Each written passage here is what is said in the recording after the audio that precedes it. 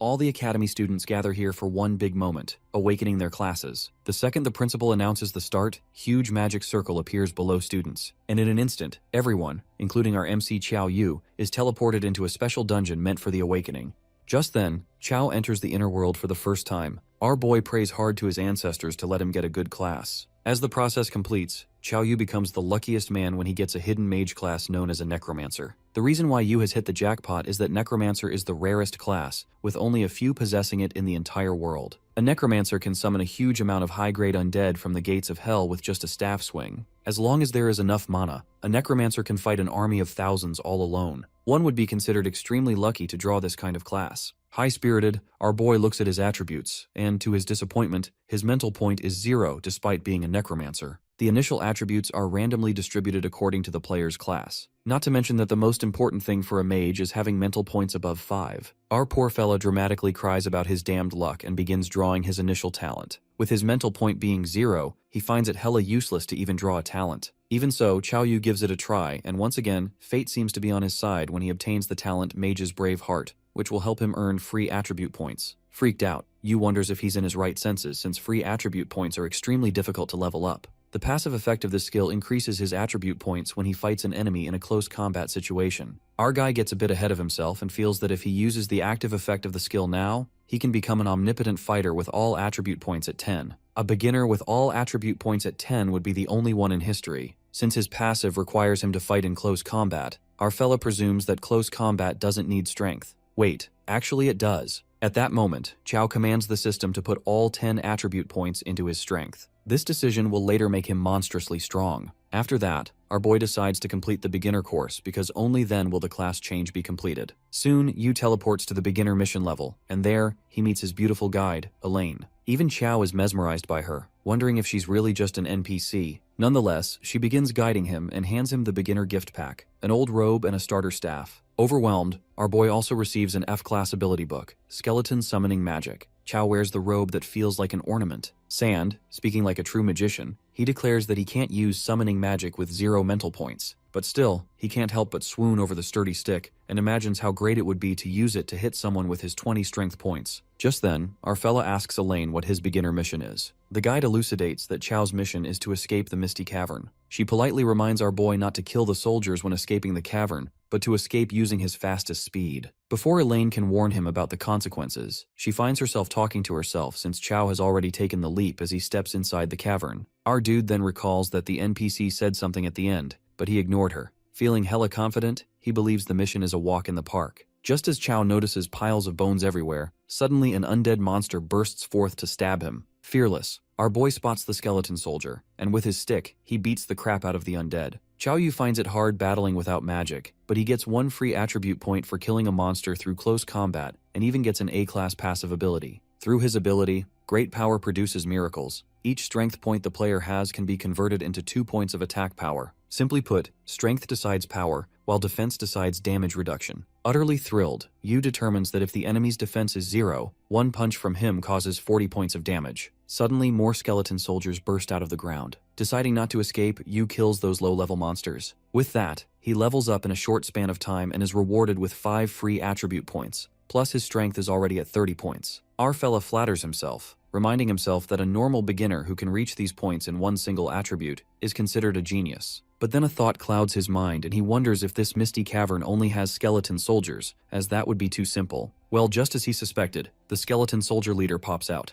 Qiao learns that its strength is at 15, so if he strikes the monster only once, it will definitely be pierced. As our boy strikes the skeleton soldier, he misses the target. Qiao learns that this skeleton can use its shield to block and counterattack at the same time, not to mention it easily cracks the ground. Shortly, he seizes the opportunity as soon as he sees an opening and swings his weapon with brute force, hitting the monster's head. The impact sends a violent tremor through its skull. With that, our noob necromancer kills the skeleton leader. He realizes that it was indeed a strong opponent and a difficult beginner's mission. At that moment, Qiao stumbles upon a soul core. He recalls that the headmaster said killing monsters has a small chance of dropping these, allowing players to obtain random rewards. He eagerly anticipates what it's going to be and gets D-class skeleton gloves, a one-time use item. While he feels bad that it's not a permanent item, Yu hears some noises and witnesses endless skeletons eager to get him. With his health points decreasing, he realizes that if he gets stabbed even once, he's done for. Chow slashes the low-level skeletons and keeps gaining EXP points. The scene then takes us outside the school, where the students are discussing what classes they got. They are happy that they can finally bring honor to their ancestors. Nonetheless, almost all the students are done with their beginner-level mission. Given that the headmaster hasn't announced the results yet, they assume someone is still inside. One of them even jokes that if someone failed and died inside, he'd laugh his ass off. Among them, a student wonders if something happened to Chow Yu since he isn't out yet. Inside the cavern, our boy believes he has killed all the skeleton soldiers when abruptly, someone warns Chow that he has gone too far. Strangely, all the skulls whirl like a sandstorm, merging to form one giant skeleton king. Furious, Yu thinks that this mission wants the beginners to die by forcing them to fight a boss monster. The skeleton king fiercely attacks our hero, leaving him dumbstruck. Our guy stands alone against the skeleton king and dodges the deadly attack. To his luck, the agility of the monster is low, which is Yu's advantage despite the monster being powerful. Given that the monster has 60 defense, our necromancer questions his abilities, wondering if he can pierce through its shell. Chow attacks the skeleton and analyzes that it did have an effect, although it was only 32 points of damage. This means if he attacks the undead king 10 more times, it'll die. Right at that moment, our boy bombards the monster with relentless strikes. Chow understands that this monster isn't really that scary and, with 200 health points left, he thinks it's time to end this. But before he can proceed, unexpectedly, the Skeleton King speaks up. The monster, being the guard of the Misty Cavern, expresses that he's never met a player like Chow Yu who clears a mission like this. Enraged, the Skeleton King has grown weak since so many of its soldiers died at the hands of our hero. The real threat to the king is that Yu, being a beginner, is able to break through his defenses, so there's no way in hell he'll let our guy out alive. The fierce determination is evident when the skeleton increases both in power and speed, leaving Yu a bit surprised. He realizes that charging up front would be useless, so it's better to restrict its movement. In the meantime, as the skeleton becomes adamant about killing our boy, Chow notices a dangling big boulder behind the monster that's about to fall. Hence, our fella distracts the monster, provoking it to attack him. Just as the skeleton dude leaps at him, Yu bounces and strikes the boulder using his stats. Unfortunately, his health is almost empty, plus the boulder is barely grazed. Things get intense when Chow is caught in the moment, giving the Skeleton King chance to end him. Our boy scampers away while some of the rocks do manage to topple onto the skeleton monster, decreasing its health a bit. With his stamina being so low, Chow decides to act in the heat of the moment before the monster gets up again. While planning to kill it in one hit, our hero uses the skeleton gloves to get a 100% crit rate for the next hit. With that one deadly hit, Chow ends the Skeleton King for good and completes his beginner mission. Mage Chow is rewarded with 30 free attribute points after killing the Misty Cavern's boss, also leveling up consecutively. With a great kill comes a great reward.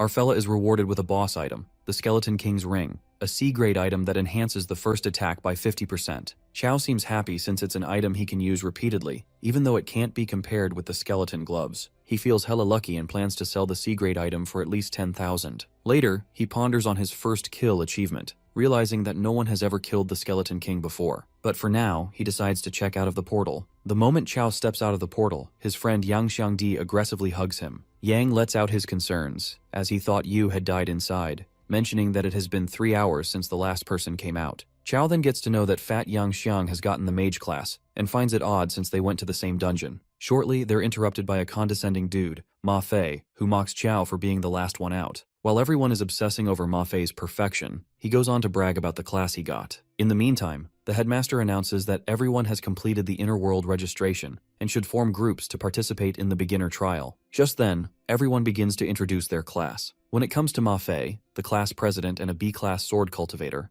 the others swoon over his talent, calling him the one chosen by the heavens. Even Headmaster Shuijin is impressed by Fei. The next one in line is our boy, Chow Yu, with his class being Necromancer, but he refuses to disclose further details. The thing is, even our fella doesn't know what grade he's gotten. Upon hearing this, everyone freaks out as they realize that Necromancer is a hidden class, recalling a Necromancer who once wiped out an entire guild. But Ma Fei can't digest this since he's a cocky jackass. To convince himself, the sword cultivator thinks that necromancers' bodies are weaker than normal humans. Since summoning time is extremely long, if there are no teammates protecting the necromancer, classes like assassins and sword cultivators would be like bosses to them. But the other students seem very fond of our hero and think his silence is the demeanor of a genius, that despite getting a hidden class, he's so humble. They call our fella calm and collected, but inside his mind, Chow feels overwhelmed because the truth is that he can't even cast a spell, let alone summon an undead. It's just that he's stronger than an average human. The headmaster Loki feels proud of Qiao Yu and can't wait for him to enter the top academy after the beginner trial ends. With that, the class ends after everyone is done introducing themselves, while Yang Xiang calls our hero a cow standing upside down,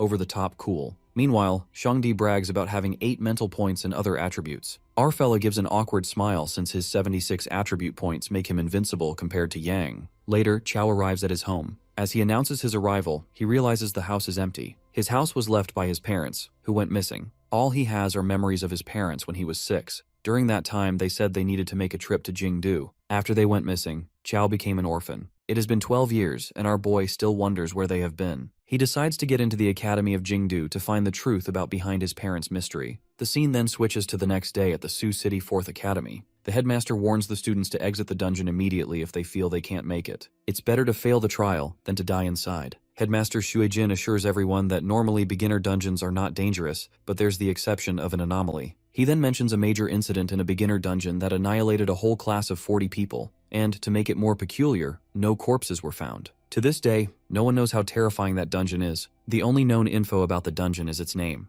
the Village of Nightmares. With that, the timer begins and the students enter the dungeon for the trial. The people are creeped out by the eerie dungeon, but Ma Fei, acting high and mighty again, assures everyone of their safety. Ma Fei grabs attention and affirms that he'll lead everyone to success. Deep down, Fei's arrogant ass looks down on Qiao Yu. He's determined to prove that he's the most suitable leader, calling himself the strongest man in the class. Meanwhile, our boy finds this beginner's world strange, given that there are no system prompts. Abruptly, a weird creature pops out and remarks that it's such a pity these students are so young. Confused, the kids question the weird guy about what he means. That's when the man reveals that this is the Village of Nightmares, when shortly the system panels materialize in front of everyone. They are instructed to leave the dungeon alive and find the secret at the core of the village. Upon hearing the name of the village that killed 40 people, a wave of panic ripples through the students. They run away and refuse to complete the mission. Ma Fei, on the other hand, takes the spotlight again and assures them he'll lead them out. However, Qiao realizes it's not possible to pass easily since an E-level world requires an early stage level, and they are all just disciples between level 1 and 10. As mayhem breaks out, the students find themselves in another dilemma when they bounce back from a translucent wall. The creature of the village tells them to stop struggling because once they enter, they can never leave. This instills fear in everyone, and in a state of panic, they plead to be let out as they do not wish to die yet. At that moment, it occurs to Qiao Yu why that previous class was wiped out. He understands the mission objective is to find the secret at the core of the village. Our boy ponders that this uncle is mysterious, but he doesn't seem malevolent. He believes the man shouldn't be their enemy. The weirdo uncle tells everyone not to get too worried. Since they're here, they might as well get comfortable. Ma Fei, acting like he knows it all, asks the guy if he wants them to relax and face this confidently. But the uncle gives him a death glare and clarifies that since they're here, they must accept the fact that they'll all die. As silence creeps in, the old man stops toying with the young players and asserts that he's the head of the village, Wogan. Wogan bluntly states the 2 requirements for living in this village. First, they can reside in the empty houses, but they cannot touch the black stones on the doors under any circumstances. Secondly, they are warned to return before dusk, also to close all windows and doors. Curious, Qiao asks the reason for these precautions, to which Wogan responds that he'll understand once night falls. Therefore, all of them decide to follow the village head's command and form groups. After they all find a house, Qiao's group heads to the 2nd floor for safety. Shortly, a girl named Zhao Ziyue comes to our boy. In a seductive manner, asks Qiao to protect her since she's a healer who can benefit him. To call out this shameless act, Ziyue's friend, Zuo Yu, comes rushing over and gives her an earful while their classmates watch. It immediately turns into a fight when Zhao tells her friend it's none of her business. The response from Zuo Yu is rather humorous when she asks Ziyue if she thinks looking like a cow is something to be proud of, referring to her bosom. This triggers Ziyue and she fires back, saying anything's better than having nothing at all. In the next moment, one of the students, a boy in the class, is caught in a strange occurrence when he sees his granny's ghost outside the window. The boy is triggered emotionally when his granny asks him to open the window because she feels cold and scared. Being a total dumb fuck, the boy opens the window and Qiao screams to let him know it's not his freaking granny. But it's too late. The ghost turns malicious and attacks him. Yang Sheng acts immediately, holding off the nightmare monster with his sand-binding magic. The students are shocked that even a normal monster is that cunning, and that the monsters in an S-ranked beginner's world are so perverted. Abruptly, the nightmare leaps at Yang, who freaks out and warns the monster not to eat such fatty meat or it will get high blood pressure. The mage, Zuo Yu, steps in to halt the monster. She asks Ziyue to heal her. Also, she instructs Qiao to summon the undead. While Ziyue casts her healing magic, Zuo believes that as long as everyone works together, they'll be able to deal with the nightmare. But Zuo is delusional for relying on Chao to summon the undead, not knowing that he can't. Nonetheless, our guy still contributes as he intervenes with his staff, holding it the other way around. While his fat friend is confused, Chao breathtakingly hits the nightmare monster so hard it's killed in an instant. Eventually, the dead monster turns into a black stone and dissipates, showing a symbol similar to the stones on the doorframe. The students gasp in disbelief while Zuo Yu asks our boy if he noticed anything strange. Our boy says he didn't, but deep down, he's confused as to why he didn't get any stat points for the kill. The next day, the students praise Chao Yu and Zuo Yu for killing the monster. The teammates decide to stay close to Chao, given that he dealt with the monster in a split second. Upon hearing these heroic tales, Ma Fei has a hard time digesting them. He ponders that he would never let a girl like Zuo tank the damage. Ma Fei gets into action mode, draws his sword, and decides to defeat the nightmares with a single strike. Promptly, Chao and Yang walk out only to see the determined class monitor training early. While the two of them are being sarcastic, Fei snaps out of his dramatic thoughts. Ma Fei asks Zuo to stay in a house with him tonight, and assures her she won't take any damage. This sounds utterly absurd to Zuo Yu since her role is a tank. Ma Fei, being stupid, promises her he will face a nightmare on his own, trying to throw shade at Chao. While Zuo schools him for his stupid thinking, the village head, Wo Gan, arrives fiercely with his men and weapons. The village head commands his men to kill all the students, tie them to a pyre, and let the flames burn away their sins. Ma Fei intervenes and questions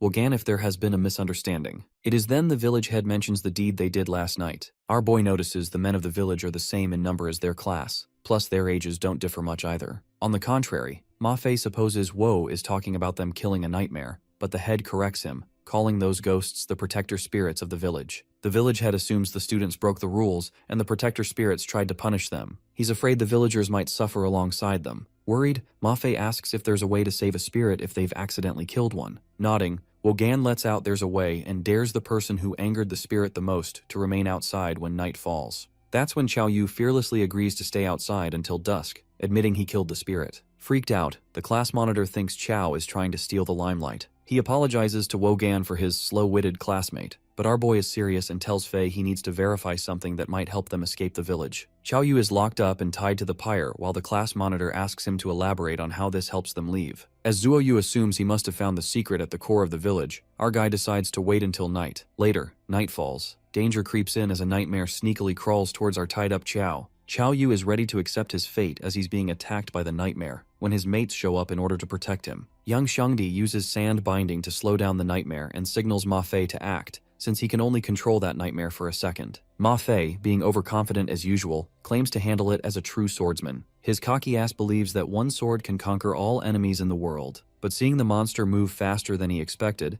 he can't help but wonder if Chao really killed something like this while being just a mage. With that, he uses a technique called a defense-breaking strike, while the others rush to liberate Yu from the chains. They conclude only Fei can break these chains, but to their surprise, our boy gets rid of the chains pretty easily. Their attention is diverted back to Ma Fei, who's struggling to fight the enemy. That's when both the tank and the healer decide to help him. The class president, however, thinks he doesn't need any help and is confident that he can fight alone. Yang warns him not to fight it one-on-one, suggesting that he tries hitting its head since he believes it's the weak point of a nightmare. Chao, on the other hand, informs Fei that's not the case, but he doesn't believe him and thinks he's doing that because he's scared he'll surpass him. He alerts Yu to watch his next strike carefully as it will be very handsome, but as he strikes the nightmare on the head, it doesn't get affected much. This makes the class president doubt if what his fellow told him was true or not. His mates don't think it's right since they remember how the nightmare was one shot when Yu attacked its head. Shangdi thinks it's an issue with the person as he remarks that Fei isn't as good as Yu. This triggers something inside the class prez, who sprints towards the nightmare while his friends are left warning him to come back. Ma Fei strikes it with a defense-breaking strike, which causes a lot of damage. As soon as he's about to land one last blow to it, Chao steps in to end it. The class prez makes a fuss over his limelight being stolen by our boy as his mates try to calm him down. Yu, on the other hand, is busy inspecting the dead monster when two more nightmares show up. He instructs everyone to go inside the house as there's no need for them to fight them anymore. It seems that Chao has come up with a way of passing. They enter inside and his fellow members are curious as to what's the way to pass. Yu lets them know that they'll get to know it tomorrow when the time comes. The next day we see the head of the nightmare village lashing out at the humans. He calls them despicable outsiders as he gave them the chance to redeem themselves and yet, they killed another protector spirit. He informs them that they all will die today no matter what. That's when Chao calls him out and asks him if they're really the villagers of Nightmare Village. Wogan thinks it's all rubbish since they've been living here for generations, and believes our boy is trying to stall the time of his death. Yu decides to reveal the truth of the Nightmare Village now that it has come to this point and points out all the villagers. He tells them that every single one of them are not the original inhabitants of Nightmare Village, but rather, all 40 of them are the class that was wiped out in the village previously. They were all trapped in this fantasy realm ever since they entered. Hence, they had no way of leaving the other world. This makes the villager's head burst into laugh. He's certain that Yu is lying and that he's just scared of death. Nonetheless, he tells him to bring him evidence. That's when Xiao pulls out the so-called Protector Stone. This angers Gan even more since the Protector Stones are high-level holy objects that protect you from being attacked at night. He gets scared that the Lord will lay down heavy punishment if anyone tampers with them. But Yu breaks it to him that this isn't any Protector Stone. The entire fantasy realm is made up of these black stones and the mysterious symbols in them. He concludes that as long as they shatter the black stone, cracks will appear in the fantasy realm. Just like that, with the stones being shattered, the fantasy realm is shattered too, and all the inhabitants now remember that they were humans. The mission is successful and everyone celebrates their little victory as they are transported out of the world. Qiao's friends are busy praising him when promptly they all receive a notification. It seems that they have a new mission in which they've to retrieve the Heart of Nightmares, and it has an E-rank difficulty. The students are confused, wondering if they still haven't passed the test. On the other hand, on the 4th college campus on Earth, the students return after passing the Nightmare Village except for Qiao and a few others. The principal is skeptical about it and is curious if they triggered a hidden mission. He considers the possibility of that being the case, and believes that they'll be able to pick any university in the country based on that achievement alone. However, beginning a hidden mission is usually extremely dangerous. The fact that it's the Nightmare Village's hidden mission to boot, with all of them being newbies, is concerning. Meanwhile, in the Nightmare Village, Qiao and the others debate on what to do. They assume that with them being only level 3, with how weak they are now, entering a hidden mission would be suicidal. Plus, they don't know anything about this Heart of Nightmares, hence they don't know where they would go to retrieve it. Zhu asks Yu if it might be possible that they only need to awaken the village heads who remained. Also, if there's really a need to break the black stones in the first place. Our boy gets nervous and that's when Yang interrupts them, claiming that he knows in the other world, a hidden mission is an opportunity they can only stumble upon but not look for. Hence, he guesses that Qiao must have known all along and wanted them to break the stones along with him. Xing can't help but admire his friend's effort while Ma Fei is also taken by surprise since he didn't think Qiao would be willing to share this opportunity with them. Nonetheless, he decides to complete the hidden mission before him no matter what. After a while, we see 4 nightmares charging at them at once, and that intimidates the kids. Zhu instructs Ziyue to prepare to heal her and Xiangdi to restrain it while she signals Fei to attack. Fei lands a strike but manages to do only 10 points of damage with 1 hit. The healer struggles to heal as she's running out of mana. It is then when Qiao makes an appearance and defeats 3 nightmares at once. As expected, it gives high rewards for defeating them. He receives a little fairy's necklace that increases skill damage by 5%,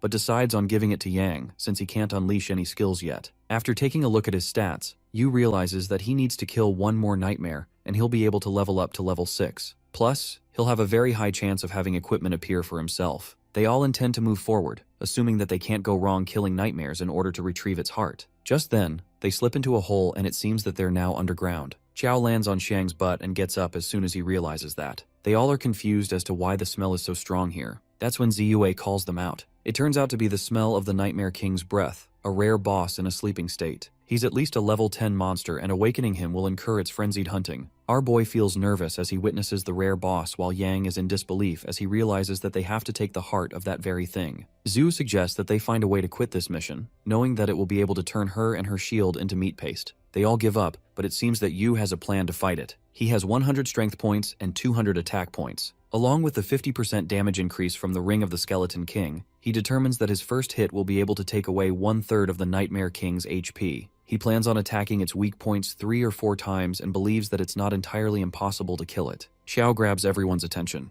Even though he knows that the Nightmare King's stats are high, he concludes that its obvious weakness is defense. He believes that by using their strength against its weaknesses, they might not have a 0 chance of winning. Zhu catches up to his plan, concluding that Yu wants them to draw the Nightmare King's attention. Our boy swears to kill it, even though he's well aware of the risks it comes with. Hence, they have to work together. Ma Fei warns Yu not to show off and recommends running away from it if they can't defeat it. After resting for a bit, Qiao makes the first move and leaps on the asleep Nightmare King. He's aware of the first hit being the most important and looks for the weakest spot on its body. Just then, he spots a point. Assuming that it's the weakest point, he swings his staff and lands a powerful blow to it. Everyone is left shaken as they witness the amount of damage a mage can do. That's when the nightmare wakes up. They all get ready according to the plan they made and face the fearsome monster head on. Xiao signals Ma Fei to attack the Nightmare King and draw its aggro. As he uses his defense-breaking technique, he barely manages to injure it. Nonetheless, Fei stays determined to continue attacking as long as he's doing damage. This angers the Nightmare King as he threatens the class prez that he will be the first one to die. Even then, Ma is confident about not being scared of death as he stands firm.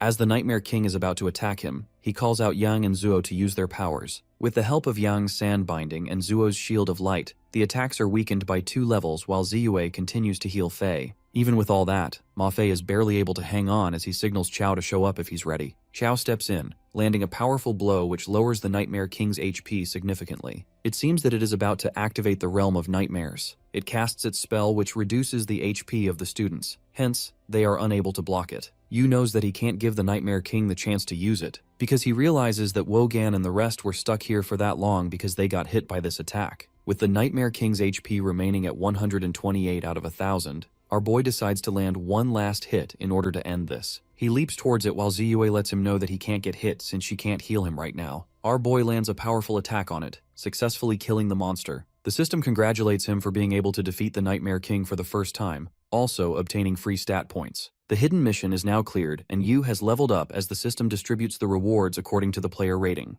Ziyue has received a D-rank rating. The D-rank talent has been awarded to her. Zhu receives the same D-rank talent. Ma Fei receives the D-rank talent, separating the world with 1 strike. Meanwhile, Qiao gets A-rank rewards and a B-rank skill book. Our boy thinks it's a bummer that he can't use this talent for now. He was expecting to hit a jackpot from the Nightmare King's soul. Just then, a B-rank dragon-piercing sword is dropped, which increases attack by 100 points, ignores 30% of an opponent's armor, and increases sword damage by 20%. However, Yu is disappointed as he sees the sword and wonders why only a B-ranked sword was dropped. He flings the sword at Ma Fei and lets him know that it's all his. This catches Fei by utter shock, as he is curious as to why he's giving him a B-rank sword just like that. Our boy reminds him that he's the only one using a sword right now. Fei contemplates if he even knows the value of B-rank equipment, because if he were to sell this, he'd be able to get a house in the capital. Yu is busy inspecting the Nightmare King's soul in hopes of finding something good. He clarifies to him that he doesn't care about the sword. At last, he realizes that the monster dropped only 1 piece of equipment. Nonetheless, he decides to take a look at his stats page. His strength increased, but he finds 70 HP a little too low because if he were to get touched, he would die. Our boy now possesses the talent the Mage's Brave Heart. Now whenever he kills an enemy using melee attacks, he will gain free stat points as a reward. Although there's a restriction that before using the main effect, only 1 stat can be selected. With that, the players are transported back to the real world, where everyone is so glad to see them safe. The principal rushes towards them and asks them what happened since they've been gone for 2 days. After getting to know everything, Shui lets them know that they're really lucky since all the top universities will be fighting for them. The other classmates are also taken by surprise as they discover that geniuses from their class are now wanted by the top universities. One of them praises Qiao, while Ma Fei is determined to defeat him the next time with the sword he gave him. He's confident that with such an OP piece of equipment, he'll definitely be able to beat him once. Just then, the manager comes running in, informing the headmaster about the arrival of people from Huaqing and Jingdu universities. Jinlong realizes that he hasn't even reported it yet. Yet strangely, the elite universities already have that information. He sees the hope of his career as a teacher having a happy ending before he retires. The principal greets teacher Peng and Pei from Jingdu and Huaqing respectively. Firstly, Peng Liangji introduces himself and proposes that their school is in desperate need of geniuses like them. Hence, he's willing to send over the acceptance letter tomorrow. Pei interrupts his proposal and emphasizes the fact that they're not even conducting a test. Peng thinks of it more like a trust thing and claims that he was only showing sincerity. He demands to start conducting the test if Pei is not ready to trust them. With that, Pei Xingguo of Huaqing University gives a proper introduction of himself. He assures the kids that the test is only to determine their role and ability to adapt to situations. To test if their various stats meet the criteria to enter the school, Qiao, who can't use his skills, ponders that he must enter Jingdu University and follow the clues related to his parents. As the test begins, Ma Fei announces he will get tested first, being as confident as ever. Peng is impressed by the fact that Fei is at level 5 despite having only completed the beginner's training and having a B-rank talent. He thinks he's the best fit for Jingdu University. Meanwhile, Pei, who's testing Fei, instructs him to hit him. Pei is the disciple of Gum Nam, a level 25 teacher with his strength being 300 and his HP being 500. Fei charges at him using the world-separating strike and manages to break his defense. Even though Xingguo's strong suit isn't defense, a kid being able to break through his defense leaves him stunned. He praises Fei for the extremely rare technique he used, and believes it can increase the attack power of the tip of his sword. Peng adds that even if his strength were concentrated in one area, his strength stat must be extremely high, at least 35 points. Judging by the speed of his attack, he thinks his agility is quite high too. The students, as they learn that, are mind blown by the fact that their fellow student is such a great swordsman. Both the teachers desperately want to recruit him, as they offer Fei everything they can. Fei implies that he needs time to think about it, but he actually wants to see where Chao is going so he can follow him there in order to outclass him. Next up is Ziyue, who can heal the whole party despite only being level 4, which quite impresses Pei. Then we have Zuo, who has such a strong defense despite being level 4. A part of the attack inflicted on her shield will be reflected. The white-haired girl reveals that her D-rank talent, damage reflecting armor spikes, can reflect 20% of the damage she receives. With that, Xiang is up next, who declares himself to be a mage. The fact that a 300+ pound fatty is a mage shocks Pei. The test begins, and the teacher is baffled as to what the kid is doing since he hasn't felt a bit of magic at all. That's when the ground explodes, catching Pei off guard. It seems that this talent somehow can't be detected at all, but just explodes from under their feet. Even he, despite being level 25, lost 3 HP without noticing. The talents he witnessed utterly intrigued the teacher, as he plans on getting someone to pay close attention to Shui Jinlong. At last, we have our boy, who claims to be a level 7 necromancer with his talent ranking being unknown. Peng is surprised as he witnesses a kid being 2 levels higher than all 4 he saw earlier. He wonders if his talent ranking is so low that he doesn't want to say it. Nonetheless, they decide on carrying out the test first to see what the results are. Pei is curious to see what kind of undead creatures Chao can summon. He knows that he can't afford to be injured by a student again, and gets all cautious. Yu charges at him at full speed, and seeing him do that, the teacher is left confused as to what he's doing. At first he thinks he's using close-range explosive necromancy techniques, but seeing the position of his hand change into a fist, he realizes that he's going for a right hook. He chooses to let him hit him, and when Chao lands a blow on his face, Pei goes flying back and hits the ground. Everyone there is left speechless as they realize that Yu managed to knock out a level 25 teacher with one hit. Peng is in disbelief as he sees his fellow teacher being reduced to such a state by a level 7 necromancer. It's believed widely that necromancers are physically the weakest ones. Xingguo is taken aback as he wonders what kind of a monster he just witnessed. Even Peng is intimidated by the newbie as chaos erupts among the students. Chao wonders if his test is over while Peng lets him know that he has passed the test. But since he hasn't demonstrated his undead magic, they can't give him a score. Yu thinks it's fine and reveals that he wants to major in physical fighting like what warriors do. He can't use his magic anyway, therefore getting into Jingdu University is more important for him. The teacher from Jingdu is in utter shock as he hears that since it's without precedent in the entire history of education, he takes a moment to call the principal and ask about it. Upon picking up the phone, Peng explains the whole situation to the principal about the terrifyingly talented necromancer he just met,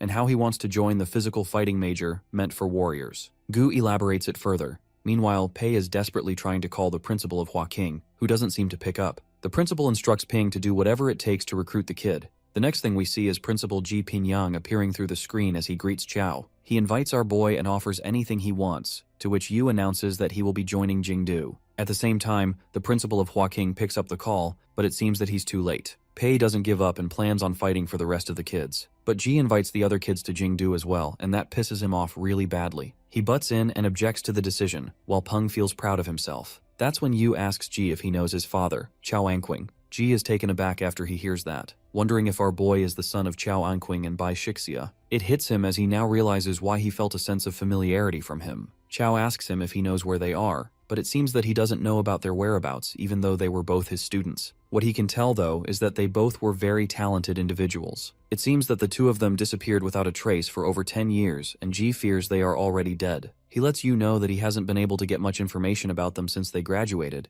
but he does remember that they would often talk about a private world. He thinks that our boy should go to his private world that might contain something his parents have left for him. Principal Ji claims he will send the acceptance letter to all of them once they've created it. He recommends the students should try and pass the worlds related to their roles before school starts. 1 week later, after passing the beginner's training, the 4th college separated its students into classes according to their roles in the other worlds. In the 4th college mages class, the students will be entering a world specially designed for mages. This world is usually a test of their mental ability, basically a logic or riddle-based world. San believes as long as they work together, the sum of their thinking will be more than its parts. He then continues to tell them about the criteria for passing. Meanwhile, we see Yang and Chao, who don't seem so sure about entering the specialized mages world. Yang is pretty confident about nothing going wrong. According to him, the more people that go, the more dangerous it is. He tries to reassure our boy and informs the lady No that they will be going to a specialized mage's world. The system retrieves a world for 2 players, and it turns out to be the Cave of 10,000 Poisons. Yu is about to enter when Shangdi reminds him that they have to listen to the instructions first. Turns out, our boy didn't know there was such a thing, which makes Yang wonder how he passed the Cave of Skeletons. He realizes that he killed all those skeletons back in the first mission and calls him a simpleton. It's then revealed that the Cave of 10,000 Poisons, an evil tribe in Cheondongnan.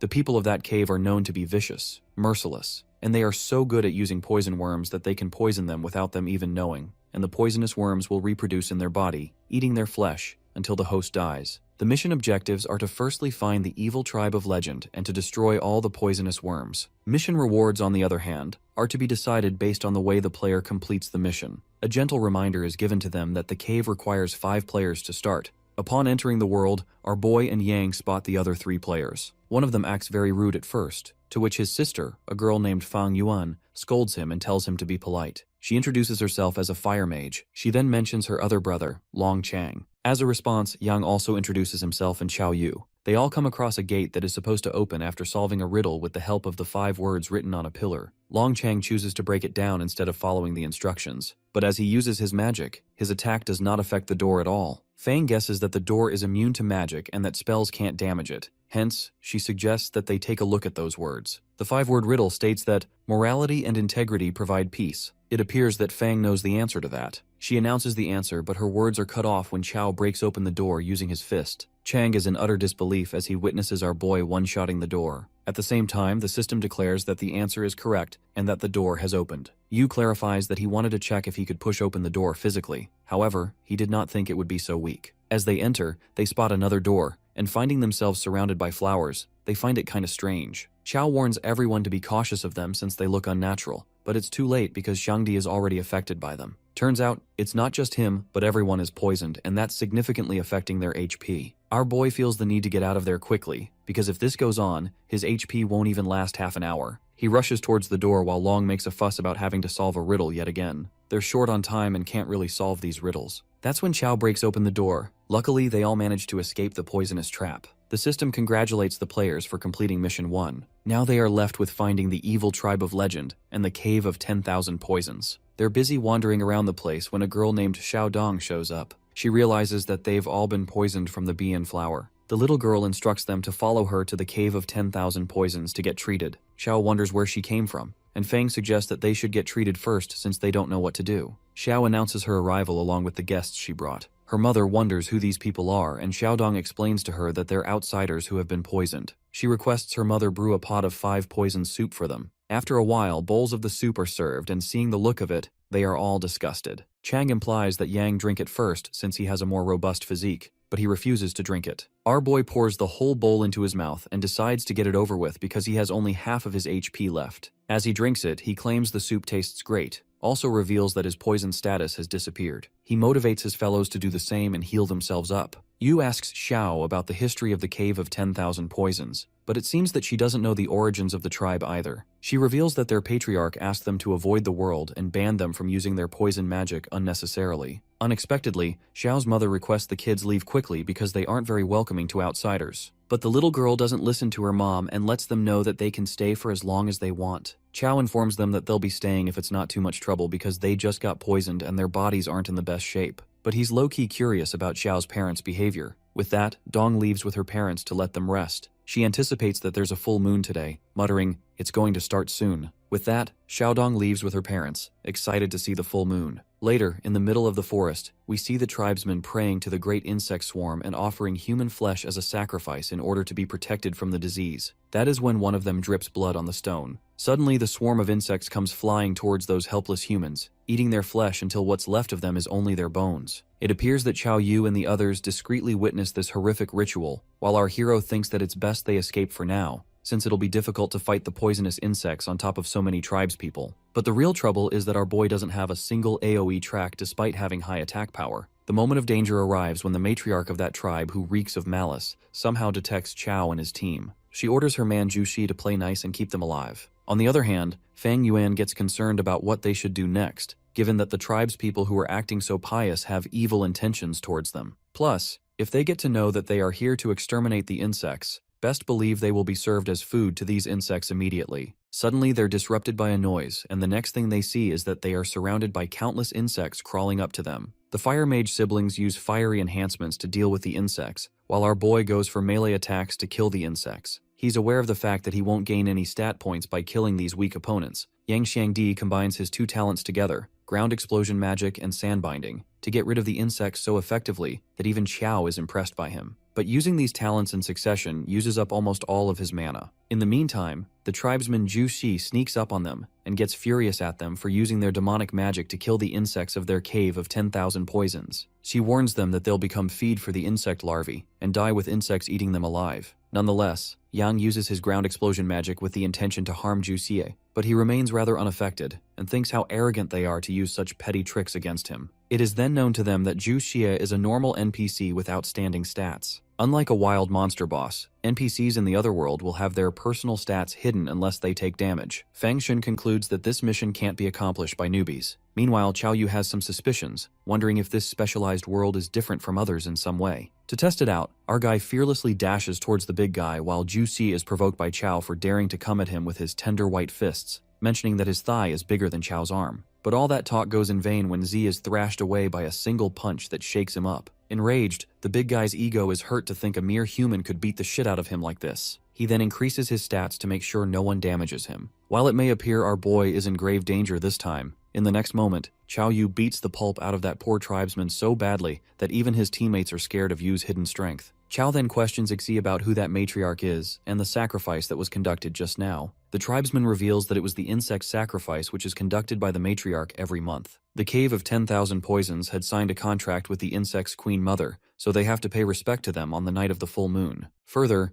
Zhu Xi unveils that the queen mother resides and reproduces in the ancient greenstone well. Listening to this, it becomes clear to Yang Xiangdi. The reason why Xiaodong cured their poison was only to offer them as sacrifices later. Nonetheless, our guy then asks Z why Xiaodong called it the Cave of 10,000 Souls instead of Poisons. Confused, this name doesn't ring any bells to Zhu Xi. He reveals that there's only one name with Dong in it, and that's the matriarch, Shundong. With that, Qiao finishes the interrogation and kills that NPC for good. Our fella is rewarded with stat points and even levels up. To his surprise, he gets an S-rank item, Sage's Protection, for killing an NPC for the first time with melee attacks. Sage's Protection is a one-time use item that negates one fatal blow, and our fella couldn't be happier to get such a high-ranked OP item in the other world. Fangshen lets out his concerns that the tribespeople will eventually know that they've killed the NPC, while Longcheng thinks they can't just rely on Qiao to take them all on. That's when our boy reminds them that their only mission is to exterminate the insects, so there's no need for them to fight the villagers head-on. Qiao believes that the best thing to do is to blow up the greenstone well where the insect's nest is, emphasizing that they must act before the matriarch realizes what's happened. They make their way to the well when they find the dead bodies of Xiaodong's parents, realizing that they are killing their own tribespeople. Our fella understands why these people were acting so strange and feels bad for them. Without wasting any time, they head towards the greenstone well to destroy it. All the mages use their talents to destroy the insect's nest and successfully blow the well underground, or so they thought, as Yang wonders why the panel hasn't materialized yet to notify them of the mission completion. In that moment, the matriarch, Shundong, makes an entry along with the backbone of the tribe, Kuang Mang. Given that these naughty rats are here, the matriarch assumes that Zhu Xi has died. Our boy exposes her, thinking if he should call her the matriarch of the Cave of 10,000 Poisons, or Xiaodong. Smirking, Xiao asks Qiao if he doesn't like her current form, and, using her shape-shifting ability, she turns into little Xiaodong. No wonder everyone got deceived so easily. Dong finds it a pity since she had a desire to continue her bloodline with Qiao Yu, but he's killed so many insects that if she doesn't sacrifice them, the Queen Mother will be very angry. Our fella then asks Dong why she killed her own tribespeople, to which she heartlessly responds that they were useless, disobedient pieces of trash. Upon hearing such nonsense, a surge of anger gushes through Qiao. Dong tells Big Bro Qiao not to be so mad since he'll see them anyway. That's when the matriarch sends the swarm of poisonous insects to attack Qiao, while the other team members assure him they'll be backing him up. Kuang Mang, Dong's bodyguard, launches an attack that hurts Longcheng, and he warns them not to interrupt the matriarch, but to fight him instead. Meanwhile, our boy struggles with fighting against too many insects. If they keep fighting, it'll be a suicide mission. He decides to increase his agility and defense to make it through with ease, using the active talent of the Brave Heart, but remembering that he can still revive once using Sage's Protection. This means killing Zhendong, because if he succeeds, these insects won't be controlled. With that, Qiao Yu leaps forth and manages to create a hole in the matriarch's stomach. Dong is left wide-eyed and the panel shows up, revealing that she's a rare NPC. Chow wonders why Jun is a rare NPC even though her stats are lower than Juxi's, and gets convinced that she's mad. Dong's agility increases in no time, while Yu's attack doesn't do as much damage as she fervently stabs her fingers into his chest. Our fella is caught off guard as he didn't know agility could increase in a split second. While his HP decreases drastically, Dong wishes to skin him and keep him as a souvenir once he dies. At that moment, young Xiangdi witnesses his friend Chow's life in jeopardy and runs to help him. However, he's halted by Kwang Mong, who doesn't let anyone interrupt the matriarch's fight in any way. Kwang is sick of their useless tricks that don't work against him when, strangely, red sand whirls around him, scaring the hell out of him of that tough guy. It turns out to be Yang's ground explosion magic in his fat-burning state. Fat Xiangdi turns into a handsome boy after the fat-burning state, and without wasting any time, he dashes to save Chao Yu. Even our fella is surprised to see Thin Yang and asks him what the hell happened to him. It is then that the mage reveals that the moment he got anxious, all the fat on his body burned away, and now he has almost 300 spirit. Chao then tells Xiangdi to use his ground explosion magic to deal with him and Sundong together. Suddenly, our hero grips tightly onto the matriarch, while Yang opposes the idea since there's a high chance that Chao is going to die in the process. However, the necromancer assures his friend to do as he says. Gripped by fear, Shundong begs him to let her go as she doesn't want to die yet. But it gets too late when an explosion occurs and the atmosphere charges with suspense. Well, it turns out that Chao activated the S-Rank equipment, Sage's protection, and the intensity of the damage was negated. Thanks to Yu's courage in the face of death, he is rewarded with an A-Rank passive talent, Strong Contract, in which every point of strength increases HP by 10 points, and vice versa. Our fella hits the jackpot with the items again, and gets convinced that this system doesn't really want him to die. Now, Chao's HP increases to nearly 1800, which means he shouldn't worry about being killed in one hit by a boss now. In the meantime, Xiangdi is left in utter disbelief since his powerful attack didn't affect Chao. Our necromancer sarcastically asks Yang if he's sad that he's not dead, and wonders if Xundong dropped anything after he killed her. Baffled, Mage Yang realizes that the system didn't notify them that he'd killed her, which can only mean one thing,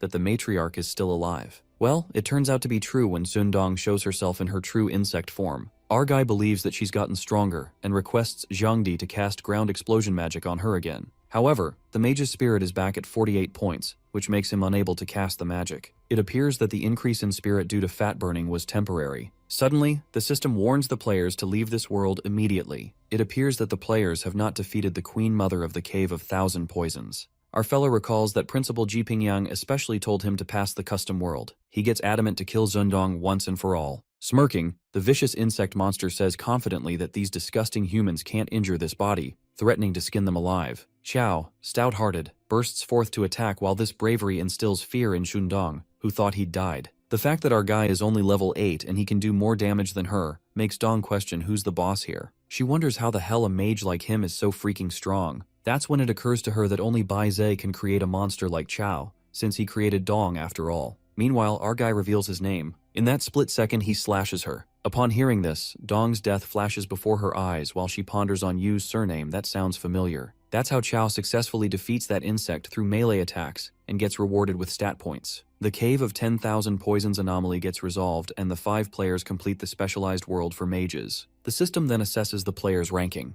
Our guy, who contributed the most, levels up to S rank. While Chang can't believe they passed, Chao Yu is rewarded with 100 plus EXP, 10 free stat points, and the A-rank talent book, Door to Acre. All the other players are rewarded with free stat points and EXP. Our fella has now reached level 10, but only after entering the early stage can he say that he's an otherworldly player who can go solo. Soon after, he stumbles upon the soul's core. When opened, it gives out a B-rank Wild Spider's breastplate that increases a player's HP by 800. Secondly, there's also a mysterious Rubik's Cube that activates as soon as it's bound to its host, who is Chao. Our guy then obtains the ability to assess the abilities of humans within 10 levels of himself. There's also an unknown locked ability, and the necromancer is astonished since he never thought the cube would bind to him. Shortly, the beautiful elf guide appears through the gate. As an extra reward, she increases all the players' spirit by 20%. While Shangdi's eyes light up after getting an amazing reward, it appears useless for Chao since his spirit is already at 0. After that, Fang Yuan thanks our necromancer for carrying them through the specialized world. It is then decided by Chao Yu and Shangdi that they've secured their spots in Jingdu University. The scene then takes us to the college canteen,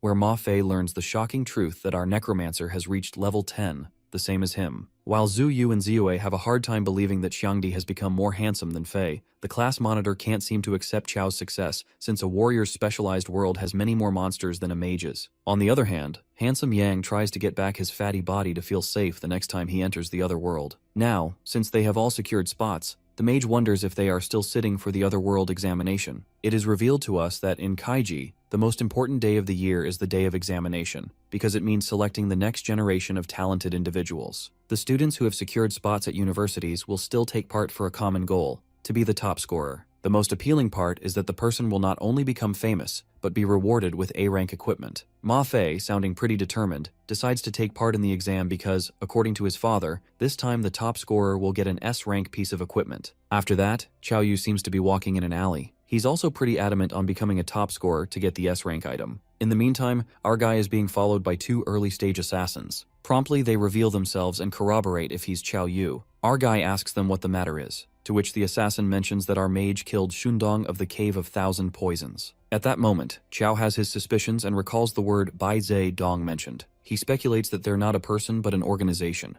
Although our guy feels like a simpleton for not questioning Dong about this back then, he cunningly bamboozles the assassins into believing that he's Ma Fei. The dumbass assassin falls for it since he believes that Qiao isn't strong enough to be a mage. The fellow assassin slaps his teammate for buying this bullshit. The two of them then leap towards our fella, who remains firm without even flinching. While they suspect that Qiao is lying since he's not even dodging, our guy knocks right at the level 16 assassin's gut so hard that even the wall bears a crack. Witnessing such strength and defense, the level 18 assassin is left slack-jawed and gets convinced that our guy isn't a mage. As Qiao thinks it's time for round 2, that assassin justifies that they bear no ill will towards him, and they've mistaken him for someone else, calling him Ma Fei. The assassin reveals that he's just a cog in an organization ranked somewhere in the 7,000s in terms of strength. Qiao is astonished to hear that a level 18 assassin is ranked that low. Anyways, he plans to let the assassins report back to the organization, or else the revenge will be harsher. Also, our guy does succeed in fooling them into believing that he's Ma Fei. It is then known to us that Bai Zhe is a legendary divine beast with a snow-white coat and a horned head. It's as strong as a lion and flames run along its 4 limbs. It has been worshipped as the divine beast of demons for a long time. Later, our guy tries to find some info regarding the organization Bai Zhe but fails to find anything about them. He's aware that his identity is going to be exposed sooner or later, so he can't stay in the house much longer. Therefore, to save himself, Qiao gets more eager to take part in the examination, knowing that an organization like Bai Zhe wouldn't dare to act against an examinee. It would be a heinous crime. He thinks that he'll be safe once he gets into Jingdu University, since Principal Ji Pingyang, who's the best swordsman in the world, is there, known as the Sword God Pingyang. Nonetheless, he comes across that mysterious Rubik's Cube again from the soul core he found in the Cave of Thousand Poisons. He wonders if this is the part that makes the specialized world different from a normal one. Questions flood his mind. He dwells on the possibility that they left this cube for him and knew that he was going to pass that world. The scene flips to the roof of a building where a senior member questions the two assassins who went to find Qiao Yu, the person who killed Shundong. The level 18 assassin confesses that their info was wrong and that person was very strong. It turns out he was not a mage. Nonetheless, that woman calls them useless. She accentuates that they'll be focusing on organizing their actions in Sioux City. Several days later at the 4th college, our boy goes to speak with the principal and shows him the Rubik's Cube he found in a specialized world, which seems to have been sealed. He asks Headmaster Xuejin if there's any way to open it. In case they don't have the password,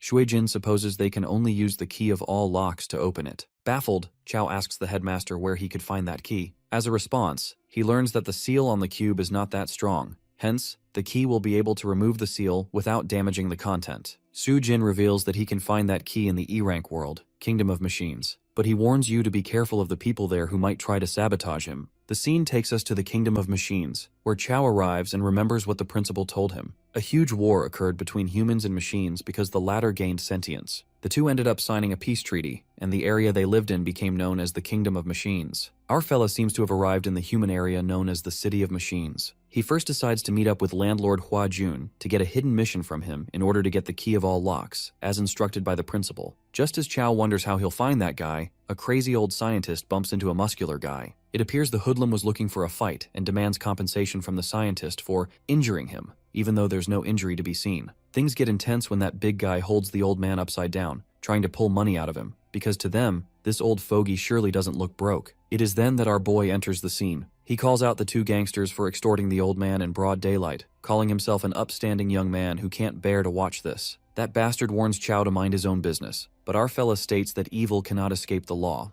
That's when our fella gets into action and teaches those hoodlums a lesson. Those guys even agree to make amends with him and the old man. After that, the old man thanks Chow and reveals that he doesn't have much money to pay him. But our fella requests him not to speak of him in the same breath as those gangsters. Our boy straightforwardly reveals that he's looking for the city's landlord to get the key. The old man agrees to help him in that matter, adding that it won't be easy to get equipment from the landlord. Chow assures the old man that he hasn't seen his power yet, admitting that he only used 1% of his power just now. Later, the big guy from earlier talks about Chow Yu's strength, claiming that he's never met such a strong young man before. Meanwhile, in the Kingdom of Machines, Lady Mond commands her servant Blitz to bring Professor Hua-jun to her. Later, the old man arrives at the landlord's mansion along with Chow. In the next second, the old man escapes the scene and Chow bangs open the mansion's door to find the landlord by himself. What our boy witnesses next makes his jaw drop, as that old man turns out to be the landlord of the City of Machines, Hua-jun. Moreover, the two gangsters from earlier were his strongest bodyguards. Well, it appears the landlord put on a show to find someone stronger than his bodyguards, and that person is Chow Yu. Landlord Jun agrees to give our boy the key of all locks on the condition that he helps him with something. It is then that the hidden mission is issued. Hua-jun unravels that he'll hold an academic seminar tomorrow to publicize his research on machines and organic life. It is speculated that the robots in the kingdom want to steal his research and won't let this chance slip away. While Chow assumes that the landlord wants him to protect him,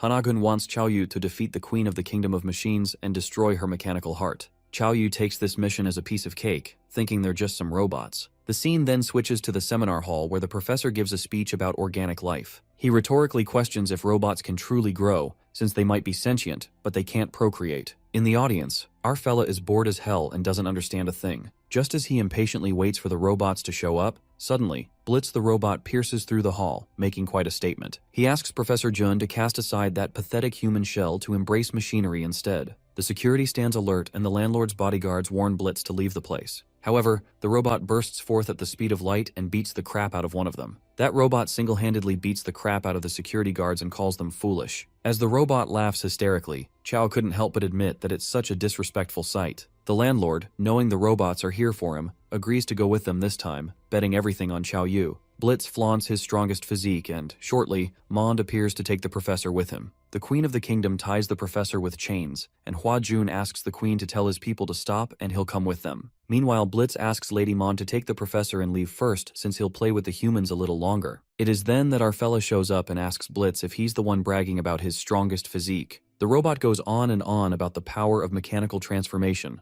offering Chow if he wants to join the glorious mechanic evolution. Our guy ignores that bullshit and goes to attack first. With a single punch, Chow creates a hole in Blitz's wholly mechanical body that leaves him in absolute shambles. A mere human was able to punch through his biochemical physique. Being sassy, our fella simply responds that he raised his hand and punched him. That's all. Blitz's cocky ass gets humbled real quick. He asks our boy how his mortal physique is as strong as a mechanical one. Chow plays around and reveals that he possesses the ancient holy physique of the human race. Our guy, who clearly has the upper hand, tramples over the robot and commands him to take him to the kingdom of machines. Chiao travels on Blitz like a rocket, while pondering that Lord Hua-jun got caught on purpose. It appears that he wanted Blitz to guide Chiao to the kingdom to destroy the mechanical heart. Meanwhile, the robot is confused that Chow had such terrifying power but still let the professor be taken away. Nonetheless, Blitz wishes to report this urgently to Lady Mond. On the contrary, in the kingdom of machines, the professor is held captive. He takes a vows in front of the queen of the kingdom that he'll never betray the human race to join the robots. Mond asks the landlord not to be so stubborn and shows him the mechanical heart. It can be said that its biology is engineered.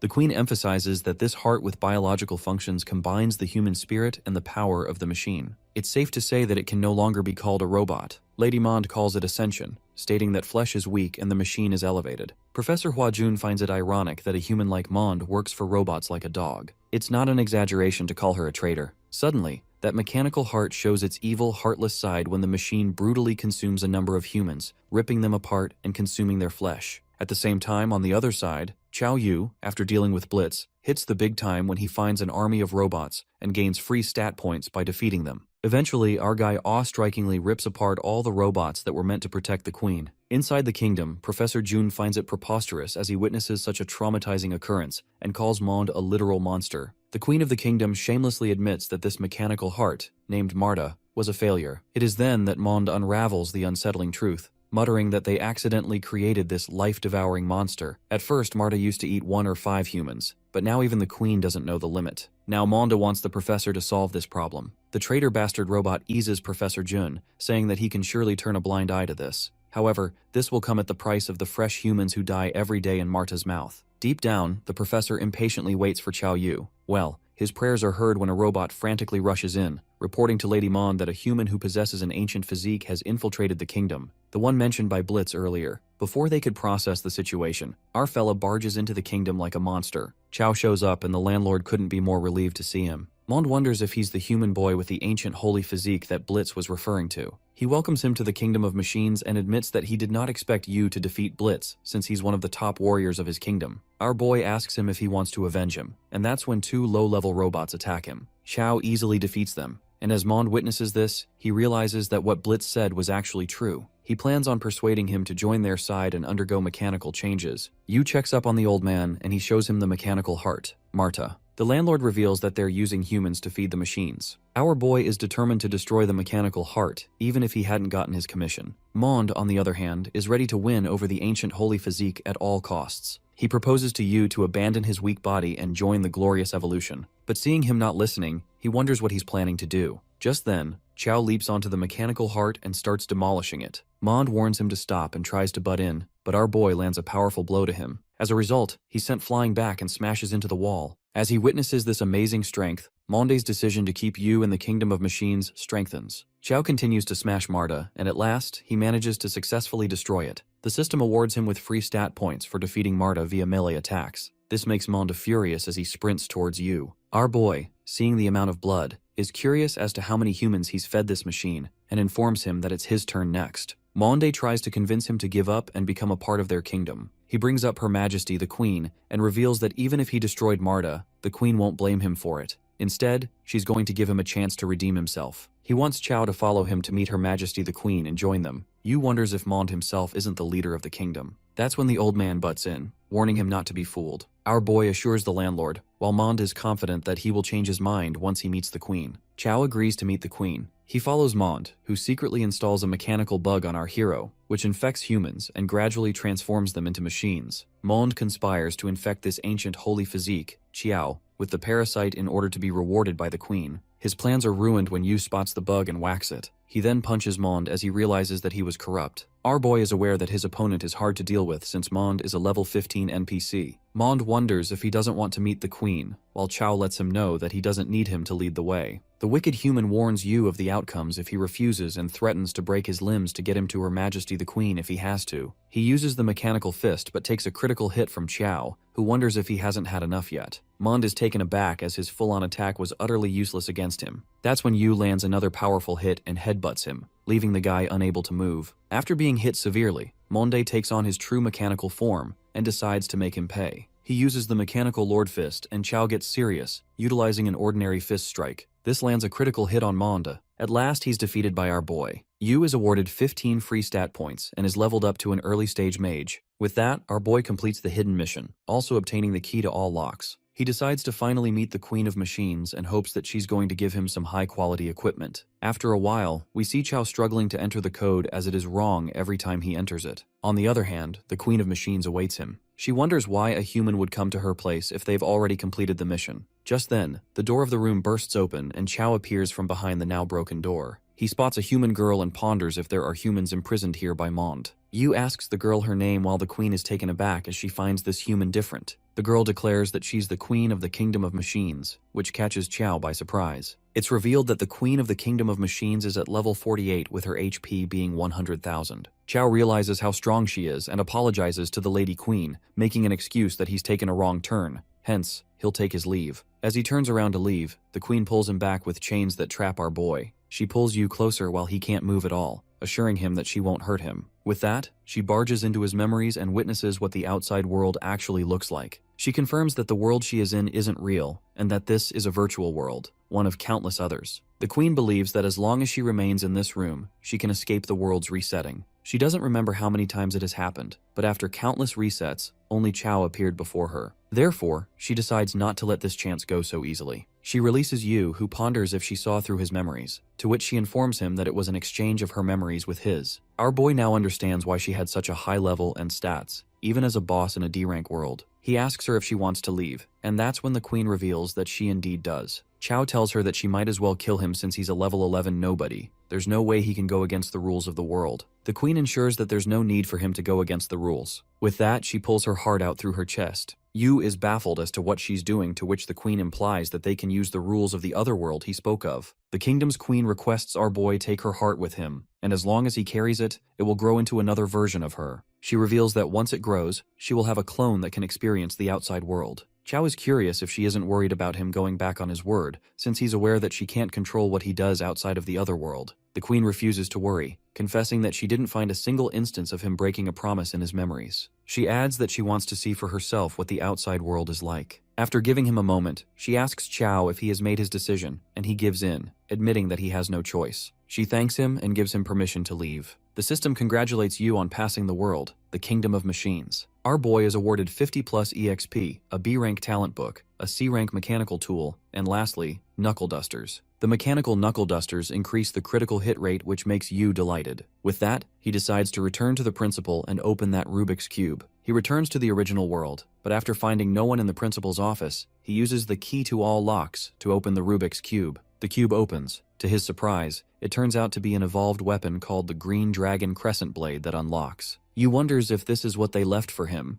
and is curious why it is a weapon with no attributes at all. Just then, Principal Shui bursts into the room, who catches Chao off guard. Our boy informs him that he just opened the Rubik's Cube, but the principal hastily reminds him of the exam he's about to miss. Realization hits Yu, and cursing himself, he rushes over to the hall. Meanwhile, in the examination hall, students from the first college ask the examiner if they can start the exam. Shangdi interrupts them and informs them that they're still missing someone. The students from the first college assume that the fourth college students are all good for nothing. They believe it doesn't make a difference if they take the examination or not. It seems that the first college has always had the highest selection rate, hence the reason why they're bragging so much. They insult Shangdi and his fellows, saying that if that person hasn't shown up, it means he's too scared to come. Yang claims that his friend can take all of them down with a single punch. The blue-haired dude challenges him to come forward and prove it. He decides to teach him what it really means to take someone down with a single punch. Zhu wonders why Chao isn't here yet, as the examination is going to start anytime now. Ma Fei declares that he's going to put an end to the first college's winning streak, admitting that his only true opponent is Yu. He's low-key concerned about his classmate not being here yet. Meanwhile, Chao hurries to the examination hall as he's almost there. The examiner emphasizes starting the examination,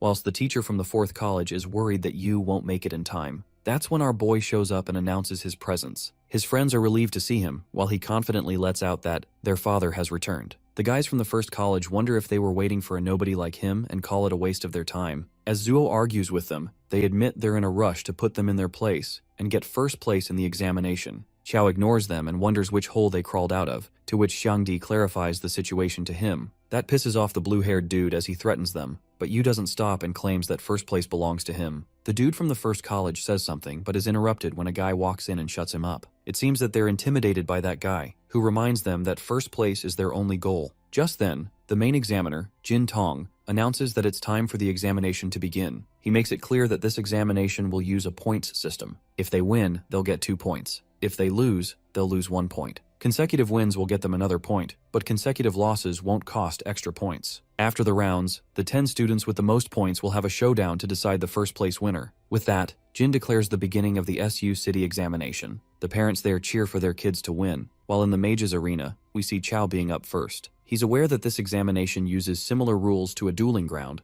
and the lowest their HP can go is 1, hence, they won't die. Which means that our boy doesn't need to hold himself back. The teachers of the first college ask Long Xiang, the winner of last year's examination, who he thinks will get first place this time. Xiang is confident that person will naturally be from their first college. Round 1 in the 108 arena is between the blue-haired dude, also known as Long Meichen from the first college, versus Chao Yu from the fourth college. Meidian finds it unexpected that they've met in the first round itself, and Yu jokes about his name having a certain ring to it. That triggers Long, who's ready to smash his face when the examiner asks them if they're ready. He asks both parties to introduce themselves, and they both wonder what kind of rule this is, as they just want to start fighting. Nonetheless, Meidian introduces himself as a student from the first college, level 9, an electric mage disciple. Yu introduces himself as a student from the 4th college, level 11, and an early-stage necromancer. Hearing that, both Meitian and the examiner are caught by surprise. The examiner thinks our boy is the prime candidate for first place and gives them the signal to start. Long decides to ignore the fact that he's up against an early-stage mage, determining his electric magic can counter the undead. He uses Thunder Barrier and Thunder Encircling to attack Chao. As the audience witnesses the power of an electric mage, they're amazed since it's believed that only 1 in 10 have a chance of becoming one. Plus, they're known to be the strongest type of mage. However, they notice that Meitian is using his powers for defense, and electric mages are usually not good at defense. They wonder if Yu is really a match for him, seeing an electric mage do that. Long is ready to face the true power of a necromancer, but he's baffled as to why Chao hasn't taken out his staff yet. The principal of the first college asks Shuijin Long if his student, the one Jingdu University offered a spot at that time, does not intend to act. He remarks that Yu is a bit overconfident, and even though he's of a higher level, electricity is more effective against the undead. He concludes that our boy might lose if he doesn't start summoning the undead, but Yu is confident and quotes that one does not simply predict the action of gods. He reminds himself that Chao is an anomaly who sent a teacher from Jingdu flying with 1 punch. Shang also looks forward to seeing how Yu's necromancy matches up to an electric mage's power.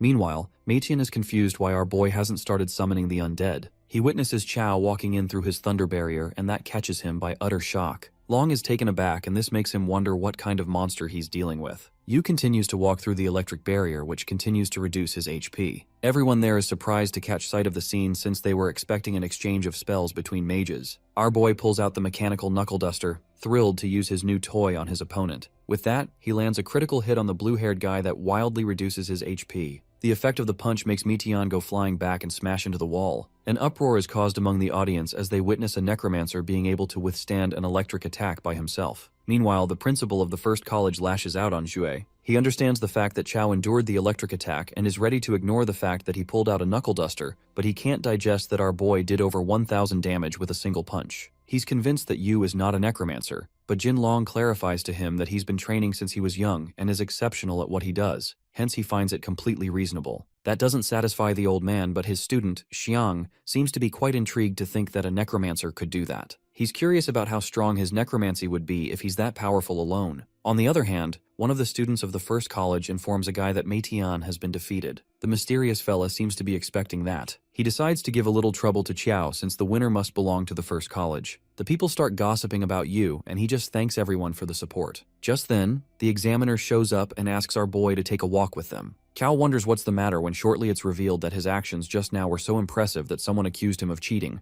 Hence, they need to conduct some tests. Our boy is in disbelief as he hears that he's going to be tested just because he performed too well. He questions which law allows that, and the examiner asks him if he can explain how he, a mage, could do that much critical hit damage. He reasons that he's naturally strong, but that doesn't convince the guy as he orders his men to take him away. The people wonder why the necromancer kid is being taken away while the old man from the first college mocks Xue. But Jinlong is satisfied because he knows what will happen. Meanwhile, Ma Fei couldn't help but consider the possibility that Chao was also cheating in the Nightmare Village. The students are confident that our guy had been cheating, and are looking forward to hearing the announcement about it after they conduct the tests. Shangdi warns them to wait and watch since they'll be crying when not only his friend comes back, but also snatching the title of the valedictorian. On the other hand, Chao is given a test to pass, and he confidently walks in, knowing that people only ever doubt a true genius. The examiner instructs Yu to firstly pass through the detection array. As he walks through it, no anomalies are detected, but Jin insists that he do it again. Again, nothing is detected, but the old man doesn't seem to be satisfied, as he orders his men to check if the detection gate is malfunctioning.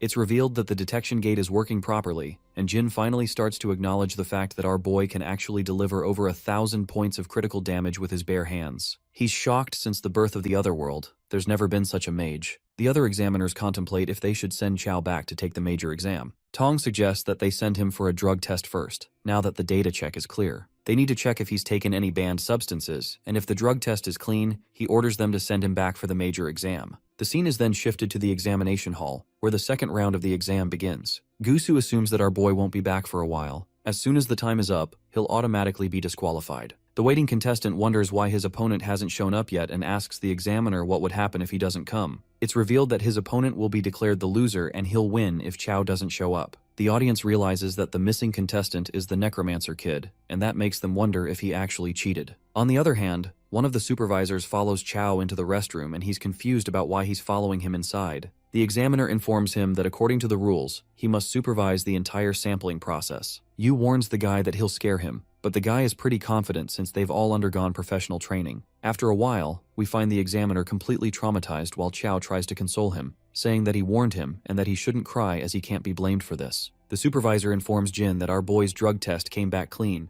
Given the results, the old man allows them to send him back to the major exam. Tong discovers that he's the son of Chao King and concludes that a mage with an attack power over 500 is guaranteed admission to Kyoto University. Conversely, Shangdi is worried because if Chao doesn't show up soon, he'll really be declared the loser. The guys from the first college see this as an opportunity to mock them and remark that Yu might have been expelled from the exam. Zhu remembers that the examiner told them that someone had reported Chao and asks them if it were them who reported him. The males act clueless and wonder if she has any evidence of the allegation she's putting on them. Plus, they state that even if it were them who reported him, they wonder what she can do about it. They don't stop there and continue to insult them when Yang shuts them up. He defends his friend, knowing that he'll be back soon. Ma Fei realizes that they're really scared of Chao stealing the first spot in the exam. His cocky ass announces that their plan will fail since even without our fella, the top spot in the exam will be his. At that moment, our main character makes an appearance, catching everyone by surprise, including Fei. The examiner is about to announce the winner when Chao shows up, and the battle begins. His appearance makes it clear that he didn't cheat, and the audience is impressed as they realize how strong he is. The fellas from the first college are speechless as they see him, while the contestant who has been waiting refuses to introduce himself because, since Chao has arrived, he pretty casually admits that he gives up. The guy confesses that he doesn't want to get hit with a punch dealing over 1,000 damage. Chao tries to convince him to get punched just once, but the guy leaves and the examiner announces that the 4th Academy's Yu wins 3 points. Our boy wins 2 consecutive matches and now has 5 points. The scene shifts to the Shadow Mage as his underlings inform him about our necromancer's return. Gusu states that reporting him was just to annoy him a little since he did not cheat. His return was expected, but it seems that he has plenty of ways planned to make Yu fail during the major exam because they have to take the top spot in the exam no matter what. Just like that, a series of contestant fails against our hero, until the 8th round, when the guy from the first college points out Chao's consecutive 8 victories. That's when Gusu tells him to use their connections and make it so that the 2nd Academy's student Xiaorong will face Chao in the 9th round. The guy wonders if she'll do what they say, and the Shadow Mage lets him know that it's the major exam, hence it's not up to her. Because as long as she wants to score well, she must give it her all. In the 9th round, student Xiaorong from the 2nd Academy is up against Yu. The men go crazy as they see the pretty student while Xiaorong makes a proper introduction. She declares to be from the 2nd Academy,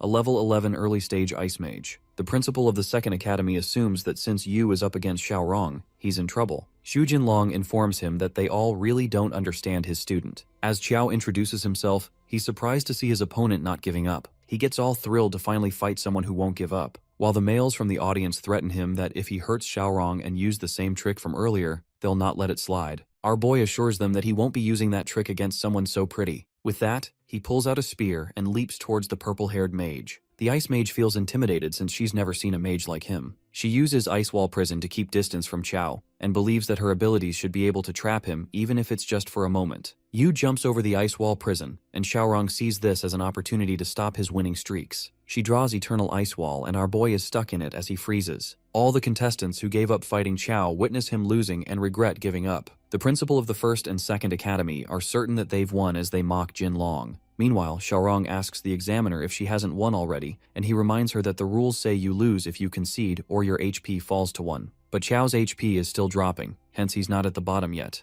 The Ice Mage tells our boy to give up since he's already lost, but he stays persistent in fighting. Xiaorong assumes that with his HP dropping, he will bottom out soon. But what she doesn't know is that Yu's HP won't bottom out as it's a lot. He tries to break through the Eternal Ice Wall, and the Ice Mage uses the Eternal Ice Wall again to freeze him back. She's taken aback to see this monstrous strength that was able to break through her ice wall. It seems that her mana is now gone, but Chao's HP still hasn't bottomed out yet. At last, our guy breaks the Eternal Ice Wall completely, which leaves Xiaorong in utter disbelief. Our boy breaks through the ice wall like it was nothing, leaving Xiaorong wide-eyed. He asks the fellow ice sister if she wishes to give up, but her ego doesn't allow her to quit. With that, Chao Yu ends the fight with one single blow and strikes Xiaorong with his spear, reducing her HP to 1. While the poor ice girl gets smashed away, the fans of the ice mage fly off the handle because Chao resorted to violence against their goddess. But our fella simply reasons that he can't be blamed. It's the major exam after all. The winner is announced, and Principal Zuejin declares that no one can stop Yu in this exam. On the other hand, Xiaorong, appearing in bad shape, apologizes to her teacher for losing.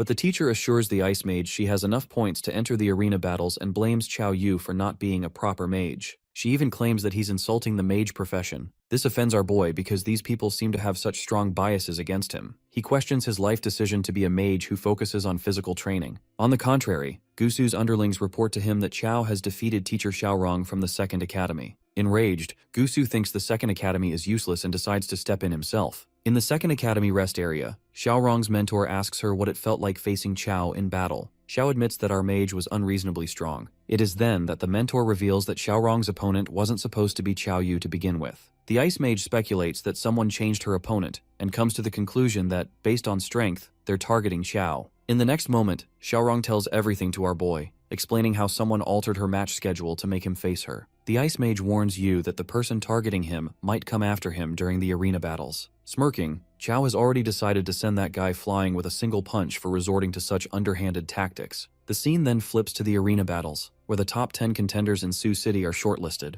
While some believe that our necromancer has a good chance of winning, some still call him a cheater. The first to fight is our very own Qiao Yu, who waits for his opponent, the sneaky little shadow dweller who's targeting him, to show up. That's when a giant guy jumps out to fight him, idiotically calling himself a genius and claiming he will be the top scorer. But that guy is none other than a simpleton who gets his ass beaten by Qiao and is knocked out with a single punch. Our necromancer successfully defends his title. Witnessing his jaw-dropping strength, the people in the crowd officially become his fans and chant for him. As the crowd screams his name, our fella impatiently waits for that little schemer, who finally can't hold back anymore. Gusu appears from behind and calls Qiao a crowd pleaser. Without reluctance, the dude from the first academy offers Qiao 5 million to surrender. It appears that Gusu had done quite a bit of research on our guy, and knows that he's an orphan with no assets other than the house his parents left him. Abruptly, our fella dramatically loses his cool and questions if his lifelong dream of becoming a top scorer is worth only 5 million. While it may appear that Qiao might tear that dude apart any second, our sneaky bastard asks for more money. Gusu expected this and asks how much more money he wants. Qiao, without a flinch, demands 1 billion and admits that he wouldn't refuse 100 billion if offered. Given that our fella doesn't accept the offer of 5 million, Gusu warns him to face the consequences and not to blame him for hitting hard. Meanwhile, Qiao can sense ill will coming from the guy and suspects he's the one pulling the strings behind the scenes.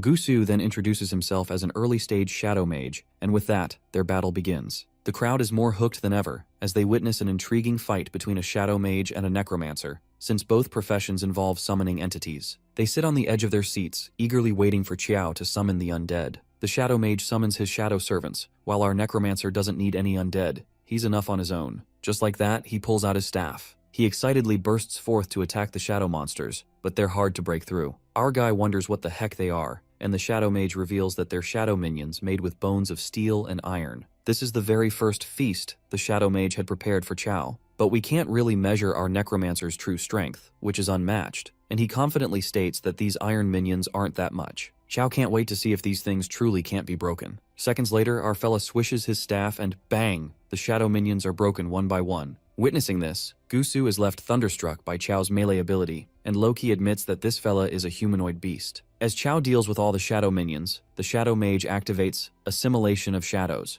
Our boy strikes with his spear, and as a result, both their arms take damage. The crowd realizes that if Qiao's strike weren't in the virtual world, it would have sent the shadow dude flying. Gusu admits that his opponent is indeed powerful and is the first to defeat his shadow minions, forcing him to use a sacrifice spell. Qiao's arm is also hurt, and he suspects that any attack on the shadow mage will affect him as well because of the spell. To keep himself safe, our boy plans not to directly attack the mage's body, but Gusu plays a dirty trick, knowing that if he gets injured, Qiao will be too. That's when the shadow mage stabs himself in the chest, and our guy spits out blood because the spell hurts him equally. The mage warns Qiao to admit defeat and agrees to fulfill the conditions they promised if he concedes. But our guy refuses to back down, which amazes Gusu. The fact is that the heart has been pierced, yet Qiao stands firm. Given his opponent is too stubborn, the mage stabs himself once again in the guts. Our fella realizes that the scrapes and pain are both real. Plus, things are about to get a little more painful when Gusu unapologetically decides to stab his own groin, but Qiao couldn't bear to watch it. Hence, he stops him with his staff. The mage counterattacks immediately, wounding Yu's wrist. Our fella feels that having too much attack power isn't good either, and looks for restrictions on Gusu's skills. Qiao wonders if the black aura lingering around the mage is the key. Having seen through the skills, he assumes that Gusu might die from a direct punch. Well, the shadow mage happily tells Yu to try it if he's not afraid to die. With that, our necromancer strikes a punch that fails to penetrate a defense wall and confesses that he can see the secret spellcasting Gu is sneakily doing. To verify his guess, Chao challenges the Shadow Mage not to dodge and to try that rebound skill again. Gusu scoffs at the word dodge and agrees to call Chao dad if he dodges. Our fella strikes another power-packed punch, which Gu immediately stops through defense. It turns out that the mage didn't dodge, and Yu finds that manly enough. But soon enough, it becomes evident who's the boss when Chao strikes another punch that manages to pierce through the mage's shadow guard. Normally, this skill can withstand a full-strength hit from a regular boss, but ironically, it can't withstand a punch from Chao Yu. This leaves the mage in utter astonishment that our guy is more terrifying than a regular boss. After that, our boy finally decides to bring this battle to an end. However, things escalate to an extreme level when the Shadow Mage spirals out of control, exposing his demonic abilities just to destroy Chao Yu. Gusu is blinded by the greed to be the top scorer of Sioux City and is determined to end Chao. Our guy pulls an ambush attack, but it barely affects the monstrous mage, who has merged with 4 shadow minions and acquired their traits. The Shadow Mage, dashing crazily towards his opponent, tells Chao that he shows no honor in martial arts and is probably courting his own demise. With that, their punches collide and an immeasurable force bursts forth. Gusu grapples our boy's foot, but Chao impeccably punches the daylights out of him, sending him drifting against the ground. The crowd is left utterly baffled, wondering if they came to watch a SmackDown show with all that grappling or a fight between 2 mages. Amongst the crowd, the assassins who tried to capture the real Xiao Yu seem to be witnessing the gripping fight. They appear confused as to which one is their target. Nonetheless, the level 18 assassin is so impressed by the fight that he wishes for both of the mages to join Bai Zi. On the battlefield, the Shadow Mage asks Chao what magic he used. The fact that he's matching his strength is not acceptable to him. While our fella thinks it's a draw, Gusu is on a time crunch since his devouring shadow is time-bound. This leaves him with no choice but to go all out and use Sacrifice Devouring Shadows. However, this calls for immediate action as the principal commands the mage to halt at once. It seems to be too late as the Shadow Mage spirals out of control, fueled by the desire to be the top scorer. That fella burns in his own agony, wishing to be at the same strength as his brother. Scoffing, Chao gets it now and provokes the Shadow Mage, saying if there's something so precious it's worth risking his life for, he should charge. Consumed by rage, Gusu strikes him, followed by a counterattack by Chao. Both of them seem unstoppable, and the principal can't seem to stop this battle since it seems inevitable that those two will clash. As urgent orders come in to stop them both, Gusu wonders why Chao isn't defeated yet, and our hero wonders the same, admitting that Gusu is the most resilient boss he's encountered. Chao deflects the attack and throws one final punch that breaks Gu's devouring shadow. It is then concluded by the principal that Chao Yu has a slight edge, announcing that our necromancer is the top mage. Principal Jin shouts at Gusu and calls him a reckless fool for seeking his own doom. Suddenly, in that split second, someone ambushes Chao and knocks him out. The next thing he knows, he opens his eyes in a confined place along with all the other students, including Xiaorong,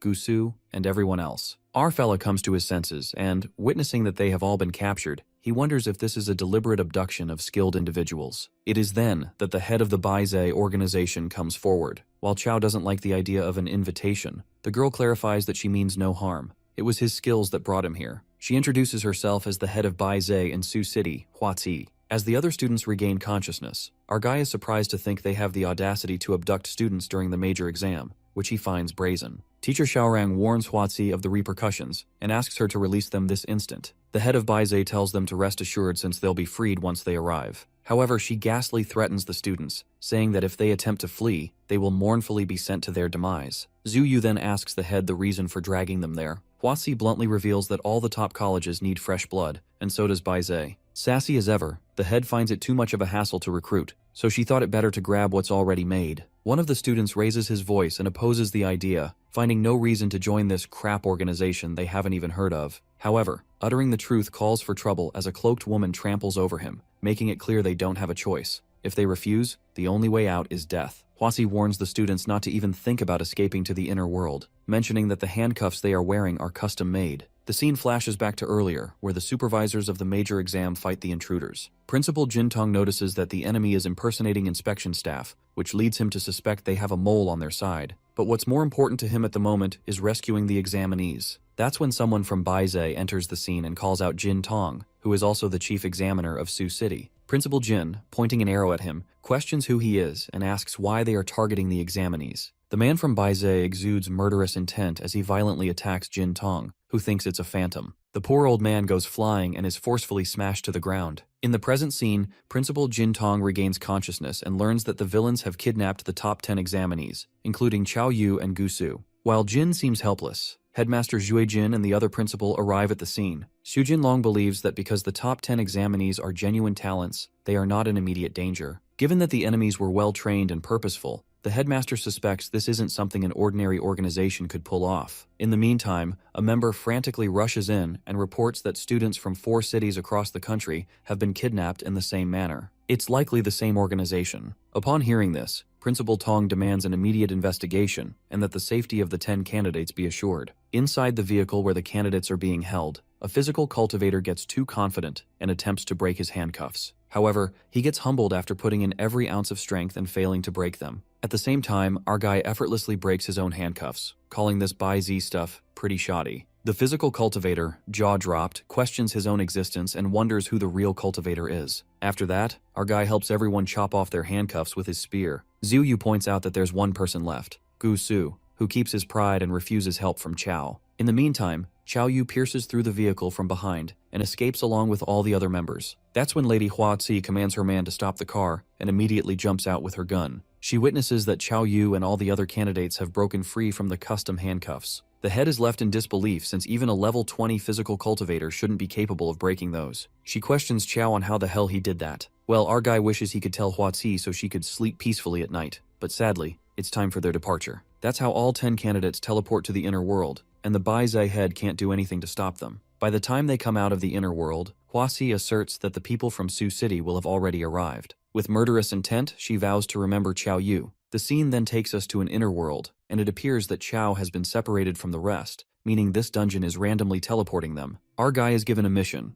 head to Coffin Mountain to stop the resurrection of the Drought Demon. He walks behind corpse herders as a spirit and dwells on the possibility that if he destroys that NPC's bronze gong and shatters the soul-capturing bell, he might be able to move freely. Just as our guy loses his composure, his eyes meet with a young boy's. The boy freaks out and calls his master, claiming that the deity of joy has risen from the dead. The master scolds the boy for uttering nonsense in the middle of the night, and reminds the kid that when a corpse turns malevolent, it grows fur and its nails and teeth elongate. While the master believes his teachings have gone to the dogs, the boy insists the deity of joy had a big knife in his hand. The corpse herder doesn't buy it and states that the stiff body of the deity can't perform any actions. After that, Chao assumes these corpse herders are NPCs and decides to follow them to get into the storyline quickly. With that, our boy's phantom moves along with them until they reach a temple. The old man heads out for a bit and warns the boy to keep an eye on the deity of joy. As the boy begs the deity not to rise from the dead, abruptly, the temple's door bangs open. Another old man barges in with a coffin and asks the boy about his relationship with the corpse herder, Gu Xiu Xuan. The young corpse herder confesses that Gu Xiu is his master and learns that this old man is a coffin bearer. The coffin bearer remarks that Gu Xiu's disciple has some discernment and discovers that Master Gu had stepped out for a bit. Just then, the coffin bearer diverts his attention to Chao's spirit and notices that the body isn't decaying. The old man assumes the body must have passed away recently. Suddenly, the young corpse herder warns the coffin bearer not to disrespect the deity of joy. The moment he says this, Feng Li, the masculine boy with the coffin bearer, frantically throws away the coffin. He refuses to believe such a thing and says it's just a corpse. The young boy strictly warns them that it's a great disrespect to the deity. The old man examines Chao Yu's corpse. Given how handsome our boy is, the coffin bearer plans to sell it to a wealthy family for a good price and asks Feng Li to take the body away. The boy, however, jumps to save the corpse and tries to knock some conscience into them for literally robbing a dead body. He clarifies that Master Gu Xiu won't let them get away with this. Feng Li, being more powerful, slaps the boy across the face. But the boy remains firm and declares he will fight Feng with his life if he dares to take one more step.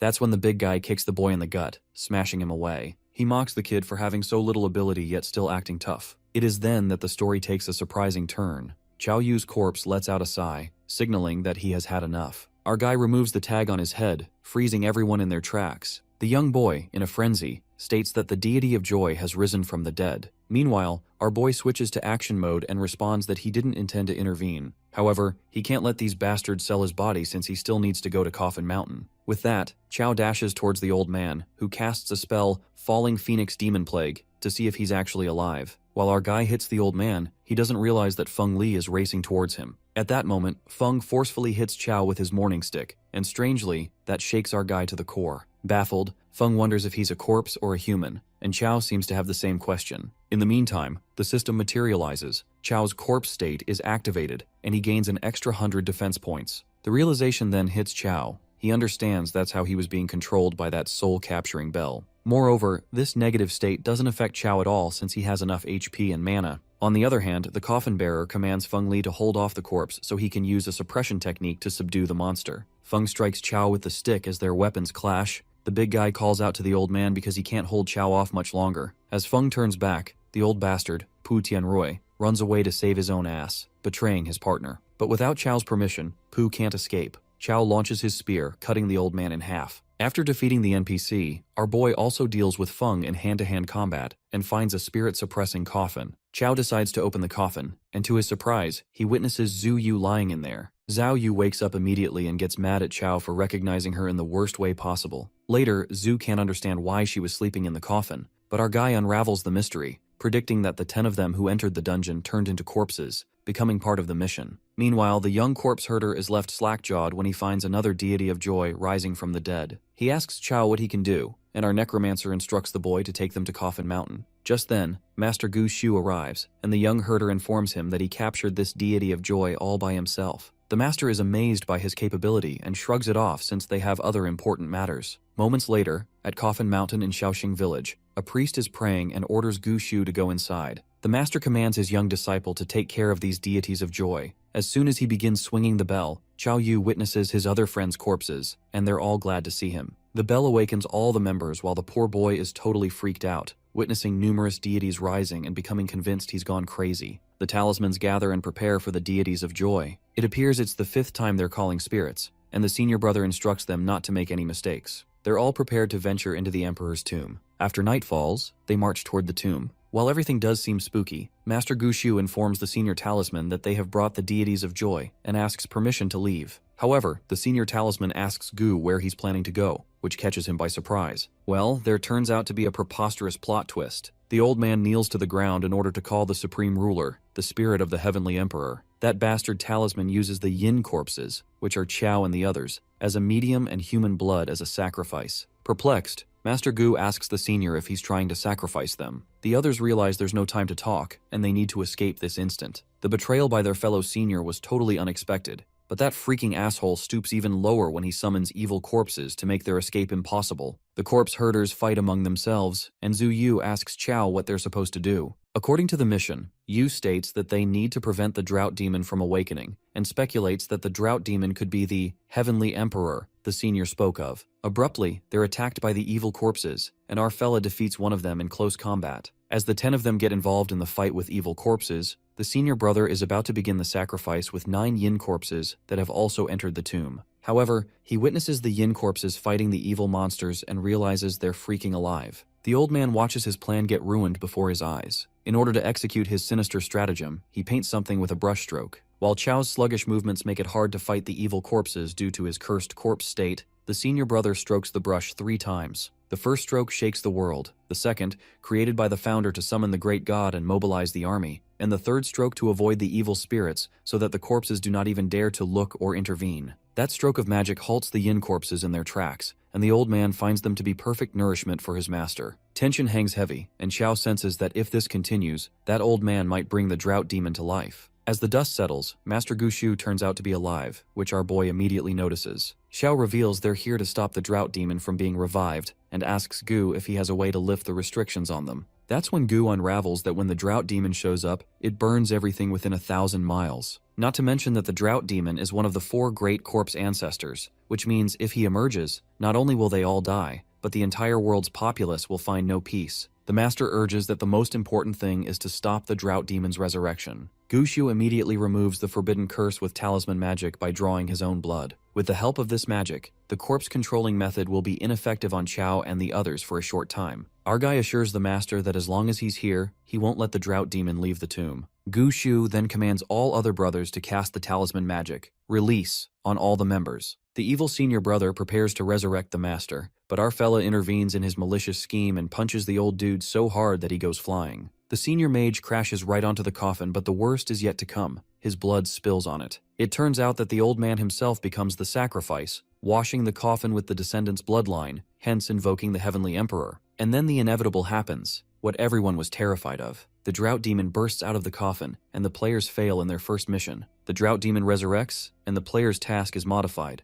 Kill the epic boss who has crazy stats and is not easy to defeat. One of the players screams out of fear, catching the demon's attention. The demon chases after the boy, who screams insanely, until he spots Qiao Yu standing in the distance. That fella cunningly runs in that direction to divert the demon's attention toward our hero, thinking it's better Qiao than him. Our dude gets pissed off and calls him a bastard. Shortly after, the drought demon comes at him, and Qiao Yu throws a slamming punch that holds back the monster for a while. But soon after, the demon breathes out a peculiar green gas. As our boy is seconds away from being swept up in the breeze, Zhu Yu warns him to watch out because it's corpse poison. Xiaorong casts her eternal ice wall to freeze the epic boss, and Ziyue immediately casts her healing spell on Qiao after he leaps back. In the meantime, the demon breaks through the ice wall. The physical cultivator steps in to fight the epic boss, but after he lands an attack with his shadow magic, it barely does any damage. Enraged, the drought demon roars, inflicting corpse ancestors' pressure on the players. To make matters worse, all the players' attributes are halved under the crushing pressure. Qiao is mad that his HP is also halved, and the cultivator dude notes that he can't deal much damage with his current attributes. While this mission calls for tactical collaboration,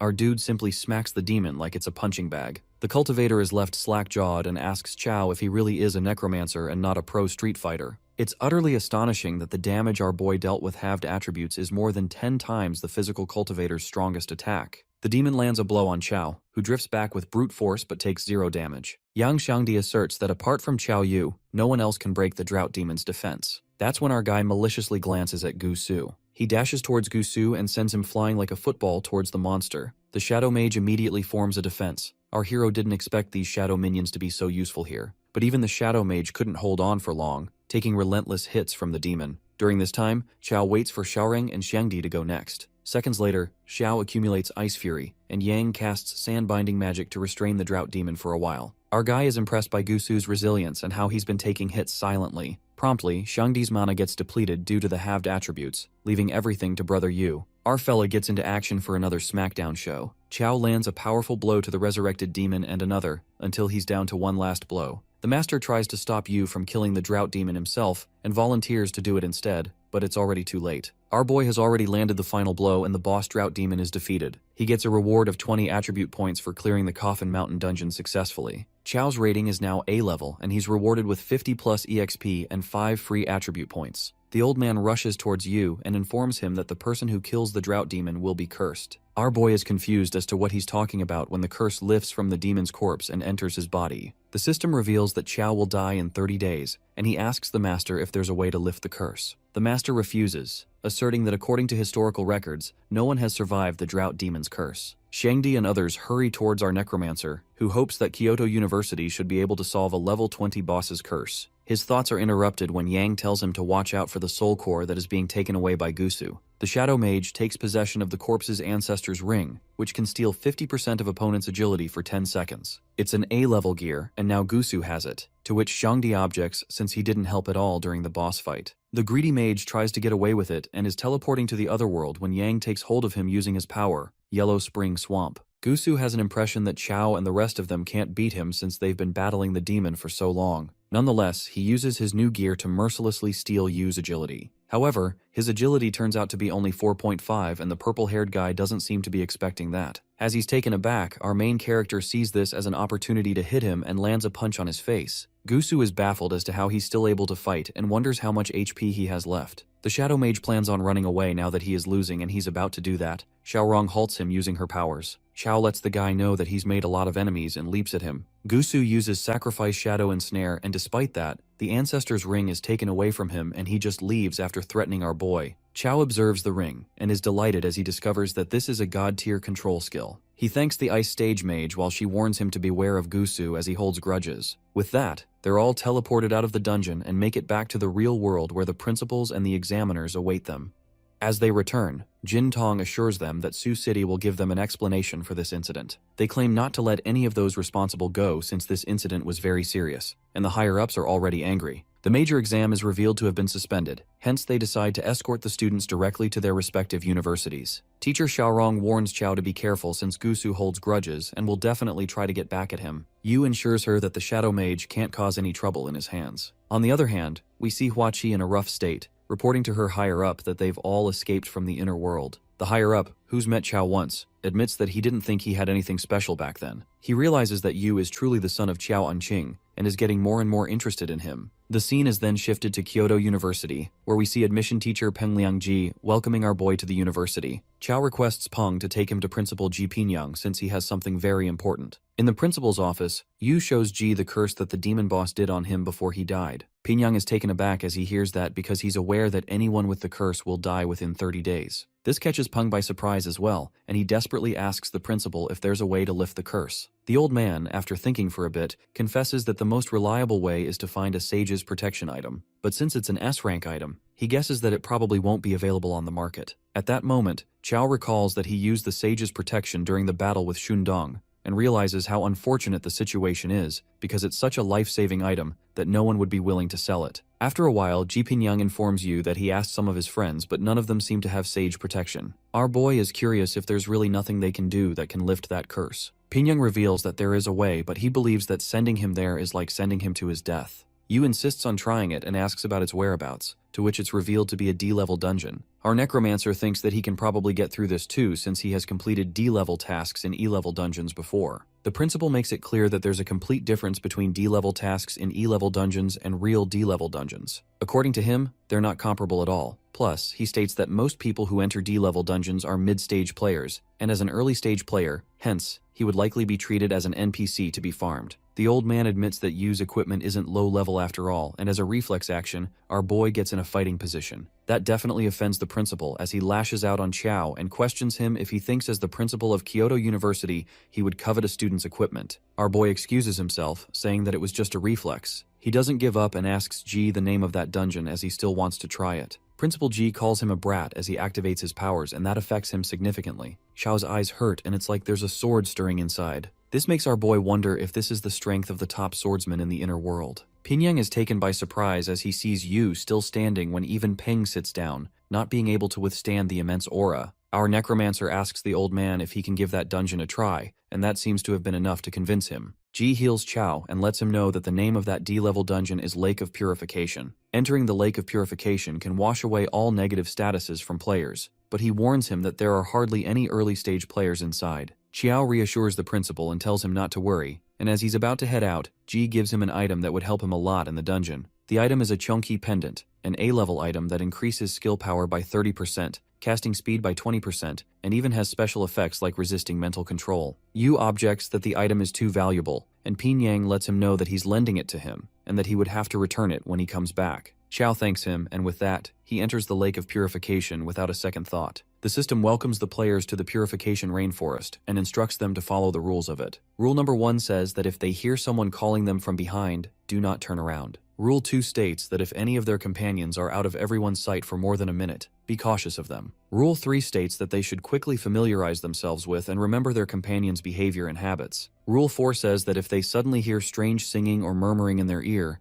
they should immediately start cursing with the most vicious language until it stops. Rule 5 states that if any strange people appear in the rainforest and ask them questions, do not answer. Rule 6 says that according to players, the Purification Rainforest is very safe, and no accidents occur. Chao Xiao, level 22 mid-stage Blademaster objects on the fact that the system is calling it safe because everyone who encounters danger dies here and can't report back. A white-haired girl named Qin Qianshui, a level 22 mid-stage water mage, introduces herself to her teammates. Following that, Mi Yuan, Tang Lan, and Wu Chengfu do the same, with all of them being mid-stage sword, wood, and blade master, respectively. At last, Chao introduces himself and reveals being a level 13 early-stage necromancer. Chao complains as he discovers that the system matched him up with an early-stage teammate. But Mi Wen believes that even though our boy is an early-stage mage, as long as he can summon enough undead, he can perform at a mid-stage level. Xiao wonders if they're all attracted by his looks or something when Mi draws her sword out and holds it against his mouth. She warns to cut his tongue out if he keeps talking nonsense. Xiao, on the other hand, makes a flattering pose and questions if being handsome is a crime. Ma Yuan instructs Yu to follow them while Xiao plans on taking revenge for being disgraced. Qin informs everyone that the Lake of Purification is said to be in the center of the Purification Rainforest. Hence, she suggests that they don't break any of the system's taboos. She gets curious as to why an early-stage mage like Yu would come to a D-level dungeon, and as he's about to respond to her, he notices that there are two of him. Everyone witnesses there being two Chaos, but they can't seem to tell which one is real. Chao suggests that they kill them both, and Qin remembers that he's a necromancer. Hence, as long as he can use his necromancy, then he's the real one. Yu's doppelganger declares to summon the undead. a trick the doppelganger performs which our boy didn't expect the fake to have. Knowing that no one would believe that he's the real one since he can't use that specific trick yet, he still decides to fight. Chow decides to beat his doppelganger to death, and the fake is taken by surprise as he witnesses his strength. At last, our boy manages to defeat the fake, and it seems that killing it might trigger something special. Yu wonders if something got into his green dragon crescent blade, and that's when his teammates realize which was the real one. Mi Yuan is curious how a necromancer like him would use this kind of a weapon, and since it was a level 22 monster, she asks him how he killed it with physical strength only. Chow proudly reveals that he's had an extraordinary physique since he was young. He's busy telling Mi stories from when he was a kid when something releases from the dead monster and gets inside Mi Yuan. The mid-stage swordmaster strikes her sword at our necromancer, which greatly reduces his HP. He finds the attack power of a mid-stage swordmaster terrifying and is glad that he has enough HP or else he would have been killed. Chow believes that she's been possessed by an evil spirit while Wu suggests that they kill her because if they don't, they all will die here. Qin uses her technique, the water dragon surround, to trap Mi, and as she's trapped, they decide to strike her. But she breaks through it and uses Luoling Dragon Shin sword technique, which causes all of them to be thrown back. That's when Chow shows up and punches her right across the face. Chow's punch makes Mi Yuan unconscious, and that shocks Chow as our boy is still at an early stage, yet he knocks out a mid-stage swordmaster with one punch. The thing that went inside Mi releases from her body, and Qin immediately tells Yu to kill it. Our boy strikes his spear into it and wonders if this is the ghost that took control of her mind. Changshu confesses that Mi is the strongest among them, and yet she couldn't resist, which makes her wonder what would happen to them. She asks her if she's alright, but the swordmaster doesn't look so good. Hence she heals her with the blessing of water. Mai thanks Qin, and with that, they continue their journey again. Chow warns everyone to be careful, and Yuan thanks him for saving her, because if it weren't for him, the two of her mates would have killed her while she was controlled. Yu gets all confident as he hears that when she confesses that his punch really hurt. She wonders how a necromancer has such strength, and our boy just lets out that he was born strong. After a while, Cao and Wu are left behind, and they blame the ladies for not checking if everyone is keeping up. As they're thinking about what to do, a rare monster named Yellow Weasel shows up in front of them. The monster is level 29, and it seems that he's seeking a title. He questions the two humans if he looks like a human or a god. Cao Xiao draws his middle finger at it and insults him when the weasel aggressively attacks them. Chung Fu tells his teammate not to talk to it and reminds him that the dungeon warned them not to answer random questions. Xiao leaps towards the monster, not being scared of him, but is hit by it with his sword being shattered. The weasel then exhales something out, and that makes the surrounding all stinky, and it turns out to be poisonous. Both Cao and Wu are beaten by the rare monster. Meanwhile, Chow hears someone fighting as he stops walking, and as they look back, they realize the two blade masters are missing. They find them both severely injured on the ground and spot the yellow weasel as well. The ugly monster asks them if he looks like a human or god to them, and Yu tells him that he looks like a 4'11", white-haired, red-eyed, delicate, beast-eared little loli. The weasel manifests that description, and that pisses him off as he sprints towards our boy. Qin warns Yu to beware since it beat those two blade masters. The wood mage uses her power vine bind to stop the weasel, but her vines are destroyed. The monster attacks Chow, but he's not affected by it at all and asks him if he didn't eat his veggies. With that, he hits the weasel with ridiculous strength, and that leaves both the ladies in utter disbelief. Chung Fu finds it impossible for an early-stage mage to have this much strength, and Chow is baffled as to what the deal is with this guy. Chow steps on the weasel, inspecting it, and remarks that this dungeon has all sorts of weird stuff. Meanwhile, all his team members look at him with shock, as they wonder if he's possessed by something. While Chiao is busy inspecting the weasel's dead body, Chow and Wu get suspicious of him. They consider the possibility that the real Chow was killed, and the Chow they're with is the fake one. Our boy walks towards them when Chow stops him and pulls out his sword. He questions him if he's a monster because the fact that he killed an early-stage necromancer and defeated a level 20 monster with his bare hands is unbelievable to him. Yu wonders what he's talking about and asks him why would a monster save him in the first place. Chow believes he's putting on a show for them since this purification forest is so creepy, they can't help but be cautious. He tells Chow to prove to them that he's not a monster, or else he wants him to leave the team. Sheen doesn't think our boy is a monster, and Mi agrees with her, but Wu Chengfu finds it suspicious for an early-stage necromancer to have such strength. In order to prove that he's not a monster, Chow reveals all the items he has and questions if monsters have these. That is enough to satisfy all of them, but the Blade Masters are disappointed as they find that out. Just then, their eyes land on the A-level item Chow is wearing. They both make excuses for their suspicious behavior and suggest that they move on their way. Yu feels that they're up to something. Meanwhile, they both have their eyes on his items. They believe that he has at least 2 A-level items, and that makes them wonder how an early stage has so many A-level items. Chow admits that he did not expect to run into such a lucky break in this dungeon. They assume that since Chao is an early-stage mage, they can handle him and decide to split his items 50-50. Chengfu seems unsure about being able to beat him since he killed that yellow weasel so easily. They contemplate on when they should make their move, and Cao Xiao instructs Wu to wait for his signal. They all stop in their tracks as they witness the sight in front of them. On the Lake of Purification, they see what they assume to be souls of the players who tried to complete the Lake of Purification dungeon and failed. This terrifies them, and then they spot an altar with a stone that has something written on it. It's an ancient script, and Mi translates it that only by sacrificing a living being can they complete their dungeon tasks. It's revealed that those wandering by the lake are lake slaves, and those who are sacrificed will become lake slaves, trapped here forever. As Chao and Wu hear that, they see this as a perfect opportunity to take Chao down. They leap onto Yu, leaving everyone baffled while Chao reminds them that he even saved them. They corner him onto the altar, but they don't know how to activate the altar. Chao asks Mi how to activate the altar, but she doesn't tell him that. Nonetheless, the Blade Masters decide to kill our necromancer since it's a sacrifice. Chao remembers Principal Ji's words, but he didn't expect to run into people like them in the dungeon.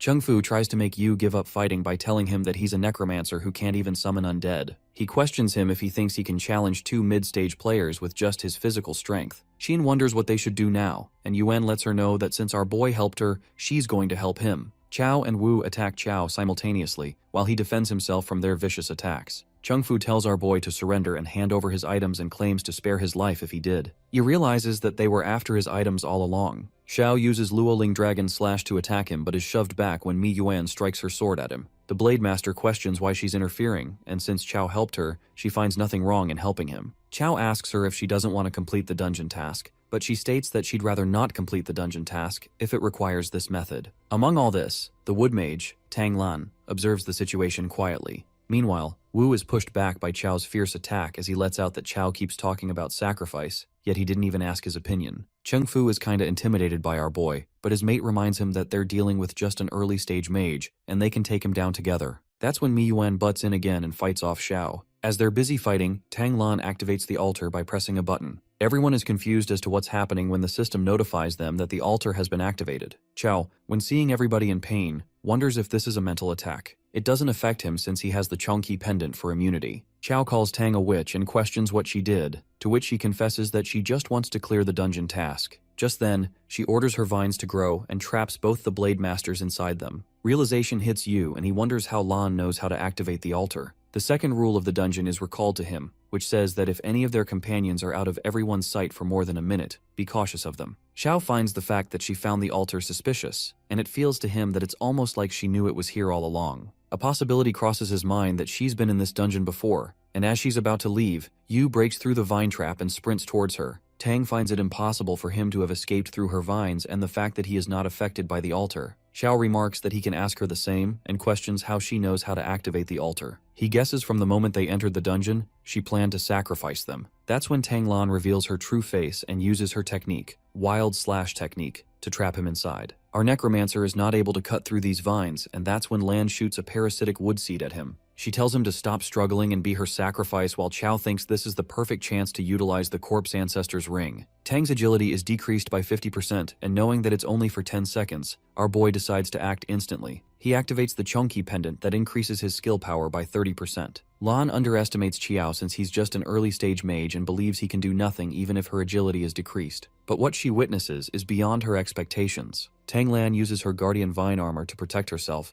but Qiao breaks through her defense and punches her ever so intensely. This baffles the wood mage as she wonders how an early-stage necromancer can deal such insane damage. She sees Yu sprinting towards her and tries to use her Guardian Vine, but it's already too late. Our boy hits her again and again, and she questions if he's even a man, seeing how he has no pity for women. Chao continues to punch her, knowing that he's dead if he doesn't beat her, while Qin and Mi witness the scene with pure fright. Just then, the corpse ancestor's ring effect ends, but judging by her condition, Yu assumes that she can't attack anymore. Tang Lan swears to remember his name because even her dad never hit her like this, and with that, she teleports away. Our boy feels thankful to have the principal's Chongqi pendant because if it weren't for it, he'd be toast. He turns towards the ladies and lets them know that they're safe, but they tell him to stay away from them, while Chao assures them that he really doesn't hit women. They go back to the altar and realize that the two teammates, the Blade Masters, were sacrificed. Mai asks Yu about what he's gonna do, and it seems that he plans on destroying the altar. He believes it shouldn't exist, and with his blade, he eradicates the altar. The system congratulates him for successfully absorbing the life energy of the purification altar. Chao is notified to level up and is rewarded 10 free attribute points. He's amazed by the fact that the leftover energy gave him so many attribute points and leveled him up. However, he's still thinking about the energy that went into the green dragon crescent blade. Chin thanks our boy for saving them, as they might have also been sacrificed by that evil altar. They declare to have decided to give up on the dungeon task, while Yu lets them know that it's no problem. With that, he decides to head to the Lake of Purification. As Chin witnesses the Purification Lake, she guesses that the souls of those wandering players must have been freed when the altar was destroyed. Chao is about to take his shirt off when Mi freaks out and draws her sword at him. She questions what he's doing, and our boy quickly clarifies that he's been cursed, hence he's here to remove it. He shows them the curse on his body in order to prove himself. The Swordmaster confesses that she thought Yu was about to go wild. Our necromancer dives straight into the water, and Chin suggests that they soak themselves too, since she believes in this creepy place. They might have some unknown curses on them. Chao witnesses the curse fading, but the wood seed Tang planted, he can't seem to get rid of it. Nonetheless, he decides to deal with it as time comes. Meanwhile, the water mages, as they're soaking, thank God for our boy because of how creepy this dungeon was. Mi, however, doesn't think he's exactly a saint, and that's exactly when Chao bumps into them. They panic and hit him while the poor guy justifies that it was they who swam over to him. Before they leave, Chin takes contact info of both her dungeon mates. And as they're exiting the dungeon, the system notifies that the dungeon isn't cleared yet, and exiting it now will forfeit any rewards. Chao decides to come back and explore this dungeon later as it's too weird. With that, he returns to Principal G's office, who is very happy to see his student making it back alive. The principal can't help but admit that Chao is no joke, given that an early-stage necromancer made it out of a D-level dungeon alive. Well, now that he's back, the principal asks Yu to give back his item, and our guy couldn't be more grateful for the pendant, since he managed to survive the Lake of Purification because of it. Honestly, our fella doesn't wish to return the pendant, gripping tightly to it, while the principal yanks it, trying to snatch what's his. Only after a good beating, our guy gives back the pendant. With a bumpy head and broken teeth, Yu asks him about the number on the pendant, to which Principal G answers that it's an enhancement. These enhancement stones are used to increase its power since it's a high-level grade. Deep down, our boy feels like the Green Dragon Crescent Blade's enhancement seems different from what the principal mentioned. Nonetheless, Pinyang learns that Chao's curse is lifted and asks him to leave. Later, our necromancer heads outside and someone seems to be waiting for him. It turns out to be Longxiang from Sioux City, and reminds him that he was there at the major exam. Chao immediately realizes that it's senior brother Long who was the top warrior in last year's major exam. The blonde-haired guy affirms our fella to reach out for help if he runs into trouble and exchanges their contact info. After they depart on different paths, Chao feels that senior bro seems pretty nice. However, from Longxiang's expression, it was rather the opposite. Later, at night, Chao Yu ponders upon the previous days, like how the curse is lifted. He plans to ignore the wood seed and focus on getting stronger as fast as possible. The next day, Teacher Zhang, the advisor, calls out Chao Yu and asks him to explain why an undead mage like him chose a physical training major. Our guy reasons that a mage who can't fight up close isn't a true mage, and without a strong body and physical strength, he can't protect himself. This statement wasn't convincing enough, and the advisor reminds Yu that university education is about specializing in one field. Even though Chao's file says he has superhuman strength, Teacher Zhang believes a necromancer like him won't last in the physical major. But our guy is adamant to choose this field. To be more exact, he's pretty much doomed, and is afraid that if his necromancer advisor finds out he can't even summon a skeleton, he might want to just freaking kill him. Nonetheless, the advisor gives up the argument and hands the student IDs to everyone. Teacher Zhang elaborates that at Kyoto University, everything from food, drinks, to exchanging gear and skills requires credits. Smirking, Ma Fei asks the advisor how much it costs to get 1 credit, daydreaming that he can trade for like 1,000,000 credits. At that moment, the teacher slaps a reality check across Ma Fei's face when he uncovers that credits can only be earned by taking school-issued tasks and passing their assignments. Poor Fei breaks down when he realizes his wealth is totally useless here. Just then, the physical training instructor calls out the students to gather, and Chao rushes there. Strangely, a necromancy professor, Shen Jianshu, discreetly observes Chao, who's creeped out as he feels that someone shady is watching him. The physical training class begins with teacher Wan Li Hao, a level 35 late-stage instructor. While the instructor looks grumpy, surprisingly, he's also super blunt when he makes it clear that he doesn't accept trash in his class. Wan Li Hao gives his students a tough task and states that he's unleashing his aura. If they're able to stand still and endure it for 5 minutes, they can stay in his class. One of the students curiously questions the consequences if they fail the task, to which the instructor answers that he'll personally go to the admin office and help them transfer to another class. Shortly, Wan unleashes his aura just for the demo, and the students begin to panic, unsure if they can handle the intense aura for 5 minutes. That's when a big guy, Lin Lang, advises his fellow mates not to panic and assures them that they might have a chance if they work together. Teacher Wan is impressed by Lang for having the guts to step up like that, and finds him promising for staying calm under pressure. Lin Lang gathers everyone around to make a plan, and, assuming that facing Wan head-on is a bad idea, he suggests splitting into pairs and pulling him in different directions for 5 minutes. Everyone thinks it's a good idea, and they make balanced groups so they can all pass together. While all the big guys split into groups, everyone ignores Chow Yu. But Lin Lang spots him and decides to team up with our guy. The big guy questions Chow about his level and why he's so skinny as a physical trainer. It is then our fella gets too real and reveals that he's a necromancer, which grasps everyone's attention. Lin Lang thinks he might have misheard, but unfortunately, that's the truth. As Chow says that he's a level 14 necromancer, poor Lin wishes to bump his head into a wall since our guy puts him in a tough spot. Our hero assures Lin that his strength is stronger than most early-stage physical trainers, but nobody believes him. The fellow students begin gossiping about Chow, calling him a scrawny necromancer and feel bad for Lin Lang. Meanwhile, our poor fella is hella pissed because nobody believes him after he spills the truth. Nonetheless, Lin decides to protect Chow and buy him some time to summon the undead. Just then, the time ends and teacher Wan Lihao releases his aura, 10 times stronger than the demo. The fierce aura bursts forth, targeted at our boy. Chow feels nervous since Wan is aiming his first punch at him. However, Lin jumps in front of him and takes the hit. The other students find it surprising Lin was knocked back like that, and get scared by the tough entrance exam. They wonder what will happen to Chow Yu if Lin couldn't take it either. Instructor Wan was hard on them on purpose, as he thought the freshmen needed a good beating so they won't get too full of themselves later on. The punch wind glides further, and while our boy stands prepared, he's shocked that just the wind from Wan's punch took off that much HP. He assumes that it's the power of a late-stage physical trainer and manages to block the punch. But this doesn't settle well with Wan. The reason he targeted Chow was that he was a necromancer, and the fact that he survived his punch hurts his pride. That's when Wan plans to hinder Chow somehow and strikes a punch wind, 10 times stronger, that moves towards him at crazy speed. Using his HP, our guy resists the force jaw-droppingly, and other students can't help but admire Chow's strength for withstanding 2 rounds of teacher Wan's punch wind that even Lin Lang couldn't handle. Shortly, our hero is able to defeat the teacher once again as the punch wind scatters. He wonders if Li Hao is using him as an example. Well, our guy triggers Wan and asks him if he didn't have enough for breakfast. Gasping, Lin Lang warns Yu not to piss off the teacher, or else he's gonna get hurt. On the other hand, teacher Li Hao admits that Necromancer Punk has got some guts. He wonders how the hell he survived his 2 punches and assures Chow Yu that if he can take the next hit, he'll make sure to look out for him at Kyoto University. The teacher and Chow come face to face and Wan unleashes his strength to its full extent, which is clashed by our guy's punch. Well, what happens next leaves everyone wide-eyed.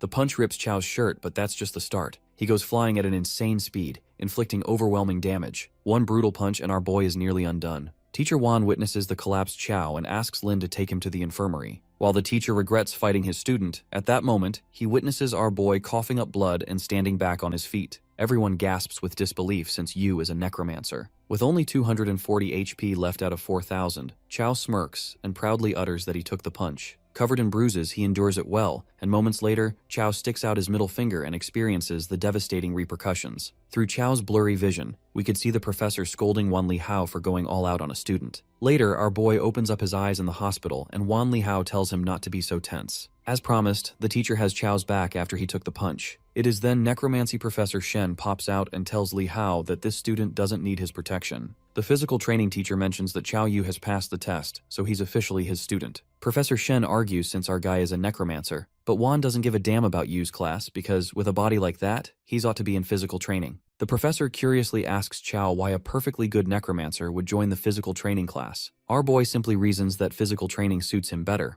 not to mention he has had superhuman strength ever since he was a kid. This angers the necromancy professor, and he abruptly summons a dragon. Shen Jianshu demonstrates what it's like to wipe out armies with a wave of his hand, taking on hundreds single-handedly. He believes that it's way cooler than charging in like some meathead, and promises to teach Chow all the techniques if he joins necromancy, so that one day he could be like him, summoning a dark dragon with a flick. Our poor fella doesn't have the courage to tell the professor that he has 0 spirit power, let alone the ability to summon a skeleton. Chow finalizes that he'd like to stay in the physical training class, but still Professor Shen hands him his card in case he changes his mind in the future. With that, the professor leaves through the magic portal while our boy is amused that necromancy can be used like that too. After that, teacher Wan Lihao informs Yu that his injuries have healed and tells him to show up at the class tomorrow since he's taking everyone to a great place. The next day, Instructor Lihao takes them to a sea-level dungeon and gives them a task to sit in meditation in the dark forest until sunset. While the students wonder how hard it can be, Wan tosses a rock and it is broken into pieces by the wind blade.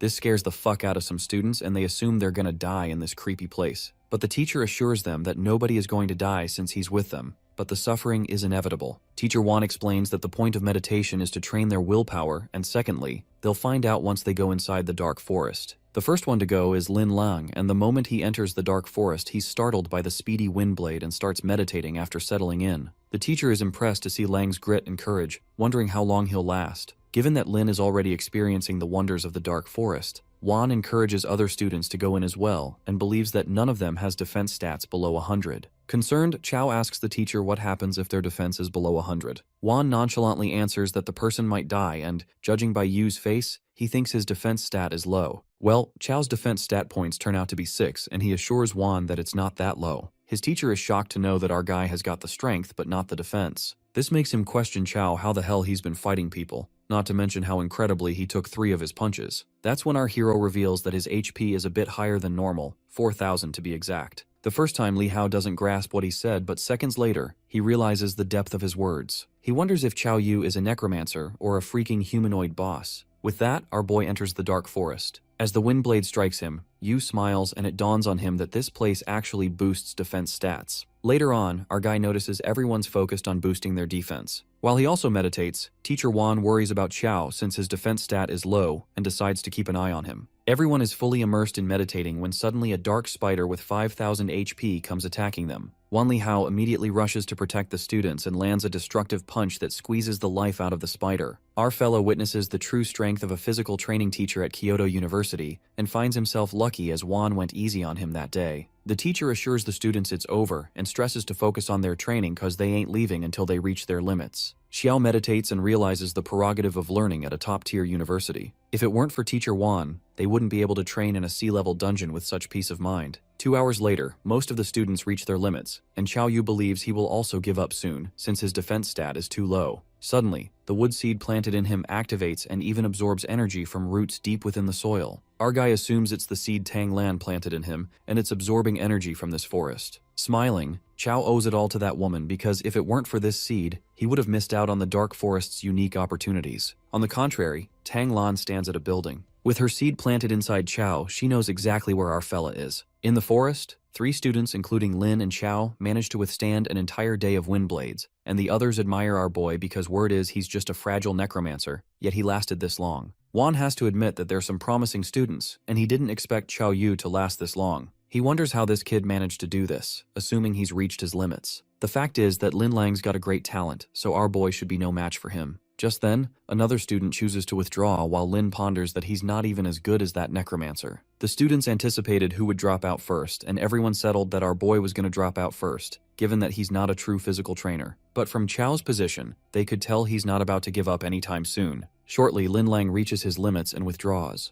After that, the teacher waits to see how long Yu can push himself. Well, it's almost night, and our guy impeccably sits there, meditating. When Li Hao realizes Chow is really quite something and asks him to come out since it's getting dark. Once the sun sets, they can't stay in the dark forest anymore. Even Teacher Wan can't protect them. Our guy comes out of the forest and is struck by its insane result. His defense stats increase to 23, and the students predict Chow would have stayed longer if it weren't getting dark, wondering if he has any limits. Just then, the teacher dismisses the class and lets out they'll continue tomorrow. A few days later, Chow's defense has skyrocketed over the past few days, thanks to the wood seed. As he's about to head for more training, Zhu Yu and the others meet Chow Yu and suggest to him that they should start a guild. His friends find it a good idea, given that there are many benefits of forming a guild like entering exclusive dungeons and guild wars. Zhao Yu adds that guild members can't kill each other, or they'll be hunted by the underworld. Our guy is cool about the idea, but first he heads to the physical training class for a bit. Zhao Yu tells him to come over soon after he's done. Ma Fei says that he's fine with starting a guild, but on one condition, that he has to be the guild leader. In the dungeon, someone is talking to Wan Li Hao about Chow Yu and mentions that he's a physical training prodigy. Li Hao low-key agrees with that, but he recalls that Yu is a necromancer. Inside the dark forest, our guy's defense stat reaches 500, and that appears to be his defense limit. Suddenly something begins to emerge, and it turns out to be the mechanical empress. Wide-eyed, our fella tries to process the sudden occurrence and asks the empress what she's doing here. Well, the beautiful empress reveals that there's something on Chow that's been absorbing energy, the wood seed to be exact, and it helped her to rebuild her new body. Never in his wildest thoughts did Chow imagine that the wood seed would accidentally awaken the empress. Concerned, he questions Her Majesty what she's been planning to do next, and the empress reminds Chow that he promised to help her observe the outside world. And now it's time for him to fulfill that promise. The empress releases her magic that strikes him. Chao feels a stinging pain and is assured by the Empress that it won't last long. She states that from this point on, she can sense what Chao Yu hears, thinks, and sees. Basically, she's like a hidden camera inside him. Agitated, our guy hates the feeling of being watched, and the fact she can read his thoughts means there are no secrets in front of her from now on.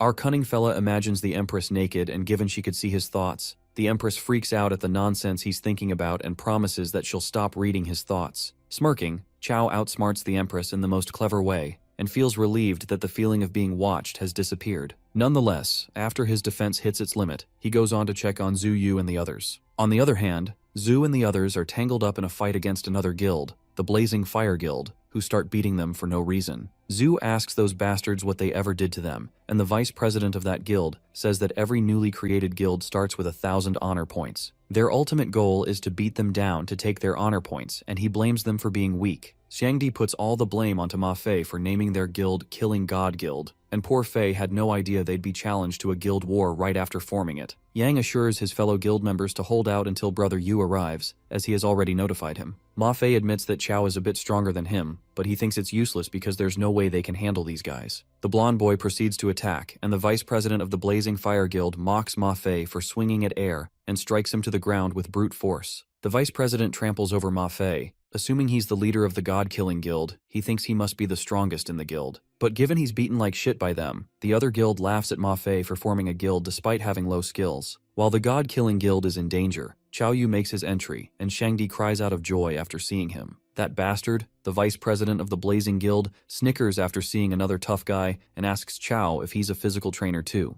That guy tells him to stop playing mystery and proceeds to punch Chao. He lands the punch with crushing force, which leaves us anticipating what happens next. That punch was supposed to leave Chao broken. However, he appears unscathed and unfazed. Our guy mockingly questions the vice president why his hits are so weak and offers him to order some takeout in case he didn't eat. The vice president simmers with anger, but low-key this guy used 80% of his strength in that punch, and still it failed miserably to break through our guy's defense. He ignores how freaking weak he is and proceeds to strike with the skill, 7 killing fists. While Zhu screams at Chao to dodge, the Blazing Fire Guild members anticipate that Chao is dead for sure, since no one can withstand the vice president's 7 killing fists. However, that rather doesn't seem to be happening. Chao incredibly dodges the relentless punches launched by his opponent. Even the vice president starts to feel anxious, wondering what kind of terrifying defense this kid has. Xiangdi roots for Brother Yu, who's got even stronger, and the Blazing Fire Guild members observe that the vice president's punches didn't do a thing to that kid. The president of the Fire Guild witnesses all this. Meanwhile on the field, the vice president guy wastes his energy fighting against a prodigy, and Chao Yu supposes that it's his turn now. This does scare the vice dude a bit, but his guild members cheer him up and assure him that Yu's defense is off the charts, which means his attack must be weak. Upon hearing this, the vice president makes a fool out of himself and is certain that Chao's attack power isn't as terrifying as his defense. Well, this is the worst mistake he'll regret, and he challenges our necromancer to bring it on. Well, Chao swings his arm only once and launches a deadly punch that wreaks havoc on the vice president's body, not to mention that his bones get twisted. Our fella feels bad that these young people are so stubborn and have no respect for their elders. The members of the Blazing Fire Guild plan to attack Yu for beating the crap out of their man, but their president steps in and wisely states that they're no match for Chao. The president of the Blazing Fire Guild exudes a red aura, and our necromancer senses that he's at least at the mid-stage. He takes Chao as the leader of the God-Killing Guild, while poor Ma Fei screams that he's the leader and came up with the name. The president introduces himself as Luto and suggests that they end this fight between leaders only. The loser's side will surrender and pay honor points so they don't all end up ruining each other. But Zuyu opposes and calls it crap. She asks Luto if he, being a mid-stage, challenging an early stage, is okay. She tells Luto that his face is thicker than young Xiangdi's belly, but none of their objections matter when both the leaders agree to the fight. Seconds later, Luto makes the first move and Chao assumes that he's a mid-stage physical trainer. However, our guy falls to his petty tricks when Luto strikes him with a poisonous dagger, hurting his eyes. Only then our fella gets to know that the president is an assassin. Zhu and Xiangdi call Luto a despicable and low-life fella who resorts to hidden weapons. Well, Luto states that the goal of this combat is to win, which means any method is just a means to that end. He simply thinks getting hit is getting careless. Luto activates Gale Fist, and with Chao's eyes getting wounded, our poor boy becomes vulnerable and fails to dodge the punches. Luto seizes the perfect opportunity to stab the dagger in Chao's head, given that his eyes are shut. This scary moment leaves everyone at the edge. Just as the dagger is about to pierce through our guy, a mysterious glitch materializes, and Ludo is sent hurtling back like a falling star. Freaked out, Ludo is completely shaken after that thing hits him and drops his HP to half instantly. Well, it turns out to be the mechanical empress that secretly comes to Chao's help. The president, scared as fuck, admits defeat and tells Chao that he won. But our boy refuses to retreat like this. He activates the corpse ancestor's ring and reminds Ludo that he hurt his friends, so he can't just admit defeat and walk away as he pleases. With that, our fella dashes towards Ludo. Terrified, the president asks Yu if he's really trying to push him into a corner, and our guy smashes the fuck out of him. The Blazing Fire Guild members gasp at Ludo being banged like that, and the president loses his shit completely. Ludo notices that the strange thing from before has gone and feels that using that move took a heavy toll on Chao. That's when the president spits out poisonous little darts at our boy that he halts with his bare hands. Furious, Chao Yu charges at Ludo since this despicable guy even poisoned him and thrashes him insanely. Ludo gets beaten to a pulp and his pride is ruined to shatters. He finds it hard to digest that a mid-stage assassin like him is being humiliated by an early-stage kid. Ludo activates Gale Fist, and to hinder our boy's movement, he launches hundreds of blasting darts from his mouth. While Chao is already struggling to dodge those, the president traps our boy into an insight bind. The black strap-like binds snare him, and the president confidently claims that evil will always triumph over good. So once Yu is hit by his insight bind, any warrior-type player loses their ability to move, becoming nothing but a helpless sheep for him to slaughter. Ludo thinks that this punk Yu had fooled him and asks him how it feels to be completely immobilized. The president lightly slaps his face and mocks Chao for acting tough a moment ago. He's certain that our boy's body is stiff, or so he thought. Meanwhile, the guild members of the Blazing Fire cheer for the president and call Chao Yu naive for going against a mid-stage assassin. Yang Shengdi can't believe that brother Yu has lost. Ludo, on the other hand, admits that our guy is the strongest early-stage player he's ever met. Moments later, Chao Yu flips the cards when he speaks up. He questions Ludo if he has considered that he might not be a warrior at all. The president is left speechless for a second, but after recalling his attacking and defense technique, he's convinced that our fella is a warrior. Ludo feels there's no point in talking anymore and proceeds to smash Chao. The Blazing Fire Guild believes Chao is going down to their boss while the God-Killing Guild gasps with shock, worried that their leader is about to get hit. That's when our hero impeccably halts Ludo's punch and makes him believe that he's not a damn warrior. Chao delivers brutal blows to the president, who is still in disbelief that our boy can keep moving after clearly being struck by his insight bind. Gur reminds him that he's not a warrior, but rather a necromancer with a slightly stronger body. With that, he lands a critical hit on the president, thus defeating him. With that, the guild members surrender, and Chios Guild, now called the Killing God Guild, wins the guild war, and the Blazing Fire Guild's honor points are transferred to them. Yu checks up on his friends to see if they're okay, and Shengdi lets him know that they have some minor injuries, and they're all fine except for Zuo Yu. It's revealed that her shield broke and our boy starts summing up his stats. He concludes that he doesn't need to train in the Dark Forest anymore for now. Hence, he decides to run a new dungeon and farm a shield. Yu, in his subconscious mind, asks the Queen of Mechanical Heart if she knows which dungeon drops shield-type equipment daily since she's a boss in the underworld. The Queen reveals that there is one such dungeon, but she advises him not to go as he probably won't be able to beat the dogs in that dungeon. Chao believes that's not possible and asks her for the intel anyway. Returning back to the real world, he assures Zuo to leave the shield on him as he claims to know a dungeon that, if they manage to clear it, will definitely drop a shield. Zuo insists that she'll come with him, and the Queen lets our boy know that the dungeon requires at least 2 people, hence he agrees to it. As they both are about to leave, Zhangdi makes fun of them by saying that it will be just the 2 of them at night, and who knows what could happen. Zuo lashes out at him and threatens to tear that mouth of his apart when she returns. Later, Chao and Zuo arrive at the D-level dungeon called the Suedo Underworld. The white-haired girl asks him if he is sure he wants to go in, since it's a D-rank dungeon. Our necromancer recalls the last D-rank dungeon he went into, which was soul cleansing and almost wiped them out. He witnesses the dog dungeon that the Queen was talking about and feels kinda nervous. Zuo confesses that she's only worried because he's here. It seems that she's afraid she'll hold him back because without her shield, she's useless in a fight. Chao pats her head as he tells her to chill, and with that, they enter the dungeon. The underworld was said to be created by Hades as the world where all living beings go after death. The pseudo-underworld is the copy of the real underworld. Yu and Zuo find themselves unconscious, and upon waking up, they're in the underworld. Zuo wonders if they're dead, just like what happened in the Coffin Mountain dungeon. But Chao doesn't think that's the case, because if they were, they'd get a warning saying that they're in a special state. Just then, he spots a necklace on Zuo that she wasn't wearing before entering the dungeon, and he tells her not to move while he inspects it.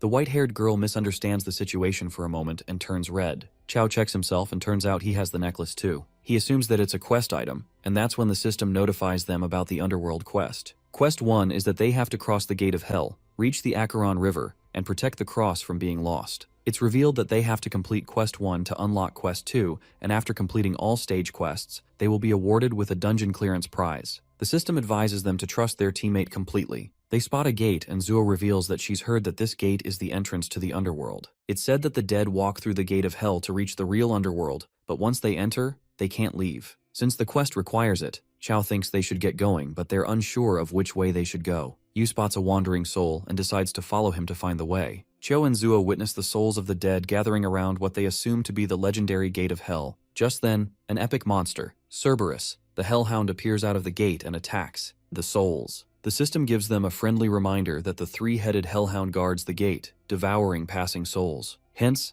anyone who tries to force their way through the gate of hell will be swallowed by Cerberus. Chao realizes that this is the dog the queen meant, and she informs him that Cerberus is literally the native dog of hell. Their quest says that they just have to cross the gate of hell, but Zuo isn't so sure if they can really make it there. Our boy assures her not to worry and is confident about his luck not being that bad. Since the three-headed dog eats randomly, he finds the chances of him being eaten very low with all these souls here. His words are cut off when he's eaten by Cerberus while Zuo is splashed with venom. Her HP is dropping fast, but she's worried about Yu. And that's when she's notified that she's been rewarded with the passive skill, Adaptive Poison Immunity. Since Zuo has endured Cerberus's venom for more than 100 seconds, if she is now attacked by the same poison for more than 10 seconds, it will no longer harm her. She notices the dog going crazy and wonders what's wrong with it when Chao jumps out from its mouth. Our necromancer is glad that he jammed his green dragon crescent blade in its throat since he almost got eaten. Zuo is so glad to see him alive, and they both see this as their chance to run through the gate. As they sprint towards the gate, Yu hopes that he can get his blade back, and with that, they make it through the gate. The system congratulates them for completing the quest, and now their second quest is to cross River Acheron and protect the cross from being lost.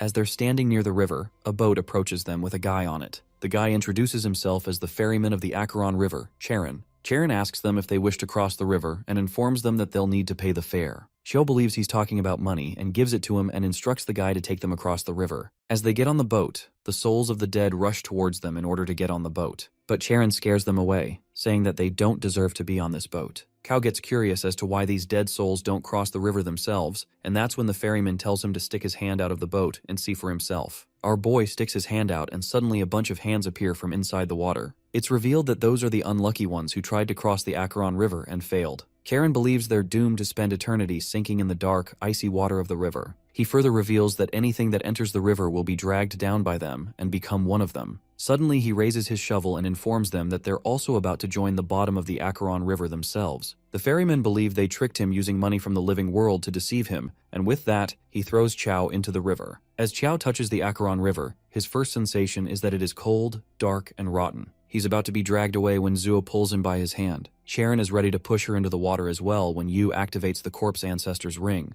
While the ring does its job, our boy quickly jumps on the boat and punches the ferryman with immense strength. He's surprised to find Charon so weak, and that's when Charon informs him that he's done for. He reveals to him that as a living person sneaking into the underworld, and the fact that he even dared to kill the ferryman, he's going to face the judgment. Chao doesn't listen to him and kicks him into the Acheron River, where he's dragged down. Zua asks Yu if killing the ferryman will cause them a problem, but he thinks it's fine because even though it's the underworld, it's still a dungeon, hence he believes they can clear it. After a while they reach the shore, and upon getting closer, they witness Charon with two other people standing there. They are baffled to see the ferryman alive, but the guy standing there informs them that this Charon is not the same Charon. The guy, judging by what they said, guesses that they've already killed the previous ferryman. And Chao justifies himself by saying that they didn't have a choice since that boatman tried to shove them into the river. The fat guy remarks that they're both clueless as they've fallen right into Charon's trap. He reveals that killing the ferryman means they're going to have a rough time in the first hell of the underworld. Chao asks him what's in this first hell of the underworld and what was up with that boatman.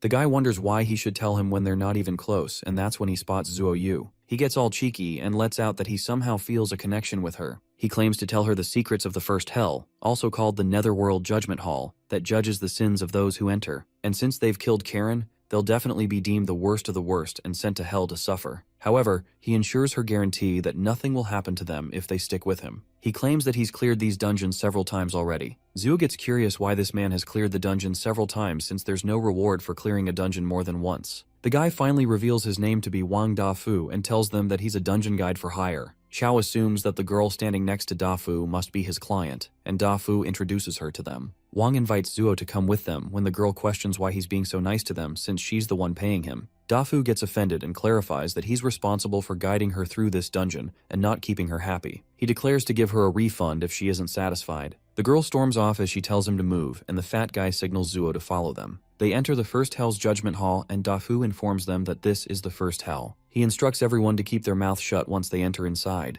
They enter inside, and everyone is left shaken as they witness the judge of the netherworld, Yin Yu. Yin introduces himself as the judge of the first hell and decides to begin the judgment of their... Wang Dafu instructs everyone to watch closely and do as he says. He introduces himself to the judge and claims that he's committed no sins in his life. He uses a stone to deceive the judge, and Judge Yin sees no criminal record in his book of deeds. He declares Dafu innocent, and next up is the girl, who's his client. She does the same and claims that she's innocent, and just like that, she's declared innocent as well. Dafu apologizes to Qiao and reveals that the item they're using can only be used one more time. He offers the item to Zuo and invites her to join his side, and he'll let her use it for the last time. Zuo refuses his offer, and as the judge calls out the next person, Yu addresses the judge and announces that he didn't have a choice before, but now he wants to be a good person. Dafu, as he hears that, claims to burn Yu some offerings next year, as he's aware that just the crime of killing the ferryman is enough to send him to hell. Judge Yin takes a look at Chao's deed book and finds him to be an unforgivable sinner. He points out his first sin, disrespecting the remains of the dead. Sin 2, disrupting their peaceful existence. Sin 3, cruelly abusing small animals. Sin 4, drilling corpses. Sin 5, the most serious one,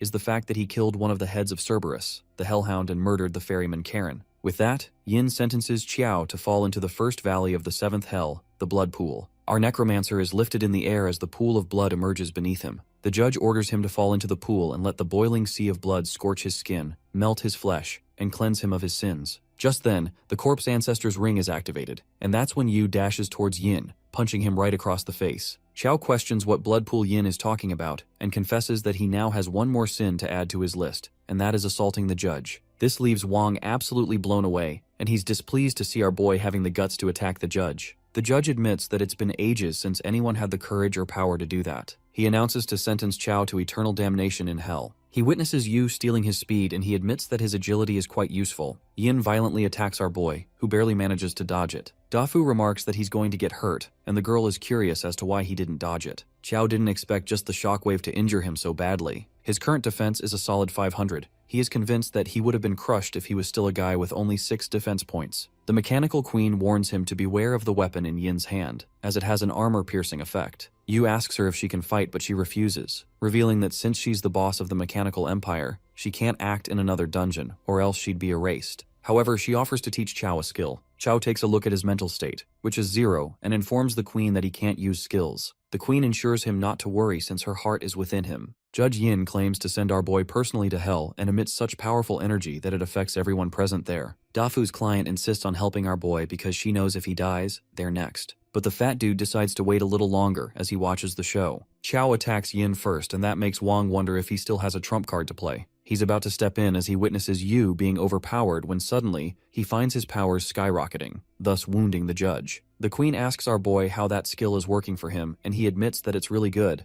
but he finds the skill to be draining. However, the system notifies him that the wrath of the mechanical empress, when injured, enters berserk mode. For every 1% HP lost, increase attack, defense, and speed by 0.5%. A friendly reminder is also given that if Qiao stays in the berserk mode too long, it may have mysterious side effects. Our boy finds this skill to suit him perfectly, while the judge finds it really intriguing that a heinous criminal manages to wound him. The system gives Yu a reminder that the netherworld judge possesses one of the coldest hearts in the world. Judge Yin stands up again and Qiao pulls out mechanical knuckles. They dash towards each other, boosting their power to the max. While Zuo blames herself for being useless when she's supposed to be blocking attacks as the tank of the guild, Yin, as the judge of the netherworld, sentences Yu to death and strikes him with a deadly attack. The attack causes huge damage to our boy as he lays on the ground with his mechanical knuckles being damaged. The judge assumes that he's dead and turns towards Dafu and others in order to kill them as well. When Qiao stands up yet again and declares that since he damaged all his equipment, if he doesn't drop something good, he won't let this slide. The berserk mode of Yu's skill is activated, and the judge calls him an ignorant fool for getting back up. He strikes his staff, but our necromancer stops it with his bare hands. With that, he lands a vicious blow to the judge, who goes flying back from the impact. Dafu witnesses the judge of the first hell being defeated, and is glad that he didn't fight that kid. Yin is in disbelief about the fact that he's dying at the hands of a criminal, and it seems that he's finally met his end.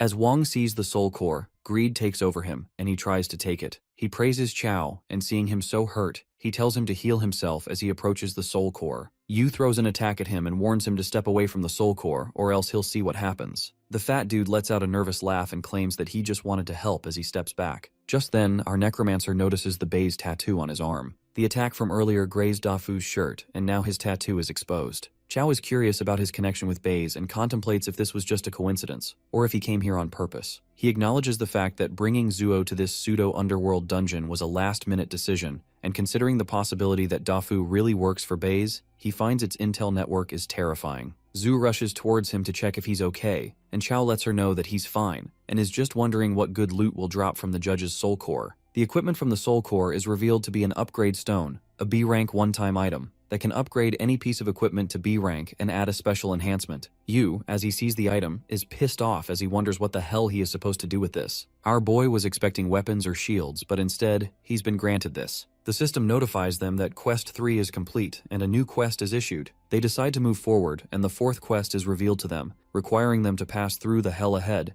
reach the Temple of Hades, and protect the cross from being lost. Dafu informs them that ahead of them is gluttony hell, and people who were gluttonous in life end up in this hell. He believes it shouldn't be much of a problem for them, and warns them to be mindful of the hellhound that guards the place. Zhu wonders why the hellhound is guarding gluttony hell when he's supposed to guard the gate of hell. Wang lets her know that the gate of hell is that dog's workplace while gluttony hell is his dormitory. He further elaborates that Cerberus isn't interested in the living, hence as long as they don't wake him up, there shouldn't be any danger. As soon as he says that, they find the Cerberus watching over them and they all start running for their lives as they realize that it's awake. Wang is confused as to what's happening since he's been here so many times, and that beast has never attacked a living person. Chao admits that he didn't expect it either. He confesses that he killed one of its heads and now it hates him. Dafu, as he hears that, freaks out and wonders if he's crazy or what. Suddenly Yu stops running and informs Zuo to go ahead and run. He lets her know that he's still got something to retrieve from that beast, while Zuo announces she will wait for him ahead, and with that, she runs away. As the Cerberus reaches Chao, our boy activates his new skill and decides to settle the score from earlier. He punches the Hellhound and continuously strikes it for a while, but the Hellhound is tougher than he expected. It spits the venom on our boy, who's in disbelief that he can't even take down a dog. Chao traps the Hellhound in chains and that causes a lot of damage to it. But he ends up being hit by the chain as well and is smashed into the pillars. He pulls it closer by grabbing the chain and lands a fierce blow to it. However, Cerberus stands firm against the attack, and that makes our boy wonder if this dog has gone mad. Meanwhile, Zhu and the others reach a safe spot, and that's when Dafu tells her that Yu is probably inside that dog's stomach by now. He lets her know that his broad shoulders are always available for her, if she wants to lean on them. Zhu tells him to shut up, and at that exact moment, she spots Chao on top of one of Cerberus's heads. She asks him if he's okay, and he lets out that he's just strolling. The Hellhound takes our boy somewhere, and Wang realizes that he's taking him to the 7th hell. Chao is confused as to where it is taking him, and at that moment, the three-headed dog breaks through the chains and throws him to the ground. Yu smashes on the ground, and as Cerberus roars, the green crescent blade is visible in its throat. Our necromancer spots his blade and lets himself get swallowed by the Hellhound. After a moment, he forces his way out of its mouth with his blade, injuring it severely. Even then, the kill prompt doesn't pop up, and that leaves Chao baffled. He wonders if it's immortal, and as he sees Cerberus standing back up again, he realizes that he needs to chop off all 3 heads. Our boy sprints towards the dog of gel and lets it have a taste of his blade. He strikes his blade like a professional, and the sight of it shocks Wang Dafu. That's when Dafu realizes why his boss takes so much intrigue in Xiao Yu. Xiao decides to end Cerberus in one go while its head hasn't revived. He beheads the head of Hellhound one by one, and at last, he defeats the epic monster Cerberus. The system rewards our boy with free attribute points, and he successfully levels up. With that, Yu's weapon is also upgraded from a green dragon crescent blade to a golden dragon crescent blade, which is a level B item. The golden dragon blade, when the player's attack is blocked, automatically triggers another attack with increased damage. It also has an enhancement that increases the damage against opposite-sex creatures by 20%. Our necromancer is surprised to find that this blade can actually level up. As he returns, Zuo checks up on him while he tries to act nonchalant, saying that it was no big deal for him. Dafu is still trying to process the fact that he killed Cerberus. Chao takes the soul core in his possession and receives a B-rank item, Soul Stealing Great Recovery Pill. It's a one-time item that increases all attributes by 100 points for 10 minutes. Yu is happy with the item as he learns it increases attribute points by 100 points. Wang finds him smiling and asks him if he got some good loot, and Chao lies to him, saying that it's just some trash item. He believes if this guy really works for Bei's, this great recovery pill might just give him a nice surprise. Just then, Zuo calls him out to a side and tells him that she asked Dafu earlier, and he's never seen a cross like this before. Yu concludes that they're the only ones who encountered these 2 crosses in this dungeon, and wonders what could be the meaning behind them. The system congratulates them on completing the quest and informs them that an ultimate quest is being issued. Just then, a bright blue beam of light appears, and Dafu questions them if they're the ones behind it. Xiao asks Dafu what the ultimate quest was when he cleared the dungeon before, and it is revealed that the quest was entering the Temple of Hades. As long as they enter the temple, the dungeon is considered complete. Our boy figures out that he and Zuo triggered something that changed the dungeon. Wang's client suggests that they keep moving and complete the dungeon as she doesn't want to stay here a second longer. The fat guy leads them the way to the Temple of Hades, and upon reaching there, he finds it weird that the temple's gate is not opening as it used to open easily before. Zhu notices 2 holes beside the door, and Wang finds them strange as he didn't see them here last time. Chao observes the holes and finds the shape to match the crosses they have. As they place the crosses in the holes, the gate of the temple opens. And that's when Yu is shown a vision, where he sees a guy. Coming back to real life, they are all welcomed by the sight of a coffin of the same guy Chao just saw.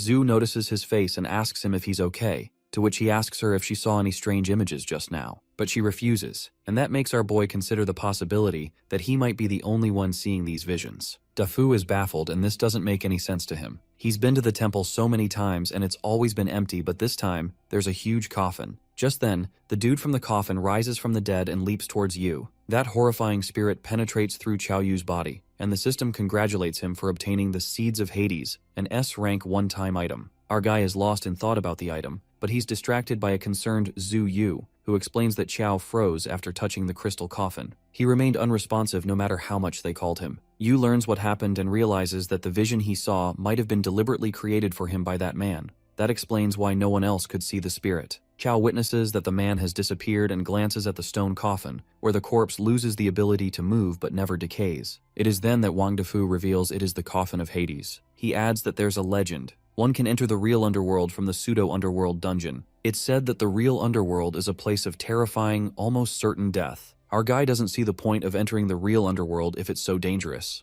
Abruptly, Wang Defu points at the 2 cross keyholes engraved in the coffin. The moment Qiao and Zhu insert the keys, the whole place begins to tremble. They are notified that they've completed the quest and the dungeon is about to collapse in 10 minutes. Our fella is rewarded with the Staff of Wisdom, and Zhu is rewarded with a shield. While Qiao hurries to get out of the collapsing area, Wang angrily kicks the purple-haired woman who was with him since she had been nagging the whole way. In the meantime, our boy approaches Dafu and speculates the reason he's trying to stop them is because of the dungeon itself. Wang tries to act naive and asks Chao if he thinks there's another reason. Our boy happily reveals that Wang is actually working for Bai Zhe. The traitor gets exposed and finds it no surprise that the boss specifically wanted Chao captured. Wang admits he had been hiding it well and asks our fella when he first started suspecting him. Dafu waits with anticipation, but is rendered speechless when our guy confesses he saw the Bai Zhe tattoo. Shortly, Chao also tosses the cross keys, believing they were Bai Zhe's doing as well. That is when Wang shows his real face and assures our dude he won't be escaping today since he's figured everything out. But before that, Yu questions if their goal is to capture him, why they are destroying the dungeon. Dafu is kind enough to elucidate that destroying the dungeon ensures the underworld can't trace Chao Yu. To be more exact, once our boy disappears, Ji Pinyang won't let it go easily. The principal will mobilize every resource to find him, but once the dungeon collapses, they'll never be able to track his location. But given how weak Wang is, Chao wonders what makes him think he can capture them. Suddenly, Wang exudes a dark aura and leaps at Chao at such insane speed that even the corpse ancestor's ring can't track the fatty's movements. Wang is about to ambush our boy, but Zhu Yu intervenes with her shield, driving back the enemy. The Bai Zhe fella is shocked to see the A-rank shield and finds it amusing that they cleared a D-rank dungeon but walked away with A-rank gear. Wang dreams of stealing the items soon, while Zhu Yu becomes determined not to hide behind Chao or be useless baggage. With that, Zhu's shield sends Wang flying like a ricochet, and even Chao didn't expect Zhu Yu to be that strong. Fatas Wang's pride is hurt after getting beaten by 2 early stagers, and he vows to teach them a lesson for standing up to a mid-stage player like him. Wang comes back stronger to ensure Zhu won't be able to block the next attack. Zhao Yu fails to keep up with Dafu's speed, convinced that he's a damn assassin. The Baizo fella blames Zhu for her refusal to yield, showing no mercy since she's so determined to protect Qiao, and she gets hurt pretty badly. Our guy immediately swallows the soul-stealing Great Recovery Pill, which increases all stats to 100 and smashes him with brute force. As our fella asks Zhu if she's alright, they're attacked by Wang once again, and Zhu, despite her injured arm, holds up the shield. Chao switches places with her and tells her to rest because from this point on, he'll be taking charge. With that, our fella summons the Staff of Wisdom, which increases skill damage by 30%. The moment he holds the staff, energy violently revolves around him. Wang Defu is baffled by his outfit, recalling that he was supposed to be a necromancer. Well, our fella is anything but a typical necromancer. Chow strikes with an ambush attack, which the Bai Zhe dude dodges, scoffing that a necromancer wants to sneak attack an assassin. Chow finds nothing wrong with his class and activates Dragon Roar Slash to put that bastard in his place. Wang Dafu gets startled as he senses a drastic increase in Chow's speed and strength. He finds it absurd, since necromancers are supposed to have the weakest bodies in the underworld. He's thunderstruck that our boy could unleash such heavy attacks. Meanwhile, Chow Yu plans on suppressing this bastard with the help of his skills, equipment, and the recovery pill. On top of that, our necromancer also uses the ring to track Wang's movements. The assassin's speed keeps slowing down, and he freaks out when he's unable to dodge. As he feels the attacks getting heavier with every second,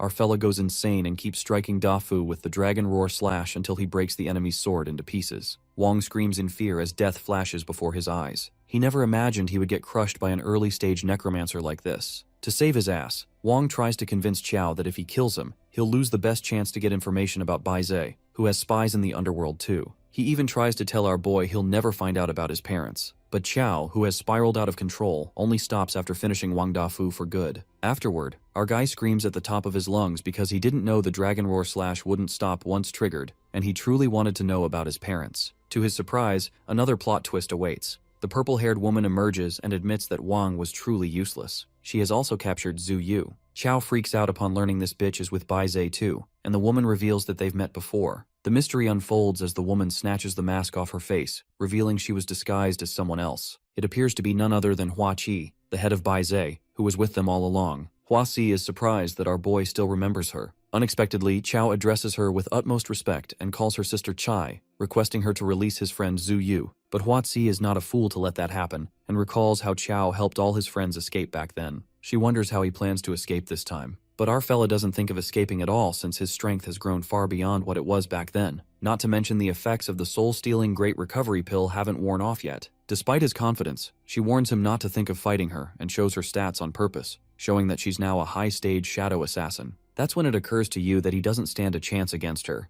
Huasi suggests Chow give up and affirms that as long as he obediently follows her, she'll let bygones be bygones. Suddenly, the place begins collapsing and our necromancer seems to have no choice but to accept his fate. But he curiously questions Huati why Bai Zhe is going to such great lengths, even destroying the dungeon, just to capture an early-stage player like him. Huati has to agree that Chow is no ordinary player. He's an early-stage necromancer who can physically take down mid-stage players, so he's definitely worth it. Our boy is surprised to see such fanaticism that he's only seen in Mand from the mechanical Empress realm. He secretly tries to summon the Empress while Huati asks him to come and see the greatness of their organization. Right at that moment, Chow shouts at Zhu to make her move, and she immediately frees herself from Huati while our guy distracts her with his attack. Given that the necromancer wishes to fight, that shadow assassin decides to just break his limbs and drag him back with her. But Zhu Yu won't let that happen, and she stands firm against the enemy with her shield. Huasi admits that our guy is popular among the ladies and drifts Zhu away. Now that the shadow assassin and Chow are left to fight, our fella thinks of stacking Dragon Roar / maybe 1,000 times so that he can stand a chance against Hua Qi. The shadow assassin strikes at an unmatched speed and she manages to slash our boy's arm.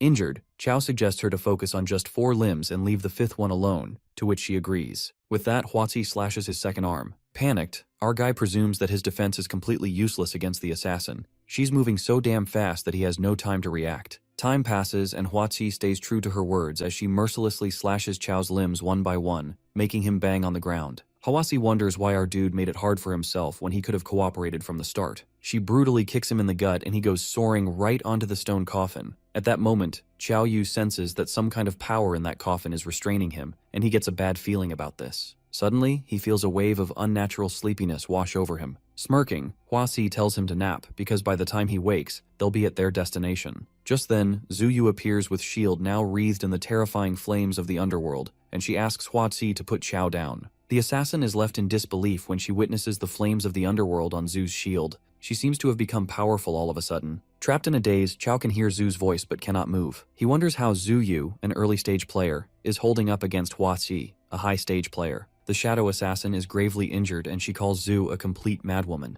It's as if she had become a possessed psycho. Our guy keeps screaming as he's worried sick about Zhu. She then appears near the coffin and assures Chow that she's fine. He asks her about Huati and learns that she ran away. Half awake, Chow Yu suggests to Zhu that they should get out of here since the dungeon is about to collapse. She then places her hand on his forehead and confesses that she can't leave with him. While Zhu apologizes, our guy questions her about what's going on. Chow, trapped inside the dark place, frantically asks her to get him out of the coffin first and to stop crying. Tears stream down Zoo's face as she kisses Chao's forehead and expresses that she has so much to tell him. But there's no time, and since the dungeon is about to collapse, she sends him out first. Our guy screams hysterically, unable to grasp the situation. To save him, she uses the blue flames to shatter the ground and sends Chao out in a protective shield. That's when our boy gets out of the coffin and finds himself drifting away. He watches helplessly as Zoo smiles and withers away. Chao can't process this and his mind floods with questions, wondering why it turned out like this. She wishes our fella to keep living well. The scene switches to the hospital, where Yang Xiangdi, Ma Fei, and Ziyue gather around Chao Yu.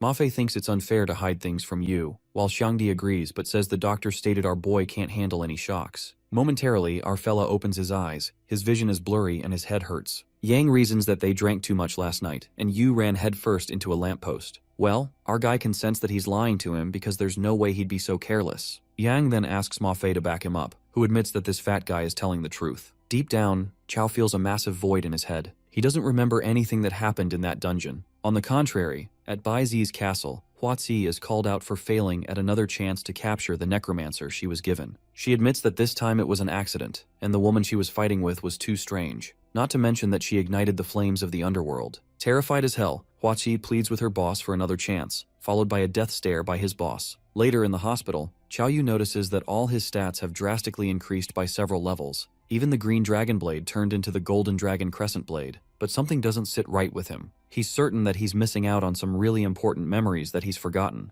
In the meantime, Longshang arrives with some fruits and our guy asks him if he needs something from him. Xiang mentions the global underworld combat tournament for universities, a grand event held once every 4 years jointly by Eastern and Western alliances. It's the biggest stage for young talents to showcase their skills. Longshang states all the details, which makes Chao think that he's inviting him to participate in the tournament. However, Shang invites our fella to run a dungeon with him. Xing's eyes look mischievous and he says only those who complete this dungeon can qualify for the tournament. But he doesn't force Chao, given that he's injured, and asks him to reach out later if he's interested. After the guy leaves, our fella finds it very odd that Long is inviting a first-year student to run a dungeon with him. He feels like this blondie is trying to set him up. Abruptly, Yang and Ma Fei enter the room with their faces swollen, and our guy can't help but ask why there are two Xiangdes. Shengdi clarifies that the other one is Ma Fei, and Chao frantically questions how he ended up like this. That's when Yang decides to unfold the truth and tells Yu that he didn't hit a lamppost. He reveals that Chao went into a dungeon, but not a single soul knows what happened inside.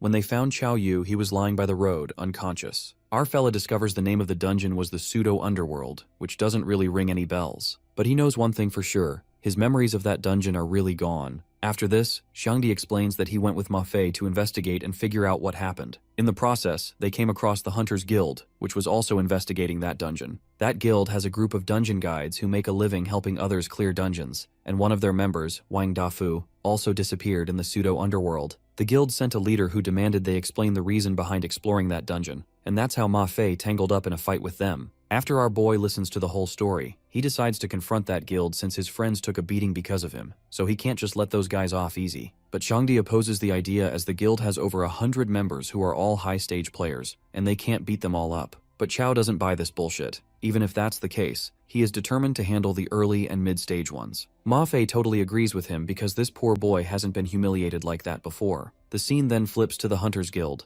where the members praise young Master Huang for beating those two punks who dared to mess with him. Huang tells them to stop bragging about roughing up two nobodies and mentions that it's more important to find Wang Dafu. One of the members asks Huang if he needs protection, but the leader takes this as an insult. The member laughs it off, assuming that they're overthinking it. Shortly, Huang crosses paths with the two punks he beat up earlier, and they're now back with another one. They turn out to be Ma Fei, Yang, and Chao Yu. Leader Huang suggests they figure out who they are before they even think about revenge. But our hero, cocky as ever, asks Huang to apologize so that he might go easy on him. The leader bursts into laughter and thinks they should be grateful that he beat them up. Huang advises them that when he hits, they ought to take it quietly because his dad is the head of the Hunters Guild, so whatever he says is the law. While Huang flaunts his power, Chao Yu is impressed by him showing off and tells Ma Fei that he has a lot to learn. But Ma Fei calls that flattery too forced, nowhere near as smooth as him. Huang gets mocked real bad and gets pissed off. Without any reluctance, Chao Yu pulls a move and smacks him in the face, assuring Huang that he'll make him fatter than Xiangdi. The cocky leader gets humbled real quick and fails to process that someone dared to attack him, the young master, like this. Yang Shengdi assumes that his brain got fried from all that flaunting while young Master Huang gets hopping mad. He attacks Chao with a giant hammer that clashes with his staff. Chow discovers that this arrogant young master's strength is not weak. While Huang is low-key impressed by Chow's strength, Ma Fei, using his sword technique, manages to injure Huang so that he starts to bleed. The young master starts laughing after seeing his blood and tells a story. He narrates that when he was 18, he was clearing a dungeon when a player injured him. After exiting the dungeon, he sent people to capture him. He then sliced his flesh piece by piece and made him eat it. That guy went insane afterward. The point being that since no one has ever dared to injure Huang Ying, he promises to treat them well. The murderous intent coming from that guy is insane. While our fella suggests that instead of threatening them, he should consider how to escape from here. But Huang Ying has no plans of escaping, and he uses a skill, Blood Chaos Hammer. But Xiao Yu deflects his attack by striking his staff. Ying admits that he underestimated our necromancer, and in that case, he decides to unleash his true power. The young master's energy bursts forth and ascends the clouds. Yang Shangdi yells and lets his members know that Huang is signaling for backup. Shangdi uses Sandbind to stop him, but it's too late. Huang Ying activates Blood-Flooding Torrent and strikes his hammer to kill Qiao. The attack dismantles the whole place, and while Ying laughs like a maniac, our fella pulls an Uno reverse and smacks him across the face. Poor Ying gets beaten to a pulp and threatens our guy that his father will have him skinned and dismembered.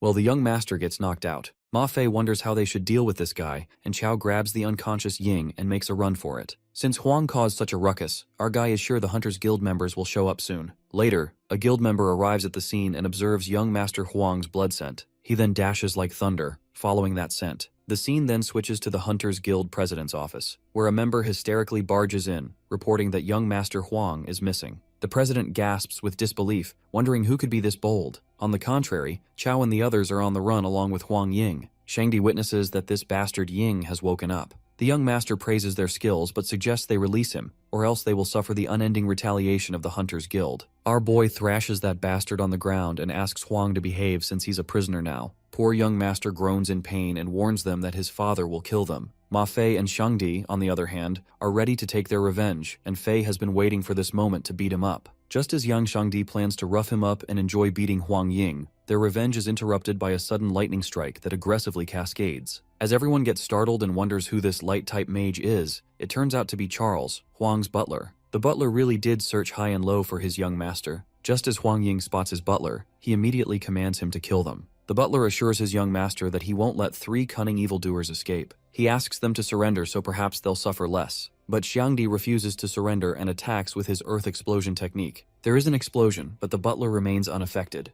Qiao Yu realizes that this old man may not be top tier, but he's definitely close. Since they wish to resist, the butler warns them not to blame him for making a move. With that, Qiao, Ma Fei, and Yang rush to attack while that butler commands a holy attack to spot the enemies. Suddenly, the 3 of them are unable to move as the light shines on them, and soon after, the butler's staff transforms into a golden holy sword. The lightning from the holy sword awe-strikingly moves on the butler's command, dealing with the 3 of them at once. Even Qiao is backed off, and he senses the terrifying power of that old man. He's amazed that with a single move, that guy has completely suppressed them. The butler believes that as mere beginners, these guys were able to withstand one of his skills, realizing that's how they managed to defeat their young master. But the light mage declares that it ends here and threatens them to surrender since they are weak as ants. Yang Shangdi calls out that old man for calling them weak and starts attacking Ma Fei's pride. Yang calls Ma Fei pathetic and says he's nowhere near Chao's level. With that level of strength, he'll never catch up to our guy, not even to tie his shoes. Shangdi goes too far when he asks Ma Fei if he was hiding when humanity was evolving. He claims that Fei was destined to be a beast of burden, and suggests that he becomes Chao's lackey, so that he'll at least protect him. That's when the ground trembles, and it's as if Ma Fei comes back from the dead after hearing such kind words about him. Even the butler senses the terrifying sword intent, which is because Ma Fei's ego was shattered completely. His eyes blaze with fury, and Ma Fei tells Yang to stop spouting nonsense and watch him kill this old geezer in no time. The sword cultivator summons his sword while the butler is left bewildered. Ma Fei comes back stronger tenfold and activates sword slash across eras. He leaps at the butler, who appears terrified and commands holy light to shield him.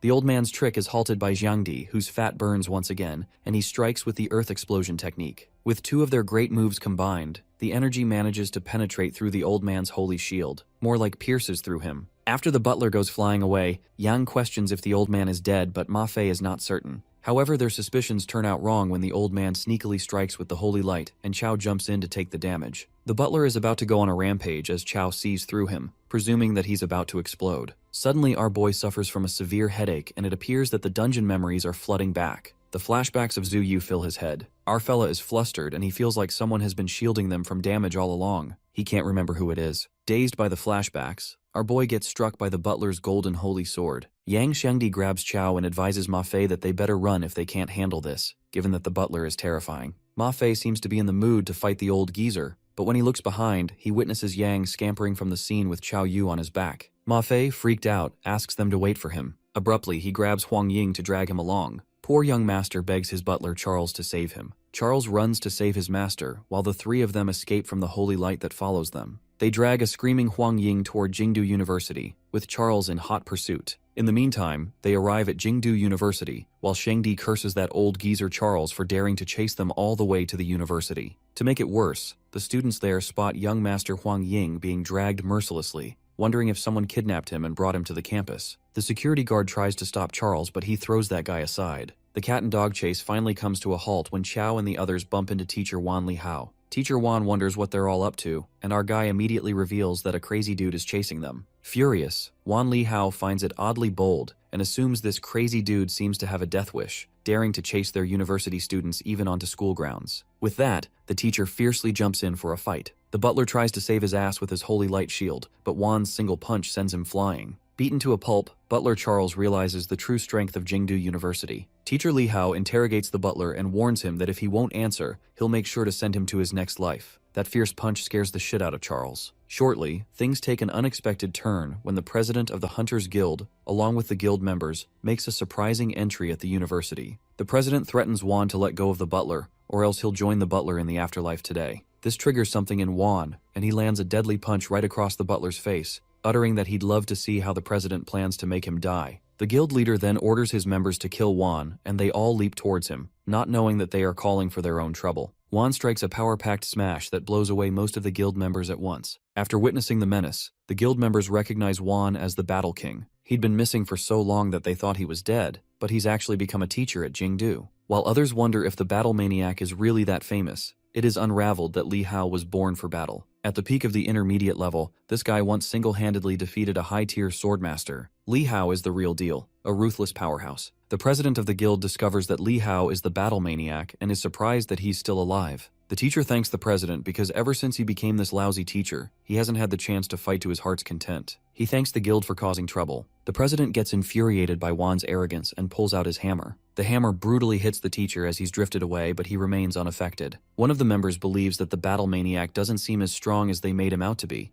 to which his fellow members warn him about the true terror of the battle maniac. It is then Wan Li Hao gets serious. His veins bulge out, and he lands a punch as if it's an explosive. That smash bangs the president into the wall, which makes him go stark raving mad. The guild leader is adamant about killing Wan this time, but the others get even more terrified. Because the scariest thing about the battle maniac is that the longer he fights, the stronger his fighting spirit becomes, and the stronger his battle fist gets. Suddenly, Li Hao is distracted by the loud sound of a heartbeat, and it turns out to be the guild president who is about to go on a rampage. While the members appear terrified since their leader is really pushed to kill this time, Li Hao scoffs and finds it ridiculous that one hit is enough to kill him. The tension between the two escalates to an extreme level, and that's when a black aura strikes the ground, gripping everyone's attention. Everyone is perplexed by that terrifying aura, as it feels like the slightest move would cost them their heads. Wan takes it as a sign to stop the fight, while the guild president is thunderstruck when he notices the S-rank equipment, the Kunwu sword. And the only master of that sword is the #1 swordsman in the world, Principal Ji Pingyang.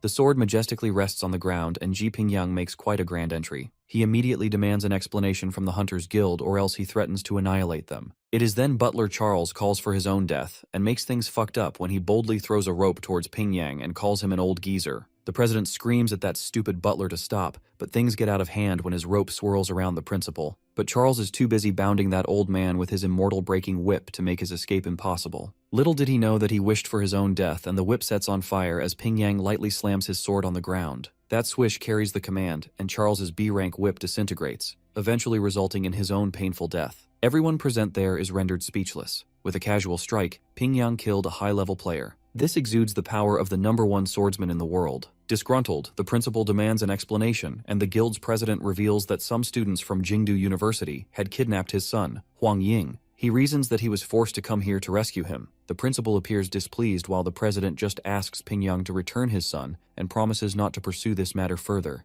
The old principal exudes a murderous intent and leaves the president with two choices, to either leave or die. Ma Fei is totally smitten by the principal, praising the true mastery of a true swordsman. The president lashes out and questions the headmaster if he's being unreasonable despite having some status. The headmaster responds that their guild caused trouble at the gates of his university and injured his students, so that's enough of a reason. The leader of the guild finds it unfair that Pingyang is covering for his students even though they were in the wrong and even kidnapped his son. As Yang Xiangdi loudly clarifies that their guild attacked them first, the headmaster boldly confesses that he's going to cover for his students. Being a sassmouth, Pingyang counts to 3 and commands the Hunters Guild to get lost. The president has no choice but to retreat, and as they're leaving, Qiao Yu drags Huang Ying and tells his father not to leave him. Our guy then suggests that they make a deal. Qiao asks him to try to recover his memories, since he feels like that blank memory is really important to him. President Huang questions if that's extortion, but making amends looks better to him, and he asks our boy what he wants to release his son. Our greedy fella assures the president this can be settled with just a little cash and bluntly asks him to hand over his giant hammer. Freaked out, Huang fervently says that it's impossible, mentioning that his hammer is an A-grade weapon. If Qiao insists on that condition, he tells him to keep his kid and he'll go home to craft another one. Poor Ying gets disowned by his own father over a weapon, while our boy thinks it's a pretty good deal and informs the president that he wants a full set of C-grade or higher equipment. President Huang agrees and says to release his son. However, our boy asks for the equipment first in order to let Ying go. After a while, the president brings all the equipment and Qiao Yu releases the young master.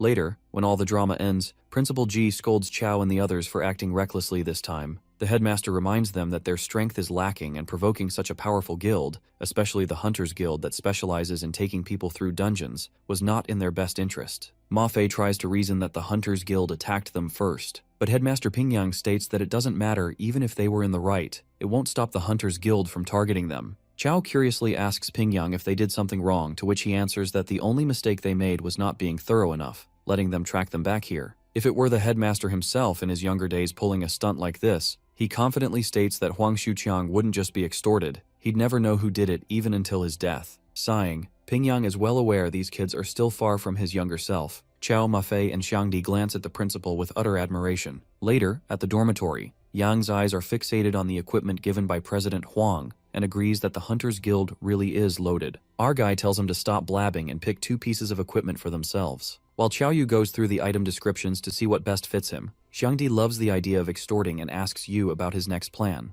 Our fella plans to continue his classes and try to recover his memories as they feel blank. This low-key worries Ma Fei and Yang because the truth is better when hidden. The next day, at the physical training class, Wan Li Hao asks his students about their thoughts on Principal Ji's true strength. One of the students believes that a true powerhouse must be able to solo kill the world serpent, Jormungandr. 5 years ago, the headmaster took down that giant serpent in just 5 strikes. After that, Teacher Wan appreciates his students for doing well on the first stage of training and moves on to the second session. The second training session will focus on their agility training. He teaches that strength and defense alone aren't enough. Without agility, they're just a lumbering target, destined to get kited to death. For this reason, Body Refiner is the hardest class to succeed in the inner world. Our necromancer feels good about this, since his agility is too low, and he doesn't plan on relying on the corpse ancestor ring's effect all the time. After that, they all teleport to a sea-level dungeon, the abyss of the deep sea. The students wonder if Teacher Wan is planning to have them dodge the ocean waves. The instructor elaborates that the second part of their training is to cross over those pillars. The real challenge is that if they reach the peak of the opposite mountain within 5 minutes, they pass.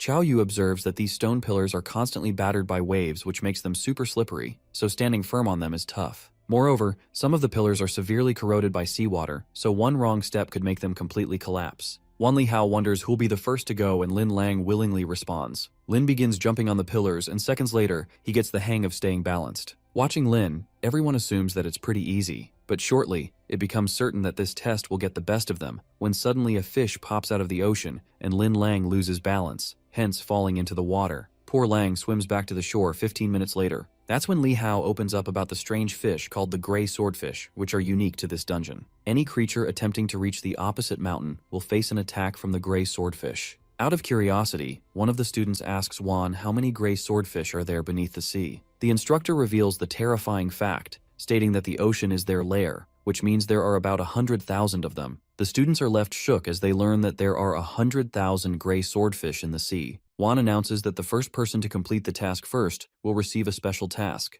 This motivates all of them since they're aware that their teacher's rewards are never disappointing. They start hopping all together, determined to win, and at last, Qiao decides to give it a try as well. He starts off with tremendous speed, catching Wan by surprise, and moves swiftly from one pillar to another. The students are amazed by Chao's incredible speed, while one of them tells him to slow down as the pillar can't hold two people at the same time. He seems to be laser-focused as he doesn't listen to him and makes the guy fall into the water. This surprises the students even more, and they are curious as to how he's so smooth at this. Meanwhile, our boy is glad he utilized the swift wind boosts he just got. These gale boosts are a level C item, and they let you slide behind an enemy within 1 meter with gale-like speed. One of the guys punches the gray swordfish as it jumps to attack him while Chao continues to move with speed. Just then, the queen calls him out and informs him that there's something incredible on that mountain across the sea. Our necromancer is caught by surprise as he discovers that the empress is back. Yu lets her know that he doesn't care what's on the other side of the mountain. Instead, he demands to know the truth about what happened in the pseudo-underworld dungeon. The queen apologizes and reveals that she can't tell him that because when the pseudo-underworld collapsed, the main will of the inner world focused all its attention there. Hence, in order to avoid being discovered, she confesses that she had no choice but to go dormant. As a result of that, she doesn't clearly know what happened after that. She lets Chao know that the memory he lost wasn't accidental, but rather deliberate. It seems that Zuo Yu sealed our boy's memory because she doesn't want him to remember her. This baffles our main character even more, as he wonders why she would do that. This triggers something inside him and he starts punching the gray swordfish like a madman. Everyone is astounded to see this side of him while Wan contemplates what's gotten into this kid. Chao is deep in his thoughts and continues to clear the task. He asks the Empress if she has a way to break the seal, and she tells him that she does have a way, but before that, she wants him to obtain one thing. Yu desperately asks her what that thing is, and she informs him that it's the ghost eye. Suddenly something starts happening to him, but he's determined to know where he can get it. The queen notices that there's something wrong, but before anything could be done, our boy falls into the sea of the gray swordfish. As Chao falls into the water, Zuo Yu appears there, and after that, he finds himself in a hospital, yet again. Teacher Xiaorong shows up at his room door and gives him something to drink as she tells him that his friends told her about him. Suddenly, a guy bursts into the room and questions Xiaorong if Yu is the pretty boy she came all the way to see. Xiaorong questions the guy about what he's trying to do and tells him to get out. But he continues to ask her what is so good about our boy, who doesn't even have thighs as thick as his arm. She tries to shut him up, and he challenges Qiao to a duel in the duel grounds, with a condition that whoever loses will stay away from Xiaorong. Our boy wonders who this noisy guy is, and that's when the guy reveals that he's Lu Yanhang, the strongest male genius from Jingdu Azure Dragon Normal University. Yu, as he hears the name Jingdu Azure Dragon University, recalls that this school has a 1:9 male-to-female ratio, mostly girls. The teacher whispers to Chao not to argue with him, because even though he has issues, his strength is formidable. Our necromancer gets out of his bed and lets Lu know that he never went out of his way to approach teacher Xiaorong. Yanheng feels satisfied to see that he has some sense of awareness as he tries to gaslight Xiaorong that this coward isn't suitable for her and he's the only one worthy of her. That's when Yu interrupts him and tells him that he's misunderstood him, and what he actually meant was that the teacher came to him on her own. He further adds that she also poured water for him and took care of him day and night, and that she even told him that he's not as handsome as he is and shorter too. This provokes Lu, to the point that he tries to hit Chao, but the purple-haired lady interrupts and protects him with her shield. Yanheng challenges our boy in a one-on-one fight in the duel ground while Yu calls the security to drag him away. The guy is dragged away while he continues to provoke him to fight. After he's been taken away, Xiaorong apologizes to Qiao and tells him not to listen to his nonsense. She rants about him pestering her and her not being able to get rid of him. Yu assures her not to worry, and declares to take care of him for her. The scene is then shifted to the duel ground. The audience in the ground gossip about the fight that's going to happen today, between Lu Yanhang from Jingdu Azure Dragon University and a genius from Jingdu University. They wonder if the genius from Jingdu is Longxiang, but one of them reveals that he's heard it's someone named Chao, a freshman. As people hear that a freshman and a junior are fighting, they believe it's unfair to the freshman. Some of them bet their money now that the current odds are 5-1 for Chao Yu to win. Lu walks to the fighting pool and acknowledges the fact that our boy is much better than he was in his freshman year. But since he's still a freshman, he claims to beat him into a dead dog in front of Xiaorong.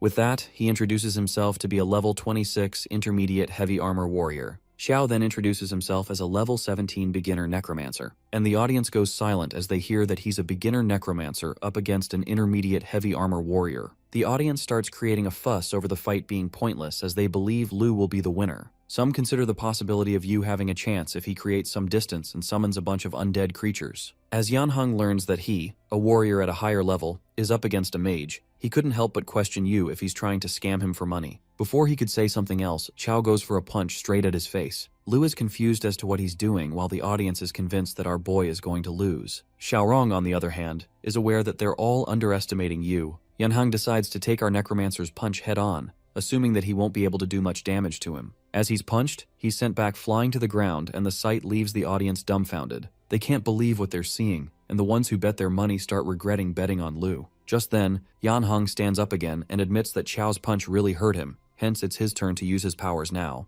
The battle begins as they both block each other's attack and stand their ground, until Lu pulls out his signature move and hits our boy. Chao is taken aback by Lu's brutal move, making him wonder what the hell that is. Lu warns him not to underestimate him, and as our boy tries to attack him with his spear, he blocks it with his forearms. Yu is unable to pull his spear out, and as he tries to do so, he's punched viciously by his opponent. As he's hit, the Silver Lion Helmet's effect is triggered, which when worn, increases head defense by 50 points and grants immunity to one head-targeted attack. Turns out Yanhang is much stronger than Chao expected, and he's glad that he has the Silver Lion Helmet with him right now. Lu expects our Necromancer's strength attribute to be really high because of those last 2 hits. He could tell his attack power is at least 500. This shocks the audience even more, while the high-level warrior lets out that having stat points alone is useless. He believes that's because, even with 500 points of strength, some people can fully integrate and utilize those 500 points of power, while others can't even bring out half of their potential. That, according to Yanhang, is called the conversion ratio, and based on his observations, he concludes that Chao has high attack power, but his conversion ratio is terrifyingly low. And that's when our boy realizes why his stat points are so high, yet he always feels like he's falling short of being invincible. Now he knows the problem. Lu further elaborates that conversion ratio is simply the proportion of stat points converted into combat power. Between 2 players with identical stat points, the one with the higher conversion ratio will always have the upper hand. And as for Chao, he bets that he doesn't even have a 1-to-1 conversion ratio, and that makes him wonder how he calls himself a top student at Jingdu. Our boy lets him know that's none of his business, but he still thanks him for answering one of his questions. And as a reward, he claims to punish himself with 1 punch first. With the punch, Wrath of the Mechanical Empress is triggered and Yu enters a berserk state. Lu reminds him that everyone's watching while Xiaorong along with everyone else wonders what Chao is trying to do. Meanwhile, our boy informs his rival that it doesn't matter if the conversion ratio is low, because as long as the stat points are high enough, it's all the same. He activates the Corpse Ancestor's ring and springs towards Yanhang, punching him like a punching bag. The audience is caught by utter disbelief, not being able to process that a low-rank necromancer just knocked out a mid-level warrior. Lu refuses to give up as he declares that he's someone who's preparing to represent the Jingdu Azure Dragon University in the Global Underworld Combat Tournament. Therefore, he refuses to be defeated by the likes of someone like Chao. That being said, he pulls out the move that he was originally saving for the tournament: 3 heads and 6 arms. With that, he leaps at our boy and lands multiple punches at him that start triggering the berserk state. Yanhang continues to hit Qiao, and as he's convinced that the outcome is now decided, his punch is stopped by Qiao. It seems that the berserk state of the Mechanical Empress has now reached its limit. Yu agrees with him and declares that the outcome is decided. He pulls out one of the 6 arms of Lu, and that makes him go all out as he attacks him violently. However, our boy is still stronger than him as he gives him a good beating. The audience goes crazy as they witness the physical strength of a necromancer being at such a terrifying level. And among them, we see Tang Lan, who seems to have been looking for Chao until now. Meanwhile, Yanhang watches the sight of our boy moving towards him with pure fright. Chao lands a ridiculously strong final blow to Lu, and that reduces his HP to 1, thus defeating him. The audience is still trying to process the fact that a freshman who just entered college, a low-rank necromancer, won a one-on-one close combat against a junior mid-rank heavy-armored warrior. Yu walks out of the fighting pool, and as he enters a place where no one can see him, he coughs out blood. Our boy had to take a few punches from that guy in order to stack the Wrath of the Mechanical Empress skill to its limit. He finds the skill really powerful but life-consuming, and now he's way too exhausted to even stand. The berserk state is deactivated, a mysterious side effect is triggered, which is immobilization for 1 hour. Chao collapses and his body is about to hit the ground when Tang Lan shows up and holds him. Our boy recognizes the scent, but before he could react or resist, he's knocked out by the wood mage. Later, Yu finds himself in a luxury bedroom. He remembers fighting Lu and then being knocked out by some weird woman. The 2 maids present there are glad to see him awake and refer to him as young master. Our necromancer is confused about what's happened. He tries to run away while the maids tell him that he can't wander around without the young miss's permission. He asks them who the young miss they're referring to is. This question surprises the maids as they wonder how come he doesn't even remember her. Nonetheless, Chao rushes to the door, and upon opening the door, he's welcomed by none other than Tang Lan, whose goal all along was to get out of the arranged marriage. Yu immediately recognizes her, and Lan instructs the maids to leave them alone.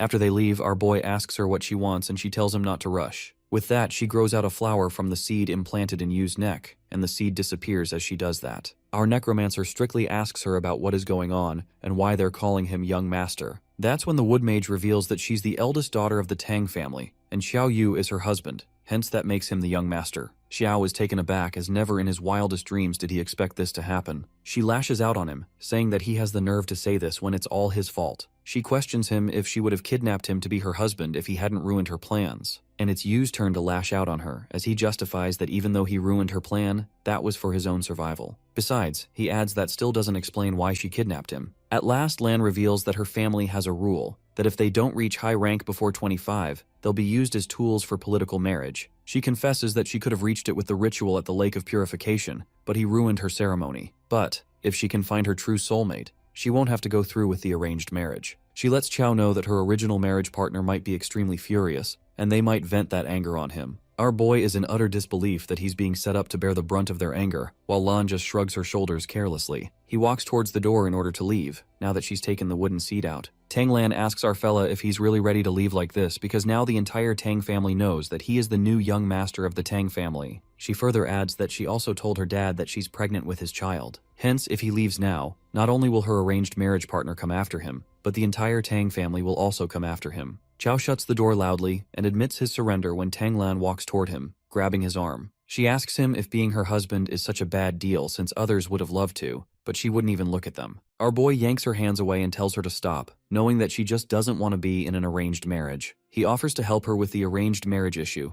and in return, he tells her to let him go and be strangers from then onwards. It is then she proposes a deal as well. She wishes Qiao to pass the Tang family's test, then deal with her arranged marriage partner, and once that's done, she'll be free, and so will he. Qiao has a feeling that he's fallen into her trap and realizes that her goal, all along, was to get out of the arranged marriage. Tang instructs Qiao to take a good shower and make himself look handsome. She informs him that she'll come pick him up for their Tang family banquet. As she's about to leave, Yu traps her against the door and himself, making her nervous. She asks him what he's doing, and he believes she shouldn't care about it since he's her husband. Tang Lan covers herself and warns him not to try anything, reminding him that it's her Tang family home. Qiao pulls his head back and headbutts her, leaving her feeling furious. In the evening, Tang comes to pick our boy up, and our boy walks out, dressed all handsomely in a tuxedo. The wood mage feels shy and leads him the way to the venue. As they both enter, all the maids greet their young mistress and master. Lan instructs Qiao to say less, do less, and just follow her lead. He assures her not to worry, and as they walk forward, they're welcomed by Tang Lan's mother, Kong Yun. Lan introduces Yu to her mother and he greets her while also flattering her. Seeing him act so informal with her, Tang wonders who gave him such liberty. Her father sees Qiao's sweet talk and flattery and finds it foolish and nonsensical. Our boy approaches him and believes that he must be Lanner's grandfather as he greets him. Tang interrupts him and lets him know that he's her father, Tang Dingshan. Our necromancer apologizes and lets out that his eyesight is terrible since he thought he was her grandfather. Dingshan feels like slapping him dead with one hand if only he wasn't the father of his unborn grandson. Lan grabs our boy and whispers to him to behave himself while letting out a forceful smile. Qiao assures her not to worry while he's actually doing this intentionally, and decides to show her how he ruins her family's banquet. Just then, the Tang family's head, Tang Wumu, shows up and everyone bows their heads out of respect. Yu gets a feeling that this old man is not simple, and Lan introduces him to her grandfather, the head of the family. His aura makes everyone go quiet and he suddenly starts laughing out loud. He calls Qiao a truly young hero for being able to withstand his aura and compliments him that he's got some of his old Tang style. Tang Lan apologizes on Yu's behalf to her grandfather and explains that he hasn't attended such family banquets before, hence he might have been a bit disrespectful. Wumu thinks it's fine and tells her not to be formal and be seated.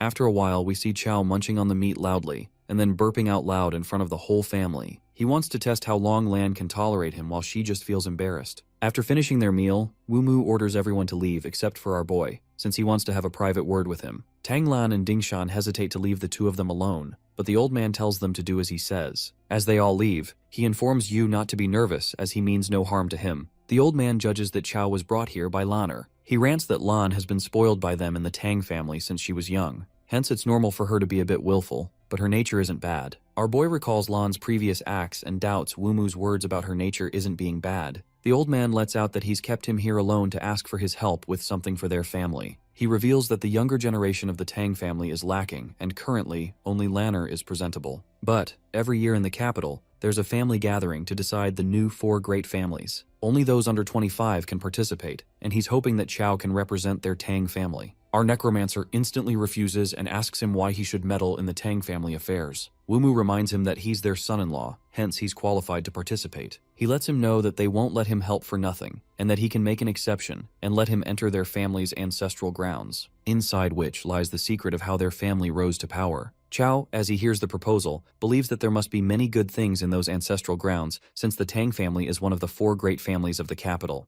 Wumu lets Chao know that he really doesn't have any other options, and if they fail at the family gathering, the Tang family will surely fall from its position as one of the 4 great families of the capital. The old man can't watch his family decline under his leadership, at least in his lifetime, thus why he had to make such a request. Our boy wonders how he can be so sure that he can help the Tang family, and Wumu tells him not to underestimate their family because, since Lanner chose him, they've naturally investigated him, and his achievements speak for themselves. Chao decides to be straightforward and lets him know that he can participate in this family gathering, but he'll only do his best and not risk his life for the Tang family. The old man believes that's enough, and on behalf of the whole family he thanks him and tells him to make himself at home in their family. Yu walks out and Tang Lan rushes towards him and bombards him with questions. She asks him why her grandfather wanted to speak with him alone and what he said. Chao informs her that he said he's cutting off his grandfather-granddaughter relationship, and from now on, he's her grandfather. Tang Lan gets furious and questions if he's asking for death, threatening him if he believes that his corpse won't be thrown into the sewers tomorrow. Our boy requests her to turn him into a corpse, but he tells her that it's best if her grandfather doesn't find out. The wood mage feels enraged, and then an idea pops up in her head. She clings to Chao, begging him to tell her, and his nerves spike as he finally reveals the truth that her grandfather has just asked him to represent the Tang family at this year's family gathering. Lan is taken by surprise as she hears that and asks him if he just agreed to it like that. She implies that since he was brought here against his will, he shouldn't have agreed to it. This makes her wonder if he agreed to it because of her, but he tells her not to overthink it, since it has nothing to do with her. A few days later, at Chuanling Mountain, the 4 great families of the capital are gathered. The Tang, Qinji, and Xiao families. The Xiao family head, Tiance, mocks the Tang family that they surely have a big ego, arriving last for a grand entrance. Both the family heads are busy arguing when Qin Qianshui spots Yu's back, and it looks familiar to her. She shrugs it off, assuming that she's seeing things since she believes there's no way Chao could possibly be mixed with the Tang family's group. The family gathering judge, Jin Yixiu, announces to begin this year's family gathering, now that everyone's here. He asks the elites from each family to step forward, and that's when Qin sees Chao and realizes that it's really him. As they're about to begin, Tiance raises a question and lets out that he suspects our boy isn't actually from the Tang family. Wumu declares that this young man is his granddaughter's husband, hence he assumes that he's qualified to represent their Tang family in this gathering. The head of the Zhao gets furious and questions if he takes him for a fool. He believes that the Tang family grabbed just anyone to make up the numbers. The others butt in and start raising questions as well when they see the so-called husband and wife standing so far apart. The old man of the Tang family requests Chao to get closer to Lan in order to shut them up, but Chao refuses. Since he only agreed to participate in the family gathering and now he's asking him to sell his body and soul. Wumu gets nervous and asks him what will make him agree, to which he puts forth to be paid more. And after this is over, he wants the Tang family to do one thing for him, with no questions asked. The old man instantly agrees and Chao starts acting all romantic and lovey-dovey with Tang Lan. Tiance observes them and discovers that our boy is an early-stage necromancer. He questions Wumu about it, to which he asks him if early-stage cultivators are not allowed to participate in the family gathering. The head of Xiao starts insulting the Tang family when the judge shuts him up and instructs everyone to leave the teleportation platform except the participants. The judge reveals that this gathering will be the same as the previous years. There are claimed to be 4 ghost eyes on Ghost Mountain, and the families who obtain the ghost eyes will become the new 4 great families. Chao observes that there's only one middle stage player while the other families have more. Just then, he realizes that the judges said something about the ghost eyes. The Ghost Mountain instance opens and all the participants are teleported there. The rest of them monitor the hunt through Yixiu's divine artifact. In the Ghost Mountain, a participant named Tanger is exterminated while her family mourns over the fact that she had the potential to reach the last stage. It seems that before the ghost fog dissipates, anyone who enters Ghost Mountain dies. People are surprised to see that the Tang family has already gathered 4 people so quickly, and Wumu is glad that the heavens are still looking over their family. Just then, he witnesses something that makes him anxious. Through the divine artifact, he sees Tang Iotian, the only mid-level player in the Tang family, and 2 others cornering Chao Yu.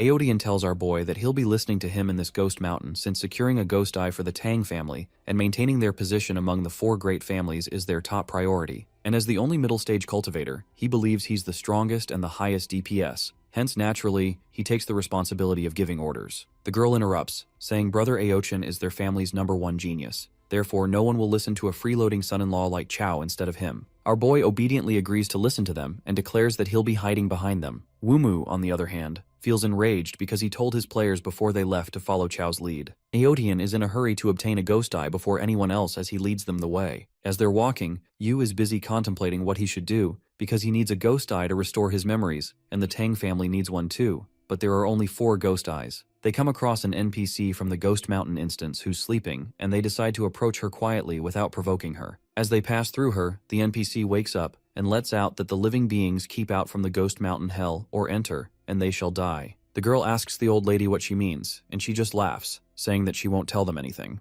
And the only thing she tells them is that on Ghost Mountain, there are real ghosts. Chao pulls out his spear and draws it against her neck, threatening her to tell them what she knows. This catches the 3 players of the Tang family by surprise, including Wumu, who asks Lan if Yu has always been this brave. The lady keeps her mouth shut and our boy punches her in the face, and when she still doesn't listen, he's left with no other choice but to give her a good beating. At last, the old lady agrees to talk and Yu releases her, saying that if she would have cooperated earlier, she wouldn't have gotten beaten up. The NPC reveals that the legend says that Ghost Mountain is the intersection between the underworld and the world of the living, and countless vengeful ghosts reside there. Unable to reincarnate, they can't enter the cycle of rebirth, and are forced to wander Ghost Mountain for all eternity. She reveals that the ghost fog on Ghost Mountain is where the vengeful ghosts hide, and as soon as they sense the presence of the living, they'll swarm out and attack. Xiao goes into a trance where the vengeful spirits are calling to him and the queen wakes him up from it. Our boy did not expect the Ghost Mountain to be able to affect his mind from so far away. He realizes that this place is more frightening than he manifested. He asks the old lady what else she knows, and she begs him to spare her, claiming that she doesn't know anything else. Yu asks her where the ghost eye is, and she stutters as she speaks. Tiance objects if this is allowed, and if Chao can find the location of the ghost eyes this way. Wumu, on the other hand, is skeptical why our boy is using a knife when he's a necromancer. Yu threatens to use the knife on the NPC, and she stops him by telling him that she only knows the location of one ghost eye. She reveals that the ghost eye is on the ghost monk, and if they can kill the ghost monk, they can obtain the ghost eye. The old lady further reveals that the ghost monk was originally an enlightened monk who vowed to deliver all the vengeful ghosts on the Ghost Mountain from their suffering. One day, he bathed, burned incense, donned a golden kasaya, and holding a lapis lazuli Buddha's staff, he resolutely stepped on the Ghost Mountain. For a moment, a radiant Buddha light shone upon the Ghost Mountain, manifesting a giant Buddha, as if a true Buddha had descended. But not long after, the golden Buddha was swallowed whole by the ghost fog. Later, when people saw the enlightened monk again, he had become the ghost monk. The NPC lets Chao know that the ghost monk is always at the ruined temple on the Ghost Mountain. Our boy turns around to leave, claiming to trust the old woman and go to the ruined temple and investigate. As he does that, the NPC tries to attack him, and it seems that our boy already predicted it. He knew she wasn't being honest, and that being said, he slices her body in half. As he defeats her, his golden dragon crescent blade's deathly energy increases by 1 out of 100. It's revealed that when the deathly energy reaches maximum, the golden dragon crescent blade gains an additional enhancement effect, called the Ghost Slayer. Our boy discovers the way to gain the deathly energy while his teammates seem to be intimidated by him. The girl, Tang Long, asks Aochin if Yu is possessed by something unclean, while he just warns him to avoid doing anything reckless. Xiao gives them an evil smile and reminds them that they're all teammates. Hence, why would he do something like turning them all into deathly energy? This leaves the players of the Tang family stunned, and Aotian, in order to ease the situation, introduces the 2 others to our boy. He reveals the girl to be Tang Long and the other guy to be Tang Hu. With that, he suggests that they keep moving now that there are no other objections. As they're walking, they hear weird noises coming from inside the trees, and that makes them feel uneasy. Aotian, as their leader, instructs them to ignore those sounds and just pretend that they didn't hear anything. The people observing the hunt through the divine artifact find the middle stage player of the Tang family to be quite capable, even though he's a bit arrogant. Aodin believes that passing by without provoking these lesser ghosts is easier and better. The audience is all busy observing them when they spot Chao doing something at the back. Our necromancer appears to be hunting ghosts down,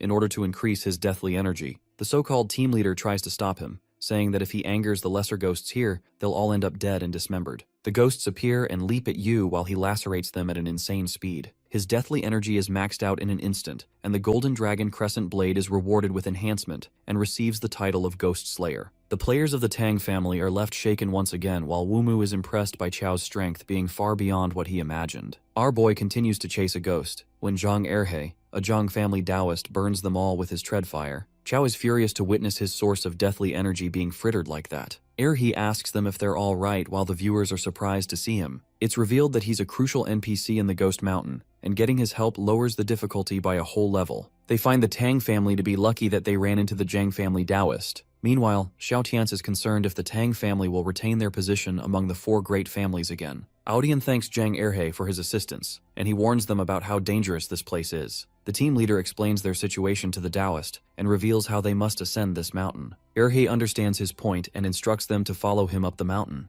However, he lets them know that they still need to be careful since there are so many of them. He can't protect everyone. Therefore, in critical moments, they must rely on themselves. Tang Aodian is truly grateful for him as he believes that with his help, he's finally not afraid of Chao messing things up and dragging them down. As they're progressing forward, Tang Long gets frightened as there's no path around them. She asks Aochin if he's sure about going up this mountain, and he just reassures her that he's here to protect her. Chao gives them a look as he doesn't want them to be screaming for help later. With that, he effortlessly slices the trees blocking their way, and seeing such dense, deathly energy in his knife, Zhang Erhe couldn't help but ask Yu about what he does for a living. Our boy lets him know that he's a butcher, but this doesn't convince Taoist, who even gets more curious about him. As Yu cuts down a few more trees, they uncover a path, leading Aochin to realize that someone has already reached Ghost Mountain ahead of them, and that they need to pick up the pace. Just then, Erhe signals them to stop, and as they're wondering what it is, their eyes catch the sight of dead bodies of people from another family. This disturbs Long even more, and she's baffled as to what's on this ghost mountain. The Taoist preys upon the dead and suggests that they keep moving. As they are about to progress, they spot what seems to be a ghost devouring a human body. This catches everyone off guard except for our necromancer, who dashes towards the entity, not caring if it's a human or a ghost. He slashes it in half, and after seeing his boldness, Erhe finds him quite formidable. Long pleads to the team leader to go down while he tries to explain to her that they have to find a ghost eye first. Suddenly,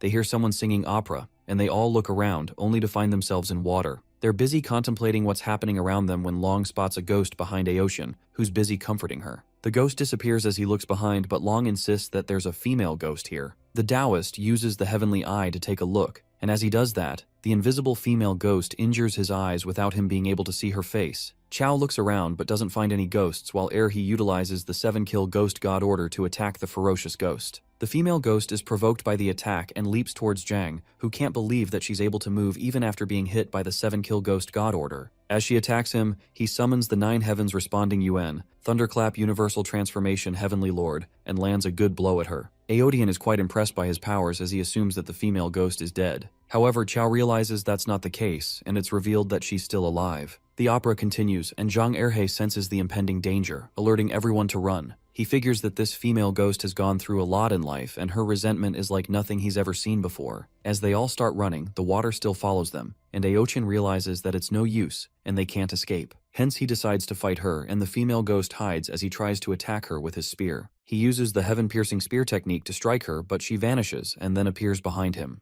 Aodian is unable to move, and his body turns cold, and while he's immobile, the ghost tosses him away. The Taoist plans on using a secret move if nothing works, and that's when he senses a ridiculous amount of deathly energy from Chao. He advises Yu to run away and stop wasting his energy, since this female ghost's resentment is way overwhelming, and her power astonishing. Our necromancer confidently remarks that times have changed and plans on showing him what it means to break 10,000 spells with one force. With that, he sprints towards the female ghost and strikes his spear at her, but she vanishes again. She appears behind Yu, but contrary to Aochin, he questions her why her face looks so pale. The female ghost is enraged, and that's when the silver lion helm is utilized. Our boy uses his gale boots to attack her while she's weak, and at the same time, she's hit with the dragon roar combo. The lady ghost runs for her life while Chao aims his spear at her, trying to hit her at least once. The audience is taken aback to see that our necromancer is the one chasing the ghost, and that makes them ponder what kind of a monster he is. Yu chases the ghost and tries to hit her, but she manages to escape. Zhang thanks Chao for his help, and Chao is thankful to him too, for weakening her. Aodian couldn't help but thank him as well. Meanwhile, Xiao Tian's questions Wu Mu if his son-in-law really is an early-stage player, doubting him. The old man of the Tang family gives him a glare and asks him if he needs to explain himself. Tiance realizes that Wu Mu has already reached the realm and is taken by surprise. Xiao's underling asks his patriarch if they should postpone their plans against the Tang family, now that it's revealed that Wu Mu has reached the realm.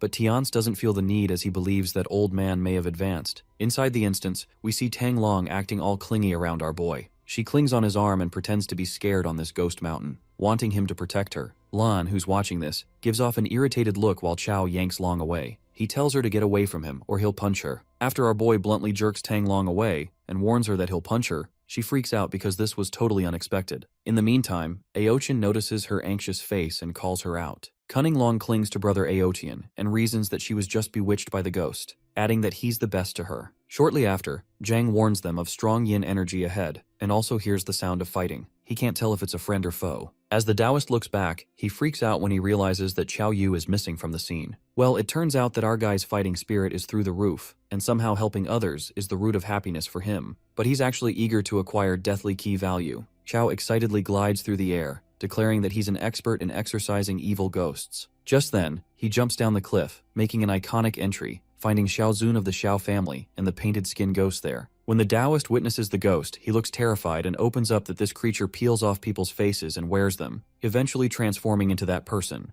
Just then, Xiao Zun requests our hero to help him subdue this evil ghost. But when Xiao realizes that it's the Xiao family he's talking about, he straight up refuses. Our fella bids farewell to him, but Xiao Zun stops him and agrees to pay him if he helps them eliminate the ghost. Well, when it's about money, Xiao shamelessly turns back and bids higher. Our greedy hero states that he wants at least 5 million since brother Xiao is being so generous. Surprisingly, the deal closes with Xiao Zun agreeing without any thought. This raises suspicion in Xiao's mind, assuming that it might be a trap. That's when our boy proceeds with the spell, 7 Killings Ghost God Decree, and Jang appears confused because originally, that's his spell. With that, our necromancer strikes the painted skin ghost with his spear, and Xiao Zun is taken aback. Even the 5 of them couldn't handle the ghost, but our boy is suppressing it alone. After that, Xiao Yu calls the Xiao members for help, and all the swordsmen join him to kill the painted skin ghost. Just after slashing that ghost, multiple red eyes begin to materialize. Smirking, Xiao Zun clearly knows this feeling and discovers that this painted ghost has a ghost eye on it.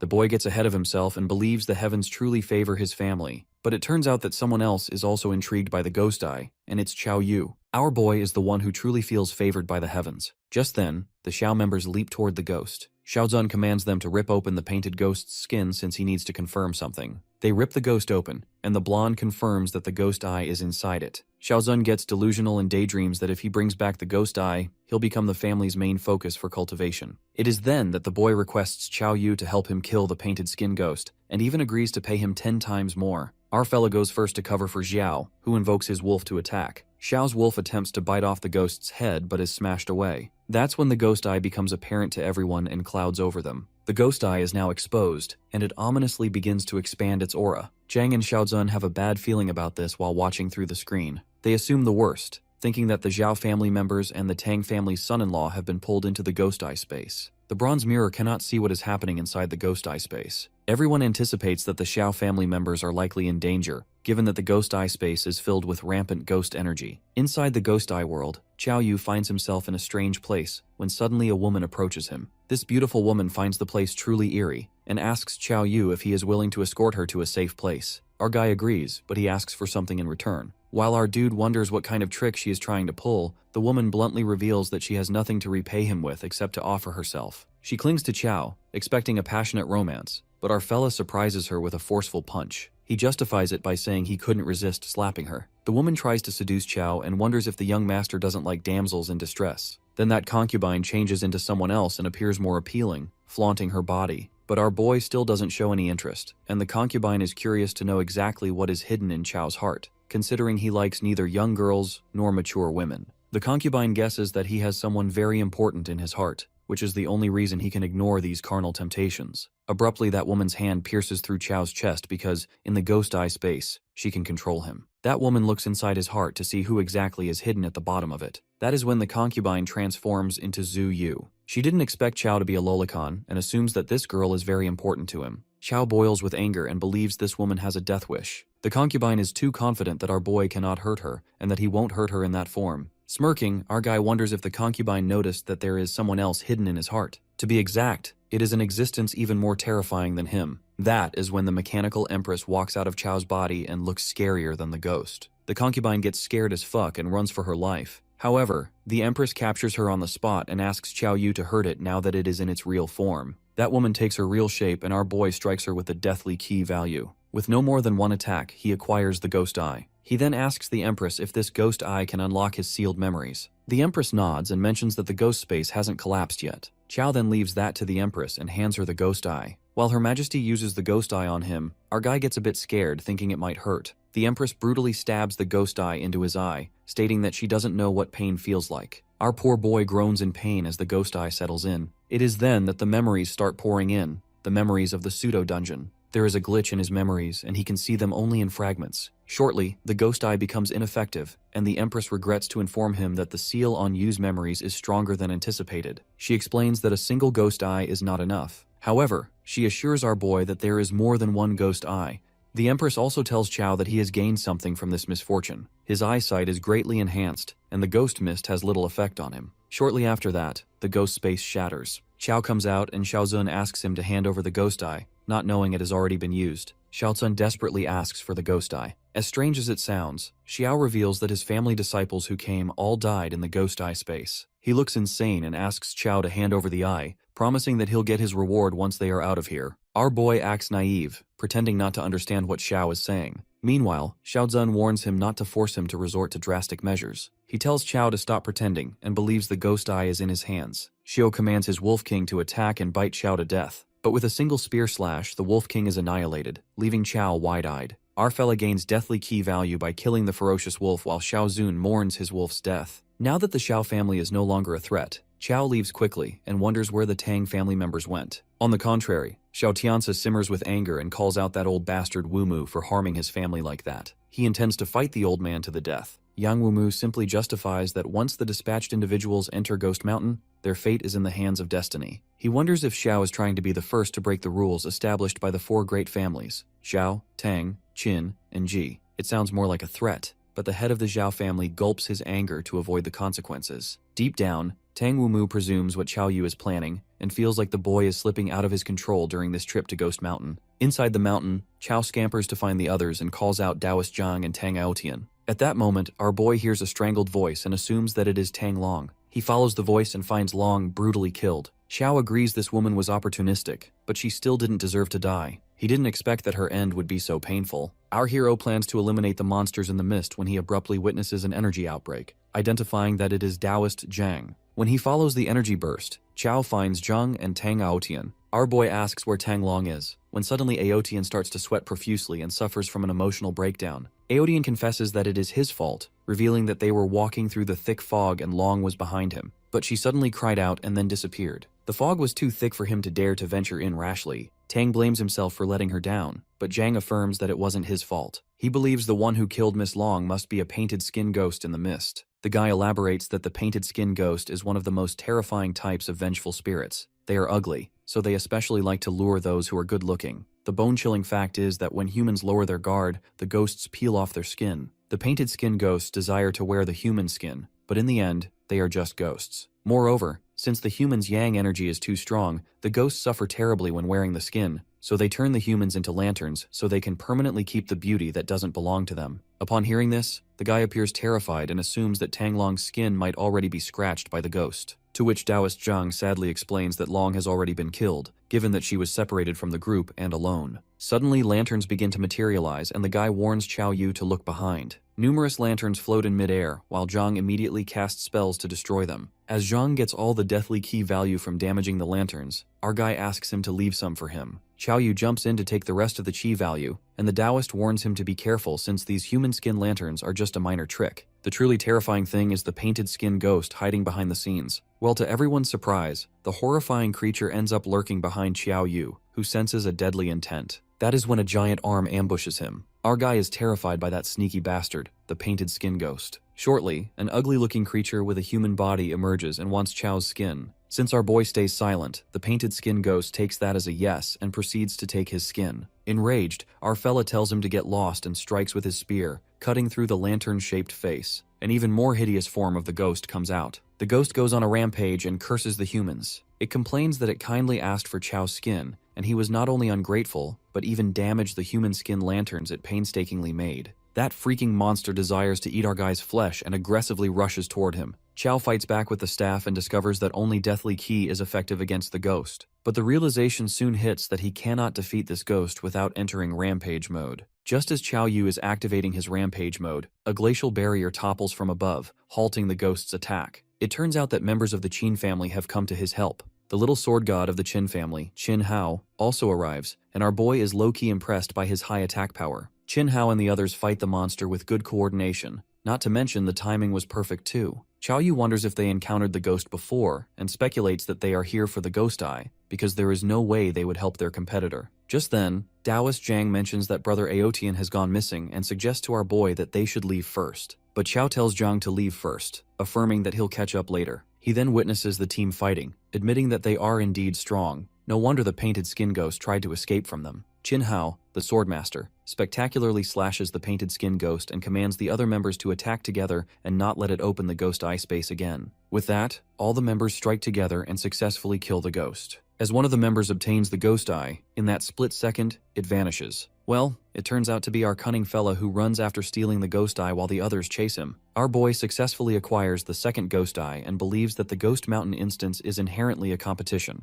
Also, they plotted against him first. Qin Hao tosses his sword toward his teammate, and that sword helps him catch up to Qiao Yu in no time. Our guy freaks out when he witnesses that the sword can even do that and stops running. The Qin member warns our dude not to escape and plans to hold him back until brother Qin Hao arrives. Right at that moment, we see two masked figures standing at a distance with their weapons. The anonymous group surrounds Qin Hao and his members. Qin questions the masked assassins, asking who they are and calling them out for breaking the rules of the Ghost Mountain instance. Deep down, Qin Hao observes that all these people are mid-stage, and if they attack together, his team is dead for sure. Tang Wumu and the others notice the masked group lying in wait in the mountain to ambush their juniors. It is clear that their behavior is no different from provoking all the families in the capital. On the contrary, Qin Hao asks the masked assassins what they want, to which they reply that they wish to spar with the Qin family's little sword god. Qin, assuming it is a one-on-one spar, challenges that guy to fight him. On the other side, Qiao Yu and the other Qin members are also ambushed by two assassins. The guy reminds them that he is from the Qin family and warns them of the wrath of his family if they dare to attack him. The assassin bluntly claims that they are here to kill them. The Qin guy has had enough and scampers to throw a punch at them. He activates the Qin King's tyrannical fist and relentlessly throws punches at the assassin, who keeps dodging effortlessly. After a few punches, that assassin calls the Qin dude trash and counterattacks with a painful smash, banging him into the ground. That is when Qiao Yu, witnessing the fight, notices that these assassins are not humans, given that their hands are covered in strange patterns. This feels somewhat familiar to him, and after those assassins beat the crap out of the Qin dude, the fellow assassin reminds his partner of their main objective. They ask Qiao Yu if he wishes to surrender peacefully, or if they should beat him half to death and then drag him away. In the next moment, things take a surprising turn when the assassin stabs his hand through his fellow teammate, killing him on the spot. The guy utters the name Lin Lang, who apologizes for his inexplicable actions. Lin Lang turns out to be one of the assassins, and while Qiao Yu tries to question him, Lin recalls that they were once classmates, hence he will not make things difficult for him. Lin warns our fellow that a group of black-robed people in the Ghost Mountain are all after him. He then signs off, saying the next time they meet, they will be enemies. While our boy processes all this, Qin Hao and his family members arrive at the spot only to find their teammate beaten to death. Well, poor Qiao Yu is now in a tough spot since he cannot clear his name no matter what. Outside the mountain, the rumor spreads, and the Qin family patriarch, Qin Changtian,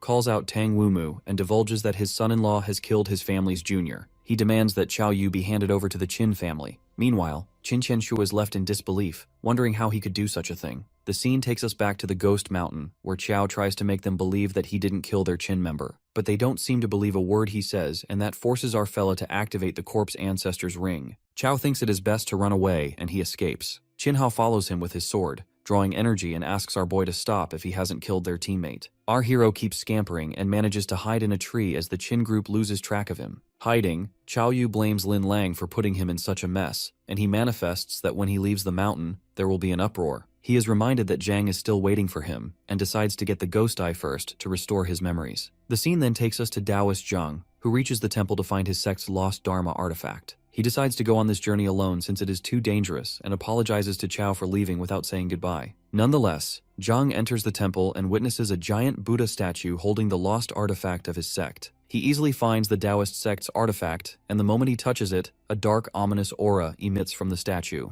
To make things even more terrifying, that statue starts to speak and wonders how many years it has been since a Taoist was able to reach this place. Meanwhile, Zhang is rendered speechless by the strange occurrence.